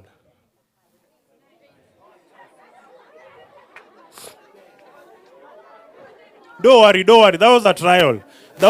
Usijali, we've not started yet. Aya. Let's start again. Let's try that again. Aya. So in ya ukweli, si ndio? So 3 times. Like we're doing 3 shots. That's it. Aya. So in 3, 2, 1.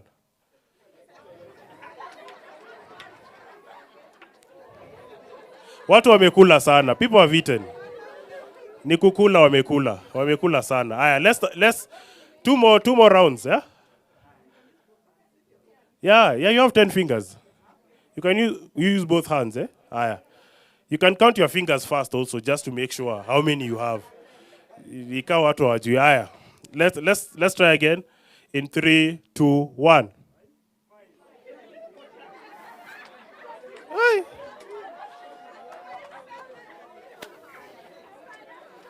Aya, sawa. This is one last round. Then we'll do one for kwa Kiswahili. Una shout number kwa Kiswahili. But hii bado ni ya English. Then we'll do another one ya Kiswahili. Si ndio Kiswahili paper 2.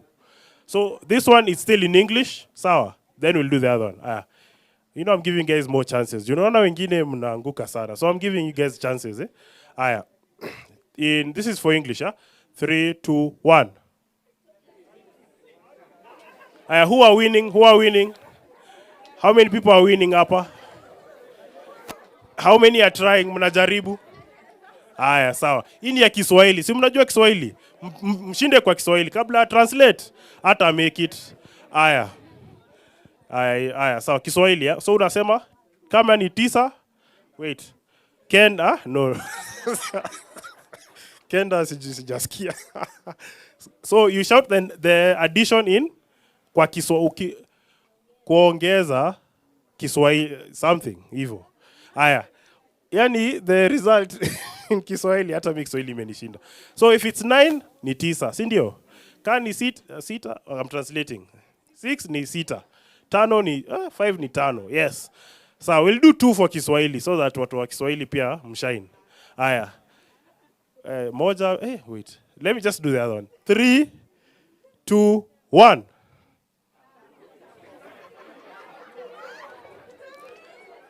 Aya, saba, aya. One last one, nyongeza, I don't know, whatever. One last one, aya. In Kiswahili kumbuka, in Kiswahili, aya. In 3, 2, 1.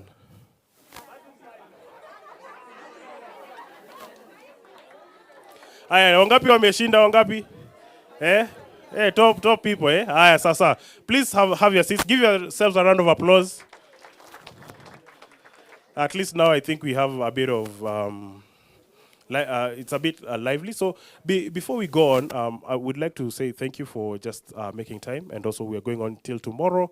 And as we do this, would love to just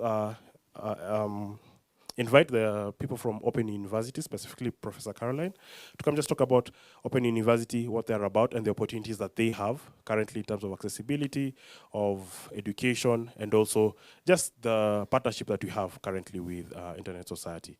I don't want to butcher her specific title. So I'll ask Lawrence to do the honors so that I don't butcher the title. Then I think we can go on from there. Yeah, Lawrence. Yeah. Please help me welcome Professor Caroline Omlando from the Open University of Kenya, DVC Academic Affairs na mambo ingine mzito mzito.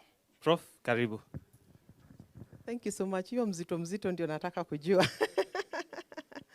Yeah, so thank you so much for the opportunity. After lunch, we've done a bit of maths. It's good. I always tell people when I was in school, I won't say the highest mark I ever got in mathematics, but at least I passed. A grade which enabled me to get to where I am, but it wasn't the kind of grade that would probably make me do the things that the scientists do, all right? I'm a teacher of English by training, so that tells you I was a little far from mathematics. But at least I have the maths which can help me count my money. That is the most important thing at this time in my life. You know, at least I can count my money. And maybe for a mother, how many plates did I leave in the morning and how many did I find in the evening? You know how mothers, it goes with mothers, isn't it? Niliacha hapa saa 9, sasa nimepata ngapi? 7, oh, Kiswahili again, eh? And so you begin an investigation, eh? Who came to the kitchen at what time, what did they do, and so who might have broken that plate, isn't it? That is the other advantage of knowing. That's why I asked, is it arithmetic or mathematics? For us, we are good in arithmetic, but good exercise to jog our minds in an afternoon. So just a little more about Open University of Kenya, a little history. To begin with, it is a public university. It was chartered in 2023, August 3rd. And with a very specialized, would say, strategic importance for the government.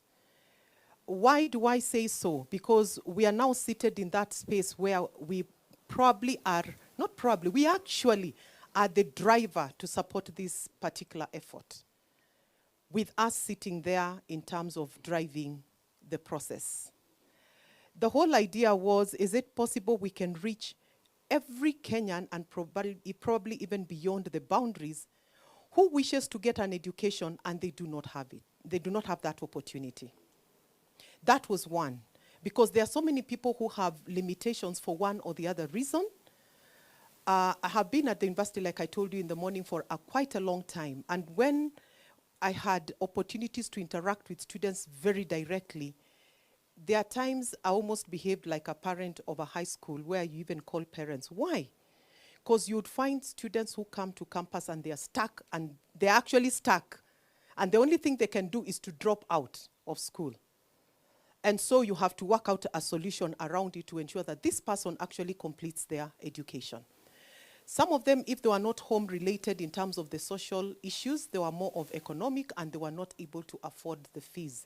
And it's not just the fees. With the way right now our colleges work in terms of a student being able to access, is they must have at least some money for where they will stay, because the hostels now with the high number of students who are seeking out for higher education, the universities are not able to accommodate all these students who come on board in their hostels. And the more, would say the younger universities, it's the older ones that have hostels on their compounds. The younger ones do not even have the hostels. They are focusing, because of limited finances, they're focusing more on ensuring they have probably the issues of lecture halls and probably the other administrative offices to ensure that certain things are able to run within the universities and colleges. And because of that, many students now stay outside the university premise. And it is not cheap, it is costly. And for those who go for the very cheap places, again, we have had these very, very sad stories about where students stay, and because they are not able to afford to stay in more decent places by virtue of the money they have, so many other things happen, and they still also have probably to drop off school. So we have that. But besides where you stay, you then also have to look for the money for your food. I remember weeks on end, I would receive messages from students, Prof, I have slept hungry, today is the 3rd day. Ata kama uko tu na 50 bob peke yake. You know, I remember taking up some of those roles and responsibilities for a number of students then when I interacted very closely with students in the brick and mortar contexts, where I say, for every semester, I'll be doing this and this for you. But again, we have to get into some kind of deal where I say you must work hard, so you have to keep reporting to me, but I ensure you have eaten. For some, I even paid hostel. Not because I had the money, but I'm looking at a young person who has the desire, but has been restricted by certain circumstances around them that they don't have control over. What I also got to learn is that a lot of parents, when their children get to the level of going to university and college, they have this thing that you're now mature, you can take care of yourself. And so some of them, by virtue of the many other responsibilities they have, they release those. Maybe even some of us who are seated here were in those circumstances. You're released and you have to fend for yourself. I remember so many times students coming to me, I missed that cut because I work in this place and I had to go to work because that is the money I used to buy my food, that is the money I used to probably pay rent and do all these things. I remember one time I was supposed to assess a certain student teaching practice, and every time I called, either this student didn't pick the phone call or he had all these reasons to say why I cannot assess him at a certain time. So eventually when we managed to set up a time for assessment, I thought I need to talk to him. So I purposed. When I went to assess this student, I had a chat with him after the assessment. We had our 2 classes, did everything, shared all that we needed to share about how he had done in class, and I sat him down and I said, now, I just want to understand, why is it that you seemed so evasive on the phone calls? You know, you can always read somebody who seems to be taking you round and round. And he opened up and he told me, Prof,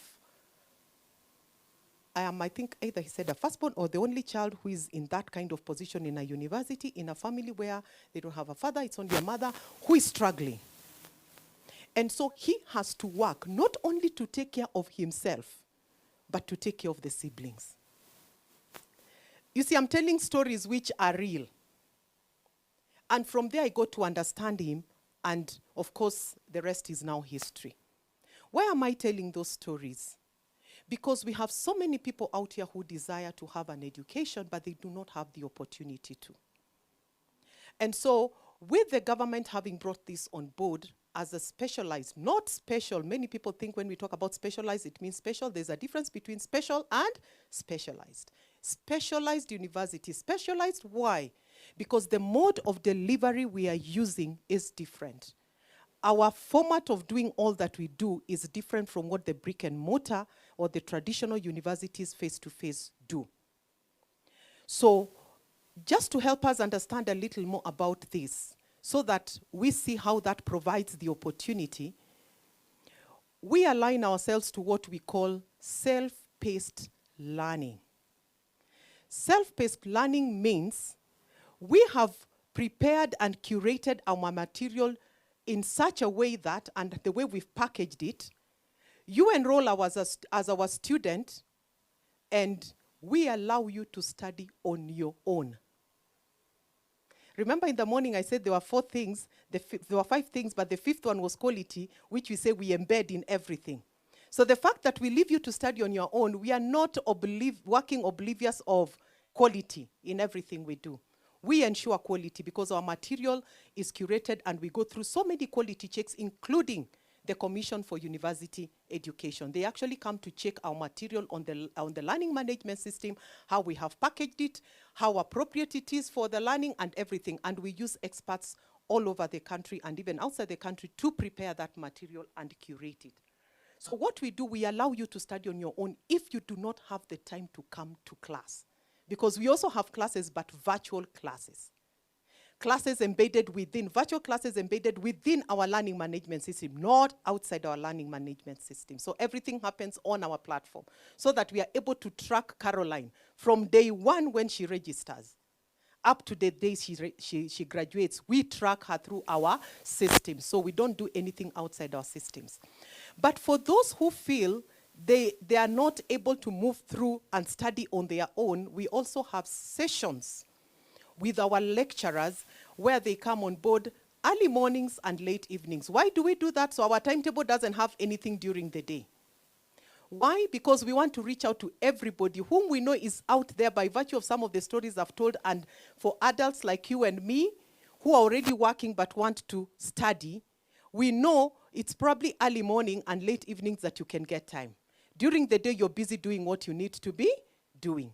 So that is the time our lecturers come to class. What the students were taken through in the morning session is the same thing the students will be taken through in the evening session. So every lecturer does 2 sessions for every class that they must do. However, our classes are not the kind like we probably experienced in the traditional setting where a lecturer just reads through notes and takes you through and that. We make it very interactive. We are more problem-based, project-based, and we focus more on authentic assessment because we do not want to churn out graduates who will just be people who read notes, did an assignment, did an exam, passed, and they are out here. We want people who are able to do. So somebody will say, what if I did self-paced? The way we curate our material is such that those who have had an opportunity, I don't know if we have any student here nowadays, I hardly go anywhere and don't find even one student. For those who had an opportunity to interact with our material on the learning management system, in fact, sometimes we get feedback from some people who say, "Ay, nilikuwa nafikiri nakuja open ati hapa ndio nitakuwa tunasoma na kusonga na nipate degree yangu." We engage you from day one with the material. You listen to a video, do something. We ask you to read something, you must respond to some tasks. And that is what helps us to see that you are actually engaged and learning in the process. So that when lecturers come to class, they're basically coming just to kind of buff in the situations or cushion where you felt you did not get it right. So that is our model. And because of that, there's quite a bit of traction now for Open University of Kenya. We have a number of people who are coming on board, especially the adult learner. And at the moment, we began in 2023 August. And now, which is just about 2.5 years from that time, we have 25,000 students on our programs. We have both degree programs, that is the bachelor's, master's, and PhD programs. And we also have the shorter programs, which could be done by many of us, depending on where you feel you want to upskill and get yourself capacity build in one way or another. So that is the model we have at the Open University of Kenya that aligns. And as we talk about issues of digital access, that is where we are really plugging in as a university, because we feel once we have that access out there with all those people who are not able to get that education and come to where the university is, with the access, with the gadgets which they are able to learn with, and our system is such that even with a phone, you are able to access basically everything. So if you have a phone, provided it's a good Android smartphone, then you have a tablet, you have a laptop, whatever, the gadgets. Our system is aligned to all those kind of gadgets, and so you can learn easily. Of course, you had Charles in the morning from UK who said that we are also in some kind of talk with them, because we are also realizing some of our students come from places where they are not able to access internet throughout. And because of that, they are hindered from access. So we also want to see, is there a possibility we can begin working out where we can package our material so that students are also able to access it offline? Because where we are right now, students can only access it online. But we are now working around that so that away from just saying you can only access this online, is it possible we can come to a point where saying we now repackage again our content to say anybody, anywhere, even we don't have the connectivity, you can still access. Where you go to a place where you have some connection, download the material, you are able to work through the exercises and everything, go through the notes and all that is required, and then join when you are able to join. And because of our self-paced learning mode, we'll still work around that to see for how long should one stay away on learning on their own before they also come back to us, so that we are able to keep tag on what they are doing. So basically that is what we are doing at the Open University of Kenya. And we have a desk out there. We have some brochures. I'm not too sure if there'll be enough for all of us, but at least you'll come across a brochure somewhere. Some of us are I see we already have them. So that is what is available for us. But we also have new programs that are coming up, like for example, what may not be here, which we are very sure in the next about now, or let me give it 1.5 months from now, because they are under Q evaluation and review, and we already received our reports. Once they give us our reports, we should be able to mount those programs. Apart from this, the other programs that are coming up is BA in Public Communication, BA in Public Administration, Bachelor of Education Arts. Then we have a Master's in Mathematical Innovations, and there should be 6. There's one I'm leaving out that is not coming to my mind very quickly. I can't remember which one that are now coming up that are not necessarily here. But besides that, again, by the end of the year, we have a set of about 30 new programs. And when I say programs, I'm talking about bachelor's, master's, and PhD that are coming up. How do we identify these programs? Through people like us here. You tell us, you look at this and you don't see what you can do. You tell us, I'm interested in ABCD, and then we see the practicality of going around it depending on the number of people who have shown interest in that particular area, and we work around developing the program, because our role is to reach as many people as possible who are not able to do that in a brick and mortar context. Something else we pride about, apart from the self-paced model of learning, is our fees is, those who have seen it, isn't it? Our fees, very affordable. Very, I'm using now that. If you remember from our oral literature, I told you I'm a teacher of English and literature. When you had the teacher would ask you, what do you think that meant in the oral narrative? It would imply emphasis, isn't it? In our African context, when you are emphasizing, you tend to extend in the word, in the way you pronounce it. Very affordable. For a bachelor's degree, which under normal circumstances in the brick and mortar universities will not be less than 100 to probably even some depending on the program, go up to about 400, 100,000 to 400 hours. We charge between 79 to 86,000 per year for the bachelor's programs, which run for 4 years. So you multiply that by 4, and you have the fees you'd pay over that period of time. Thank you. That is one of our admission officers. They are the ones who are seated there at the desk. So when she had me grappling around which are the other programs, she quickly has done this. So the other programs are Masters in Economics and PhD in Economics. And then we are also having nursing, a nursing program coming up very soon. Very, very soon. And the nursing program we are bringing on board is it's a program for registered nurses. These are nurses who already have a diploma.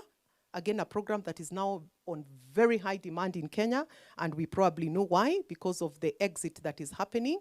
And some of this is required when you go out there, depending on the kind of job you want to get when you go out of the country, for those who are going for those kind of opportunities. So it runs for 3 years. We have already received Commission for University Education accreditation for the nursing program.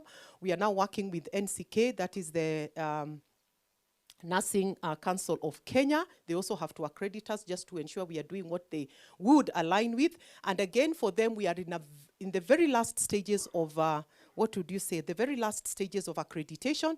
So for the nursing, again, in about 1.5 months, I'm very sure we'll be mounting the nursing program. So you have people who are looking out for the registered nursing program, which runs for 3 years. Open University will be bringing that, and we'll be doing it online. Somebody will ask, so how are you guys going to teach nursing online? Technology does the magic. We have state-of-the-art virtual labs, and we have subscribed to quite a bit, and AI also is coming in very handy for us. We're now talking about AI. But besides that, where the actual hands-on is required, every student will be assigned to either the hospitals or any other organization that is near where they stay, and we get into a collaboration with that particular organization to support our students during their practicals. So that is how we shall go about it. So the fees, that is where I was. The fees That is for bachelors. For masters, probably this is where it is more exciting. We have the postgraduate diploma programs. These are programs which run for 1 year. Usually we charge 110,000 only for the entire year. And then master's programs, we charge 187 for the 2 years. 187,500 for the 2 years. So, and our fees, you don't have to come in and pay the whole lump sum. But because again of our flexibility, you heard I talked about being flexible, being inclusive. We think about you and I, ourselves together. So we get into an agreement. If you're not able to pay all the fees together, then you have to honor your part. So that even if it means paying little by little, like for a master's of 187, you could divide that into, because an academic year is 8 months times 2. The mathematicians in the house times 2, 16 months, isn't it? You can divide that by 16 and ensure by the time you're graduating, you have completed your 187. If not, come up with a plan. Do I want to pay every 4 months? And you finish. So that is it. For our PhD programs, we charge only 337,000 for the 3 years. Again, very affordable. I know there are universities out here which are charging 800, 900. Some of them start, actually the lowest should be around 500 right now, if we go out there into the market. But why do we do this? Because we know you're there and you have to get your bundles and probably a good gadget to be able to do what you are doing. So that is where we are. And then for our shorter courses, which run from a period of 2 weeks to 8 weeks, we charge between 5,000 to 15,000 depending on what program it is. That is the shorter courses. And again, the shorter courses, we have about 60 again in the cooking pot. So again, probably in the next, for the shorter courses, maybe in the next 3 months, hopefully, we should again have a new set of shorter courses on board. So if we want to get more information about the university, you can go to our website. Those who already have the brochures, there's good information there. Just go check out and see what we have on the website, and I'm sure this would work well for us. But for us, again, more importantly, going back to why we are here, if we can work with each one of us, because I know you have the reach to all these places that Prof. Mulando can't reach all of them as a person. But if we worked together, you are in all these spots within the country. Some of us even have links outside the country because our platform doesn't only align itself to people who are within the country. Currently, we have students from about 75 countries and about 600 to 700 students who are not Kenyan. So already that again is telling us we probably now need to find a way of also reaching out to those others who are out there that would find this platform a good platform for them to gain an education. So get there and you'll find more information. And if you need to get further clarification, we have our admission officer there and another colleague again supporting her at a desk where we have the brochures, and I'm sure you will get more information. Already, peeping at them, there are 1, 2, 3, 4, 5, 6, 7, 8, 9, 10 people who have already registered. So, usibaki nyuma. This is the way to go so that you continue doing what you're doing, you study, upskill, and then we all work together. But more importantly, partnership. For those who feel we could work together to support each other as we think about reaching those who are in places that they may not be able to get that education. Let us see what you have as a solution and if we can work together. And that is why, even where we are right now, we have gotten into a collaboration with ISOC, Kenya.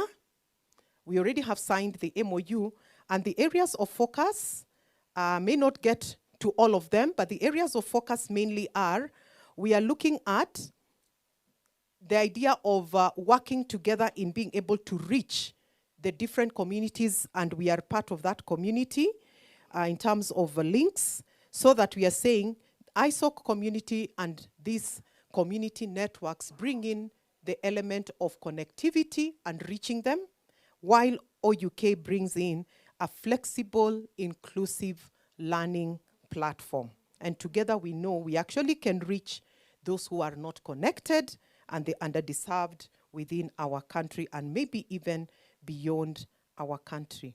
Besides that, the other thing we also want to do is to work together in core training, where you feel you may need expertise from our end. You've seen the schools that we have. We can work together. We have a very strong and vibrant school of science and technology, and it is one school we actually ride on as a university by virtue of who we are. So we have that, so we can work on capacity building and training opportunities together. We also can work on research, collaborations together, and that is one area we are looking at with ISOC. And more importantly, even as we think about that, we want to have an impact by being able to drive policy and advocacy, not only within our country, but even beyond the boundaries. So we are looking out. Let us do this together, reach those who are not reached, and build our Kenya, build our communities, build ourselves, because when we build somebody else, we also build ourselves. A teacher of English can talk up to tomorrow. So you had better stop me. Thank you.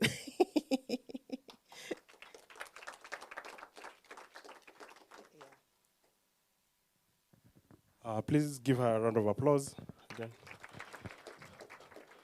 Yeah, so especially in terms of just the collaboration that Prof has mentioned, being able to get more people online. I know as community networks, you'd power someone all the way to secondary, then university becomes a challenge. I think this is a huge opportunity to be able to do that. And how many were at Konza yesterday? Yeah, right? A bunch of you guys were here were at Konza, and it was courtesy of Open University, helping us be able to, one, access Konza Technopolis, and also just learn what they're doing currently. So they're a huge partner that we have currently.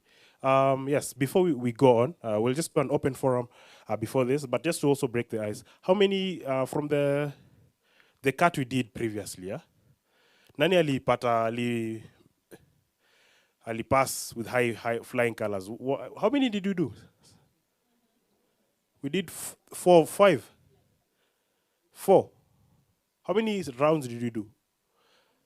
Nne, sindio? 5, right? How many got 5 out of 5? Which person? He very humble, eh? Very humble person. Eh? The gentleman there, who else got 5 out of 5? 4 out of 5? Hey. You know, I was hearing people saying 20. You can't have more than 20 fingers. I was seeing 25 shouting crazy numbers. Yeah, I had 25, 30. Ay. Nikaona kuna watu wana, I won't say which side I had it from, but one of the sides I had 30, 40. That was like, hey, ni sawa. Had it toes. People are coming up to say, oh, umepata. Hey, no. I just want to hear from one person alipata 5 out of 5. Unajua, you know the way citizen ukishapita mtihani, wanakuja na you give us irrelevant advice. Oh, you know, I studied, and all that stuff. But let's just hear from the person. Ni nani? Who was the humble person? Hey, ule, hata nakatu chop too. Just introduce yourself, tell us who you are, and for how long have you been playing this game? So far, yeah. Yeah, God is good, and all the time. Yeah, my name is Francis Muli Nzomo. I work with Compassion, with child development centers in Kitui. Yeah, so the reason I got yeah is because I knew what I will show. So my focus was on hers. Yeah. And today was the first time to play the game. Yeah, yeah. God first. I think I love what you're doing. And where are you guys based currently? I think you mentioned Kitui. In Kitui, yeah. Do you guys have a CN community network, or you're planning to? No, yeah. We were invited to this place through Jacob Ngumi. Yeah, in Kitui alone, we have like 10 centers. 10 projects under Compassion. So Compassion, basically it works with churches, it partners with churches, and then the church mobilizes the community to support the needy in the community. Yeah, so like in our church, we support like 223 households. So having a CN maybe in our church will be a good thing, because Kitui alone, we have like 12 centers. Yeah, so those are a possibility of having 12 CN opportunities, yes. Yeah, absolutely. Yeah. So you can, if you can, you can meet a lot of experts here who can be able to help you with that. So what you're going to do, if you also want to talk and just express yourself a bit about what you do, this would be a good time. We just want to give Vision Institute 5 minutes to do a presentation. Then we can do an open forum so that by 4 p.m. we are done. But would love to hear what you people are doing. Present yourself, talk about it just after Vision Institute. So if you want to talk, just let me know and I'll be able to give you like a few minutes to be able to talk about what you do. Yeah, so Vision Institute. Oh, I thought they were here. Here you are. Thank you. All protocols observed. Good afternoon. Bwana asifiwe sana. Mkoaje? My name is Samuel Otieno Bote, a lecturer in Vision Empowerment Training Institute in Kitengela campus. Though we have 5 campuses around the country. The first one we have in Kitengela. The next we have in Nairobi, Harambee House. Then the next we have in Mombasa. The next one we have in Isinya. And lastly, we have one TTC within Kitengela. We offer courses in artisan, certificate, and diploma. We don't do degree. But for the speaker who just left the podium, your institute, our deputy is one of your students, Madam Josephine Kanini. I'll pass our greetings to you. The CN, I would advise that this summit should be rotational a little bit. I come from a very remote area, Homa Bay County, Mfangano Island. 200, is it 100 kilometers from Uganda? I think so. So you should partner with us. There's also compassion in Mfangano under Pefa Church, but the CN can partner with my former school, which is Gethsemane Garden Christian Center, Center of Excellence. So coming back to Vision Empowerment Training Institute, we offer courses in health department. Under our health department, we offer courses such as nutrition and dietetics, health service support, perioperative data technology, health records, HIV management. That is for the health department. Then we have for the technical department, we offer electrical engineering, mechanical engineering, plumbing, plant operation, which is specifically offered in Isinya campus. And then we have welding and fabrication. We have beauty therapy. Siku hizi nasikia inaitwa cosmetology. Okay. Then we have hairdressing and beauty.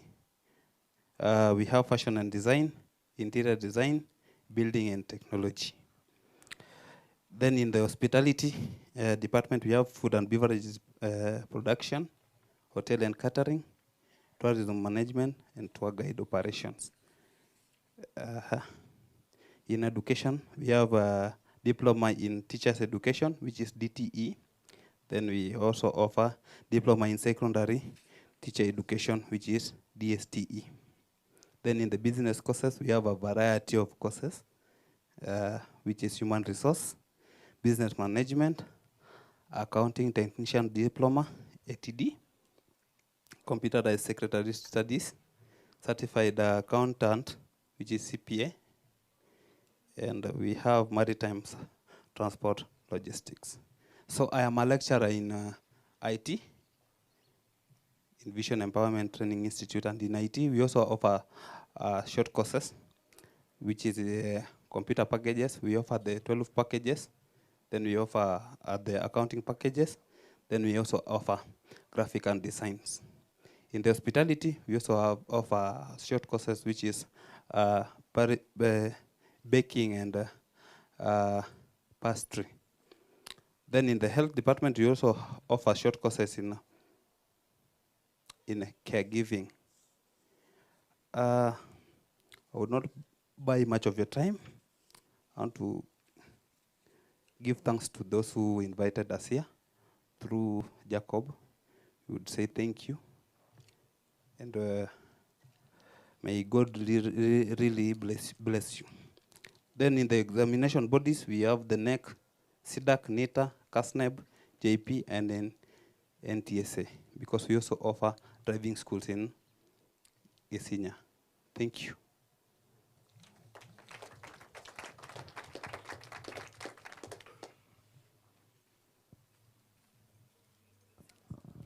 Thank you. So also, I think you have a stand at the very end. Yeah. So also, if you want to learn more about that, that would be good. I just want also to recognize one of the people who are watching online currently, Mora Nyangora 5170. So she just says, great step to enhance internet access across the region. Kudos to ISO Kenya chapter for this forum that brings together networks, players in the internet ecosystem. So yeah, we also have a few people joining us online. So thank you very much, Mora, for that specifically. Yes, you can continue interacting online. Yes, also just to, as we finish off, I think we have a few more minutes. We can just have a few testimonials of people who are running CNs. If you want to, please do. This is an opportunity for you. Any one person? Question and answer session. Okay, we can do maybe 3 people, then you can do like an open forum if you have any questions. So, yes, that's one person. Who else? You also have questions and answers? You have a question? Okay. Oh, okay, that's fine. That's also fine. Anyone else? I can start. So my name is Mark Orina. I'm part of Head of PR and Communications at Internet Society. Before this, I was, not before this, but I am currently a software engineer, cloud engineering specifically. I'm passionate about the internet and internet access.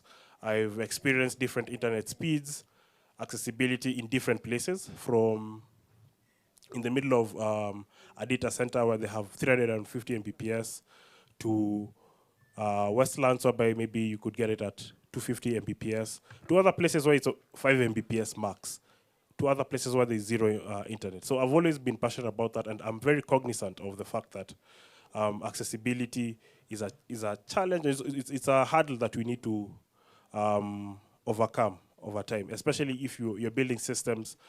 Someone is unable to access it, maybe in Amboseli, Samburu, places where we've built different systems. And from there, I became passionate about it. Joined the Internet Society. I had listened to SG and President in absentia talk about the internet and how it works. And this one was specifically during, I won't mention which forum, but it was mostly about telcos and big companies who are there. But now, Engineer Alphonse and Rapudo, we're just putting them to task about, okay, we're talking about Huawei and all these really big ISPs, but how do we get this to people in local places who are the real users of this? And I was really inspired by that, and that's how I joined Internet Society and became part of the PR team, but also started my own community network in Malindi currently. It's called Kaya Networks. I think we've been 4 months in terms of just connectivity and just understanding how it works, being guided by different people, especially Engineer Alphonse, on what kind of equipment to get and all that. So it's been really an amazing journey. I've just started off. Hopefully soon enough I'll become like a HairyNet or Namelok, or for instance go online Africa and Kijiji Yetu and be able to tell our story and impact more people as we go on. So that's kind of my story and why I'm here today. I'd ask the gentleman to, you can come forward, talk about your CN. If someone else wants to talk about, I'll give one more person, then you can just open it up to the questions that you had mentioned here.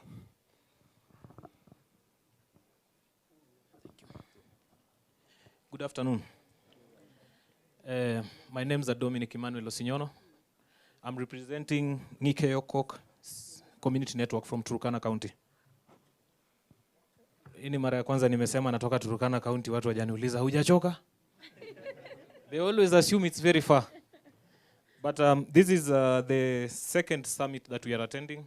And I'd like to report back to the heads of the summit that the success that we are currently experiencing. I know most of the time we like talking about challenges, problems. But the first thing we saw when we stepped into Open University of Kenya was one of my colleagues from the county assembly, former colleagues. And he was accompanied by also one of my village mates. I think they had come to enroll. So even before we said hi to anybody, we met 2 people from Turkana who are here to enroll.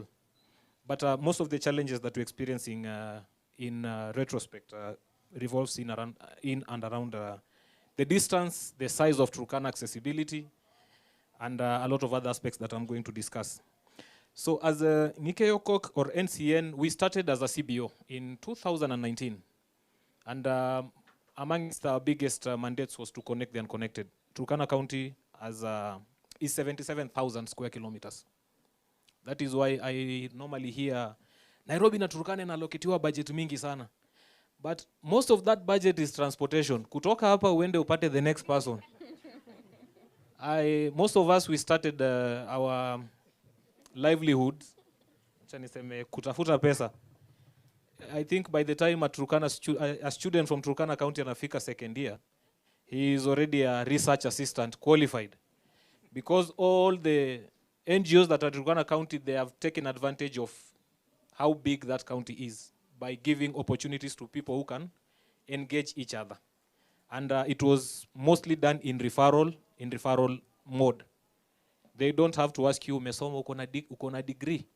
Do you have a diploma? Before you are sent by maybe Communications Authority of Kenya, because we have worked on one research with them, and 3 of our beneficiaries, it is purely, what are you able to do, what have you done? But currently where we are going, because the dynamics in Turkana County, and especially Kakuma, where we are implementing the last of our project for last year, we are seeing a lot of NGOs are closing down, they are pulling out, they are downscaling because of the not so sudden disappearance of USAID, which was the biggest contributor to most of their funding. But the upside to it, upon downscaling, because more than 5,000 to 8,000 people who left for December holidays last year are not going back to work, did not go to back to work this year, because your job simply does not exist anymore. So those who remained are purely based on projects. You find a certain NGO is running a project for 5, 6, 7 years, so you still have that funding. But they are not able to sustain everybody that was working there. So this year, they have taken the type of employment that is more or less focused on incentive-led, and they are targeting the refugee communities. So by the time we are doing, I have digressed a little, we started as a community network that was trying to connect everybody in Turkana County who was maybe not privileged to have internet access. And then the pandemic hit. That is where probably, I know we had preceded the Open University of Kenya, but the first time we thought we could actually be a CN is when we had to turn our institution into an open working space because of the pandemic regulations. Not a lot of people were going to work, and we were targeting the students who were doing virtual learning, who did not have computers, who did not have infrastructure, who did not have internet access.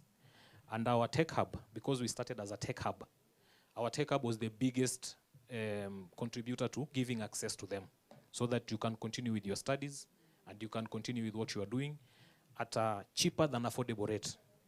For 1,000 shillings, you are able to access the lab, including printing, internet, and a computer. So we managed to at least assist more than 80 students to complete what they were doing during the 2020 pandemic.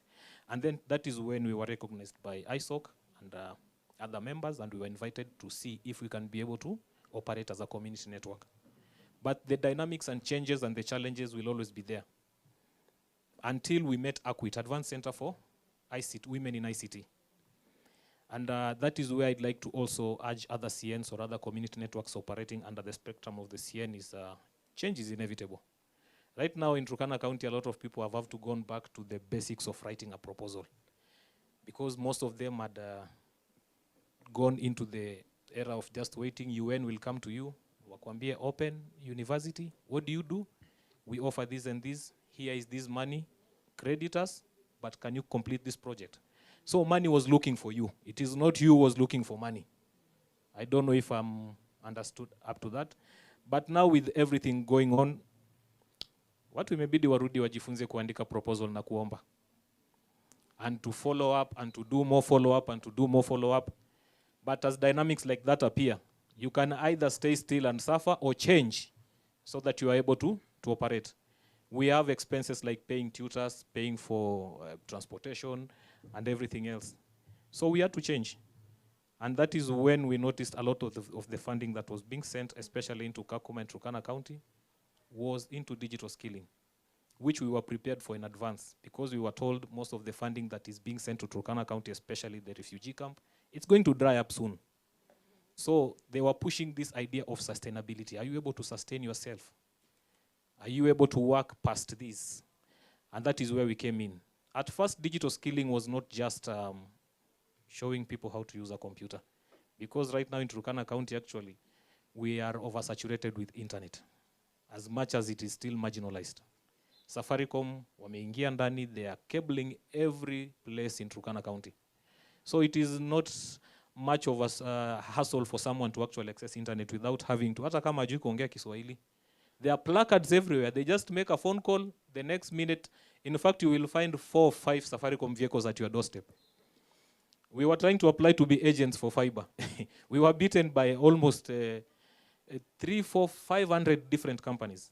And I am proud to say that the company that won actually the award for connecting the unconnected, which was Mawingu, hails from Turkana County. So instead of kuinua mkono juu, we had to shift. So we shifted into adding value into the internet that is already provided. And that is where the digital skilling aspect came.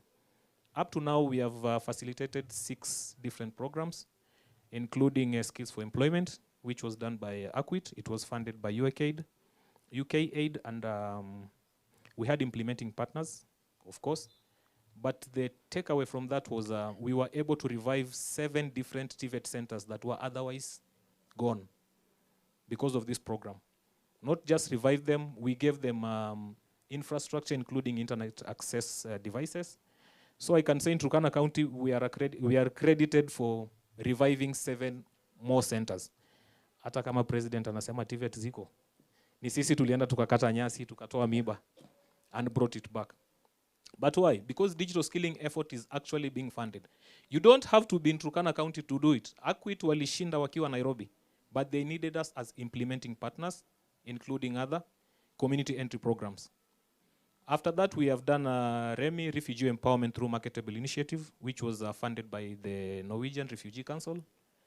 That was our last program that we did as tutors. That is when we recognized, also based on the programs that we have undertaken ourselves, we can be able to develop curriculums that are fitted to giving the results that are needed.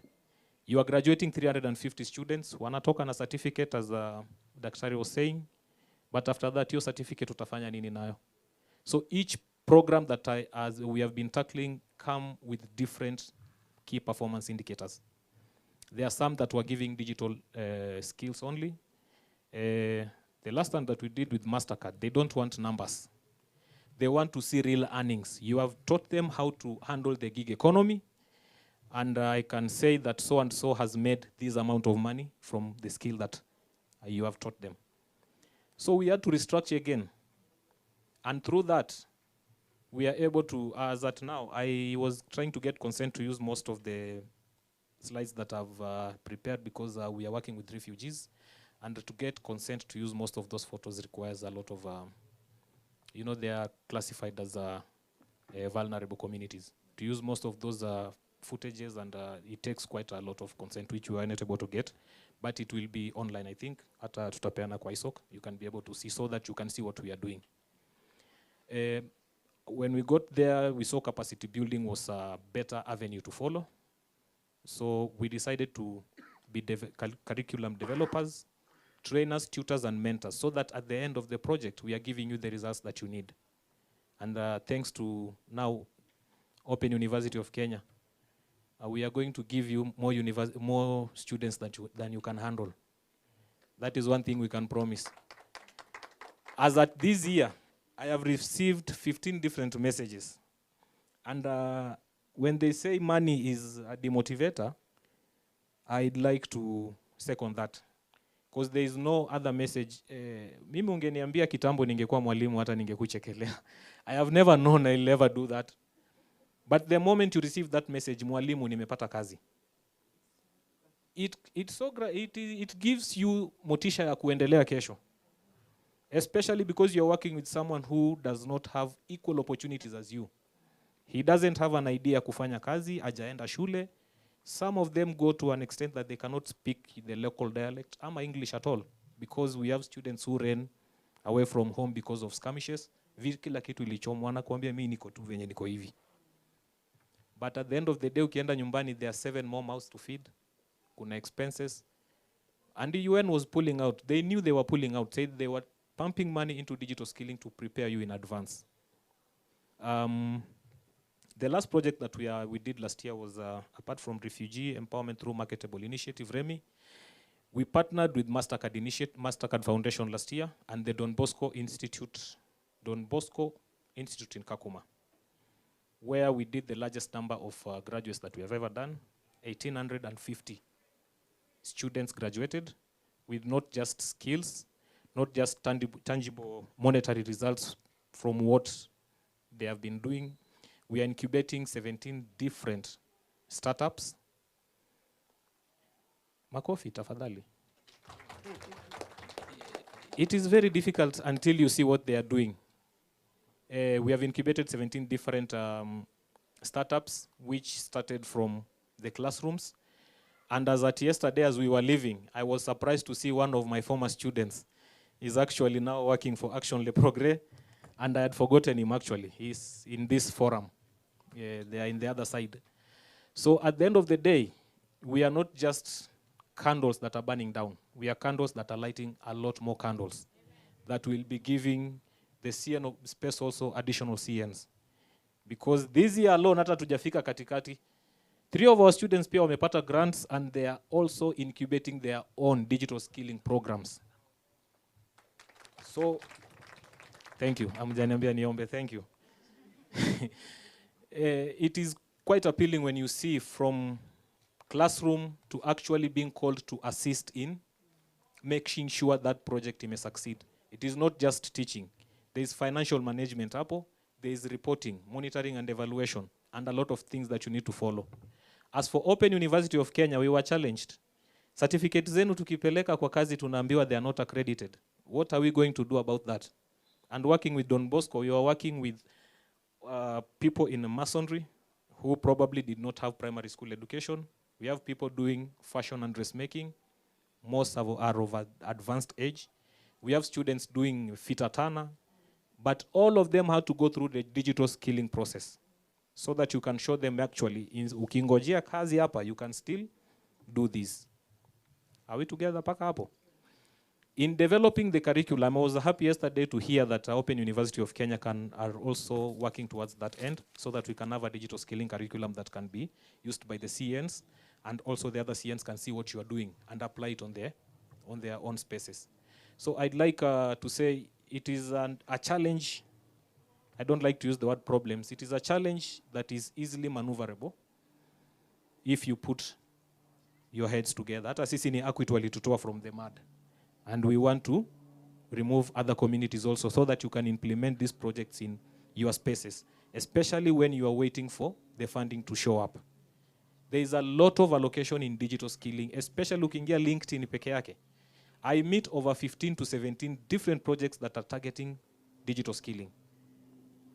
And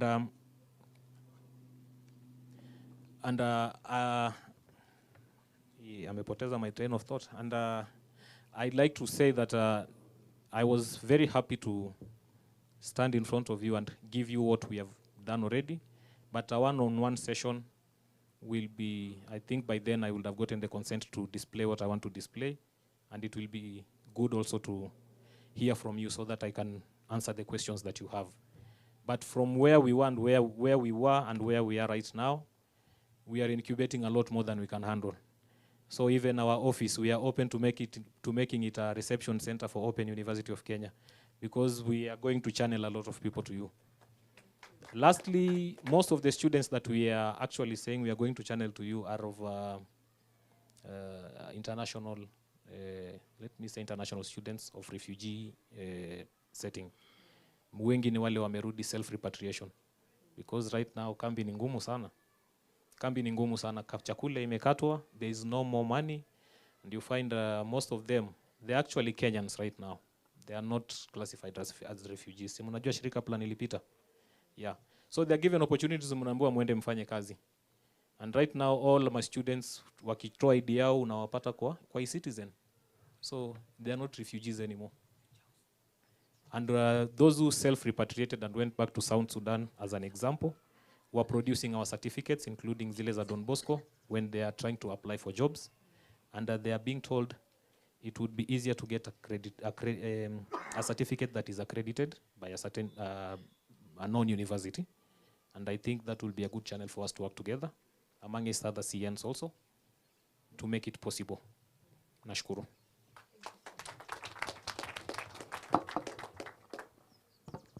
Thank you very much. I believe also you can just talk to him and see where we can be able to collaborate and do more. And I'd love also to maybe go visit, see the impact that they've been able to do, especially now that they are not able to maybe share the pictures. And yeah, it's really understandable. So I'll just ask Jacob, you can take 5 minutes, then we can open up the space, just if you have any questions and all that as we wrap up. Jacob, yeah. Thank you so much. I'm Jacob Ngumi. I've been a member of ISOC for the last, I don't know how many years, 2015. Those are many, many years ago. My background is not in tech, for that matter. I've done social work, but my interest is in this space. I had no interest initially. I just happened to pass by, and I met Rapudo Hawi, and he brought me to ISOC in 2015. I saw ISOC not important initially because I didn't see the benefit I'm getting from ISOC. I also didn't see what the issues they're discussing are not relevant for my work. So what I thought is I just learned a little, but not technically inside. But for me now,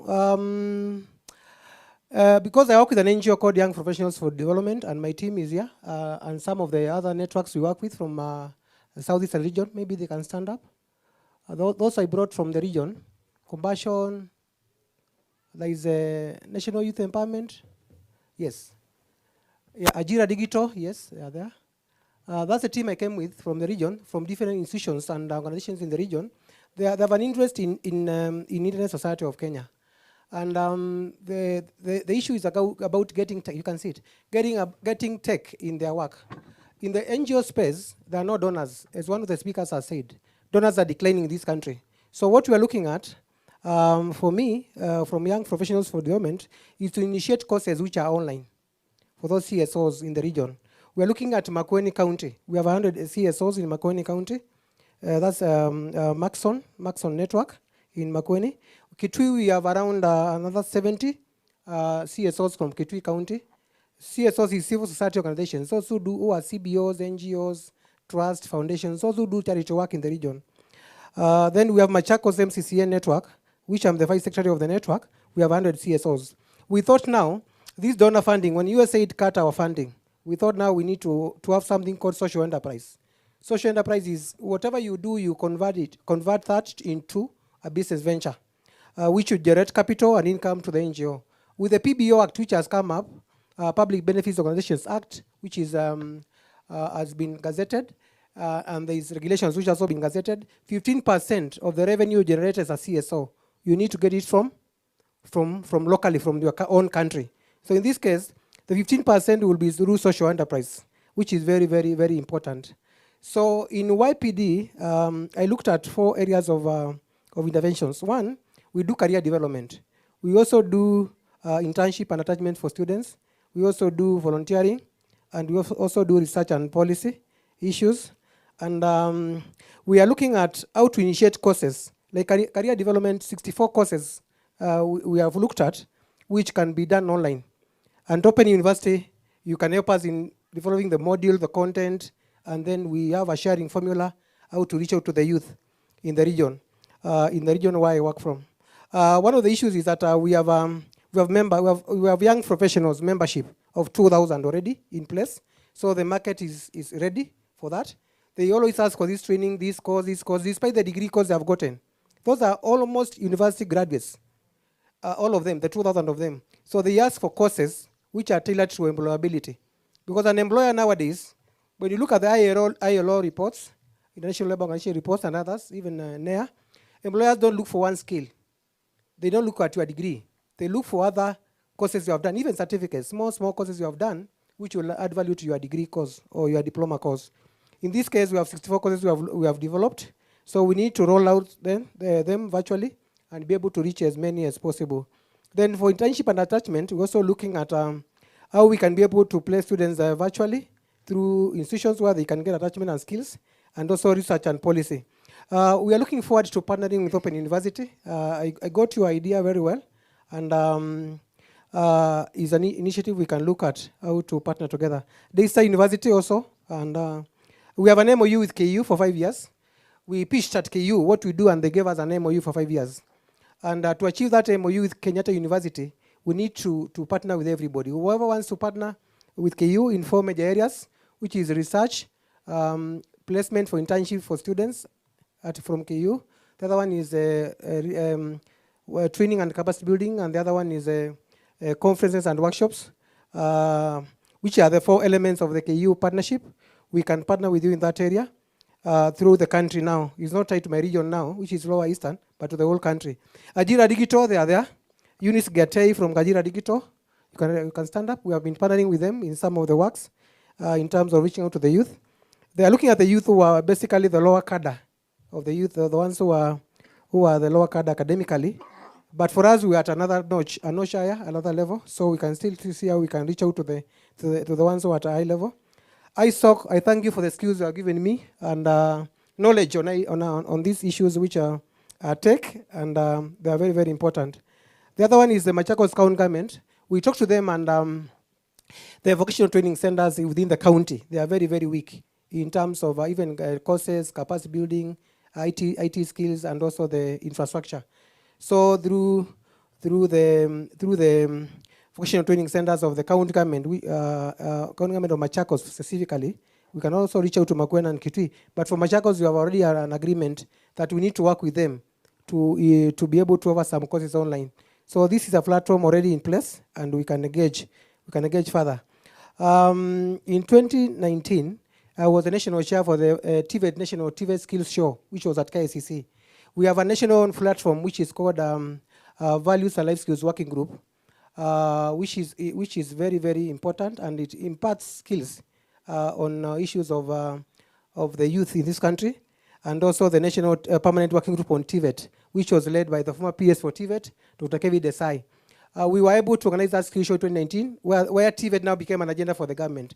By that time, even 2017, the first conference was in 2017, and the second conference was in 2019. The issue was that government was not taking TVET seriously by that time. You also remember. We pushed, we advocated, and the government took TVET as a serious issue. That's why they put TVET students on the HELB loan, and they will now be able to fund. The government ministry is also funding TVET because of our advocacy. So through that, we shall be able to reach more TVET students who are at the lower cadre, and they are able to get more skills to improve their lives. Thank you so much, and you can reach out to me.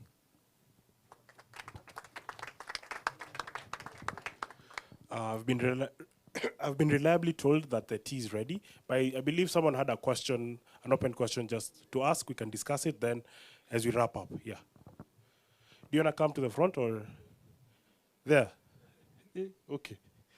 Utaki power. You don't want power? Okay. Yeah, you can introduce yourself and you can ask the question. I think thank you very much for that. I don't want to even take like 3 seconds. My name is Edward Kusawa. I've been with ISOC for some season. I've also been lucky to have lectured also, St. Paul's in IT. My question is, I don't know whether you've noticed the fact that these community networks are lacking critical infrastructure. So they always use Kenya Power. And so this discussion around, partnerships and collaborations is very important. I don't know how you people are riding. If you go to Eastlands, all these community networks that put up their infrastructure, using infrastructure that has already been laid out by KPLC, get it being cut down and being destroyed. So when you want to put, programs, like all these other programs that have been mentioned by the various service providers, it becomes a challenge for them to do, community work. Now, the other question, I want to speak directly to Open University because they're in policy and they're closer to the government than most of us are. And that's on domestic resource mobilization, DRM.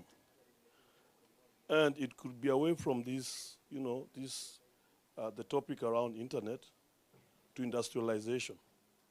And tell the government that we are not going to industrialize with small ticket sizes. And that's what I heard even in the African Forward Summit, where Macron wants to give the whole of Africa around $23 billion, euros, which is a very small fraction. So we have a project, and especially when you're speaking about project finance, we have a project that's in manufacturing that would otherwise have taken 1 billion euros. And so you're distributing around 23 billion euros to the whole of Africa. So it's a lie.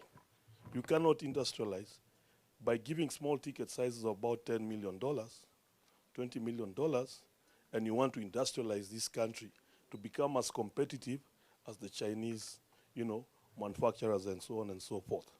We have people like I saw them here. These are people who are doing recycling of electronics.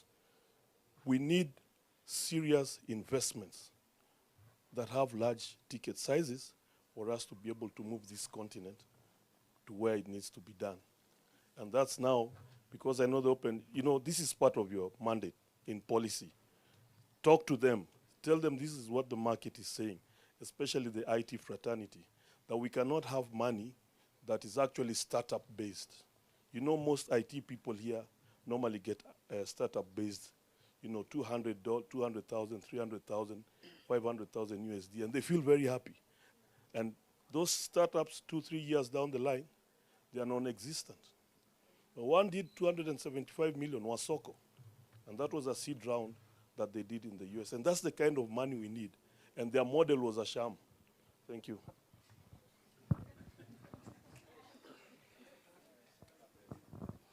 Yes. So I think we'll start with the first question. You have an answer? Or you had a question? Yeah, input. So we'll take 3 inputs. You can see how the weather... Jesus Christ. You can see how the weather looks like, yeah? I can take 3 inputs, then we can wrap up so that people can have tea and get home before the rain, yeah? Yeah, so you can start, yeah. You can introduce yourself and... Yeah, my name is Kenneth Koech. I'm from Skylink Networks Limited. We are an internet service provider in Kenya at Tier 3. So I think I will maybe add more weight as you guys build the community networks. For sustainability, I think maybe to encourage you not to overlook the issue of infrastructure, because I think it waters down everything if it's not keenly checked. So I think you really need to go back to the design, make it even very small if you are doing a fiber connectivity, partner with, guys around the space, because I think the information is easily accessible. You can get to Kenya Power, understand who covers your area, and then, you can partner with them alongside the community network setup. You'll have a solid infrastructure that, in the long run will not be a waste of investment. So I think that is my input to you as community networks. And then is an interesting thing. It's my first time here. And we wish to be a partner as Skylink Networks, maybe going forward, because we've really scaled. We are able to to deliver capacity. So I don't know, whoever has a capacity challenge, and we can give an offer of maybe supporting maybe 2 upcoming CNs. So I think ISOC can help us identify the 2. We can, with capacity, I don't know what are the capacity requirements in terms of bandwidth, but if it's within where we can deliver fiber connectivity, we can support them up to even maybe 3 months to help them, kickstart their whatever they intend to achieve. So Skylink, we can come in as a partner to support 2 CN. So I think that is up to you. You can reach out, and then we can, yes, we can help you on the bandwidth issue. Yes, and we have again a huge experience in wireless networks because we've been doing this from 2015. And we always pride to say, I think to date, yes, though we ventured into fiber, but we have the longest, I think, point-to-point connection that we are able to deliver around 200 Mbps over 71 kilometers. So we can, be of huge experience to you on wireless networks, and that is a less investment on our side because it's experience that we've practiced over time. So we can really come handy. Solar and powering the base stations, I think the last time I checked, we were able to have an uptime of around, I think, almost 2 years without the base station going offline. So again, we can really help you on what you need in regards to power and, connectivity. So thank you very much. Anyone want to talk about the KPLC, the wiring thing? 1 minute then, because people need to take that. It's about KPLC, I hope. What is it about?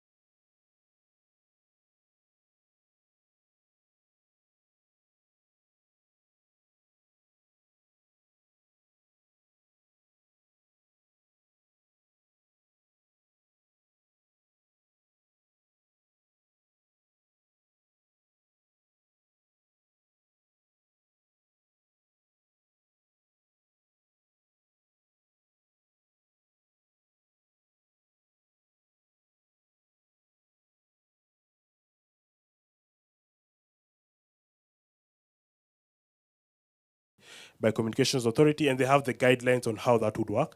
So part of what we were challenged to be able to do, myself and the chair for membership, is come up with quora, then be able to give them input towards that.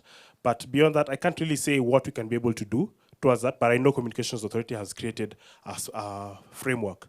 We shared it on the group, and we're hoping to be able to engage more people, have feedback, then see what we can be able to do. Specifically directly with KPLC, I've not seen that forum yet, but I think it's something also we should pursue, and so that we can have better sanity towards the electric posts and the danger that it's causing to communities itself.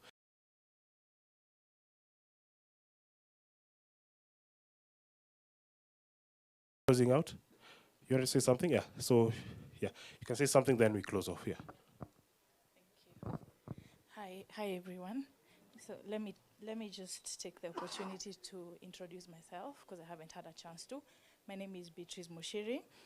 I work with Tara Project. Tara Project is a moonshot project under Google. So what we do is we are manufacturers of wireless optical communication.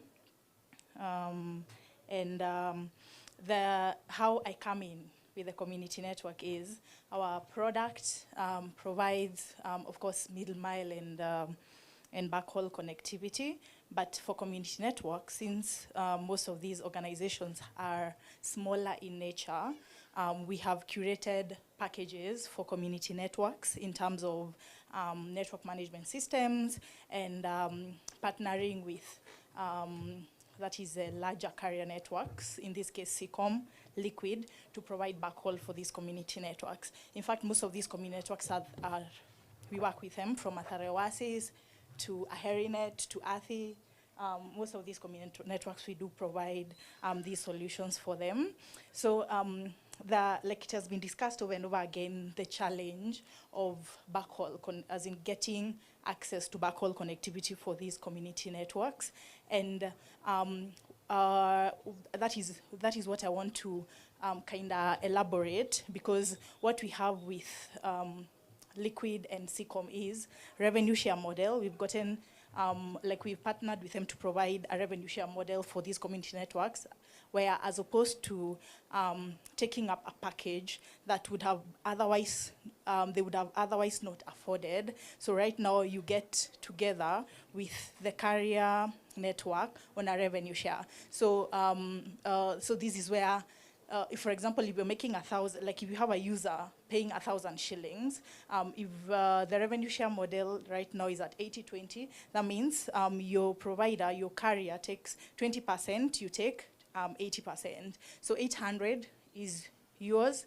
200 shilling of that bundle cost goes to the carrier. So that reduces the burden of having to pay an otherwise heavy or more expensive package, which you wouldn't have afforded. Also, this is a post-payment model, so that means you're first able to collect the money from your users, and then you can pay for the backhaul. So I think this is in an attempt to provide a solution or a backhaul solution for community networks, because otherwise they have big challenges in accessing this backhaul, because we have now most community networks accessing backhaul from MNOs like Safaricom, and most of their packages are, like they're capped at some point. So the main advantage actually with the solution we provide is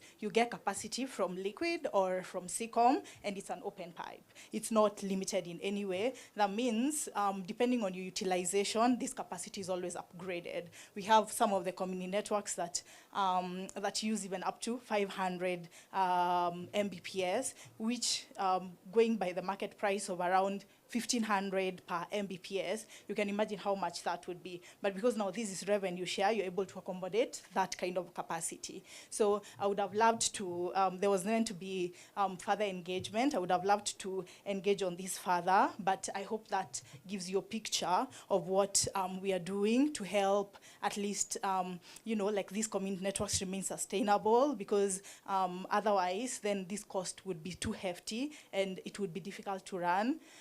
To continue, of course, extending their network. So yeah, so that's what I had. That's just a brief of what I had. I hope to engage, like the community networks and internet society further some other time. Thank you very much. She was also part of the panel that we were supposed to have, so I think it was really critical that she talked. And also, I don't know if she'll be able to make it tomorrow, hopefully. Can see if we are able to. Yes, with that, I think we come to the end of today's plenary and session. See you tomorrow. So just a brief for tomorrow. Let's be here by, I think, 8:30 to be able to have breakfast. Then we can be able to continue with the program that we have. So by 8:30, be here. Breakfast will be served, then we can be able to start on time. Beyond that, also remember our socials, Internet Society, ISOC_Kenya, and also on LinkedIn. If you want to be able to be highlighted also, please let us know. You can contact us if you have a community network that maybe has not been shown on screen. Would love to celebrate you as much as possible and have you on to the next one that you are a participant, you participated, and your voice was heard. Right? With that, just a vote of thanks. Thank you for everyone who's been here today. From our speakers in absentia, I know Professor Omlando Caroline is still here. Thank you very much for making time and just giving us the opportunity, one, to partner with Open University, but taking us through the opportunities that are there. Beyond that also, thank you to the attendees And I know the panelists are not here. If you're not able to make it today, we are able to reroute or reschedule some of them for tomorrow and other times. And lastly, I know a few people are not also able to make it either tomorrow. Please join the Internet Society of Kenya if you are not a member yet. Just go to community.isoc to be able to find that. We also send a brief on how to be able to join as a community member. There are a lot of benefits to be able to join. Beyond fellowships, but also just understanding more about community networks. They have a course on there to be able to learn more about it. So please, if you want to, I'll try and project it tomorrow, but also you can come see me so that you can be able to join the community and forge our way forward. With that, I think I can release you guys to have your tea, and yeah, have a good rest of the day. Thank you very much. Yeah.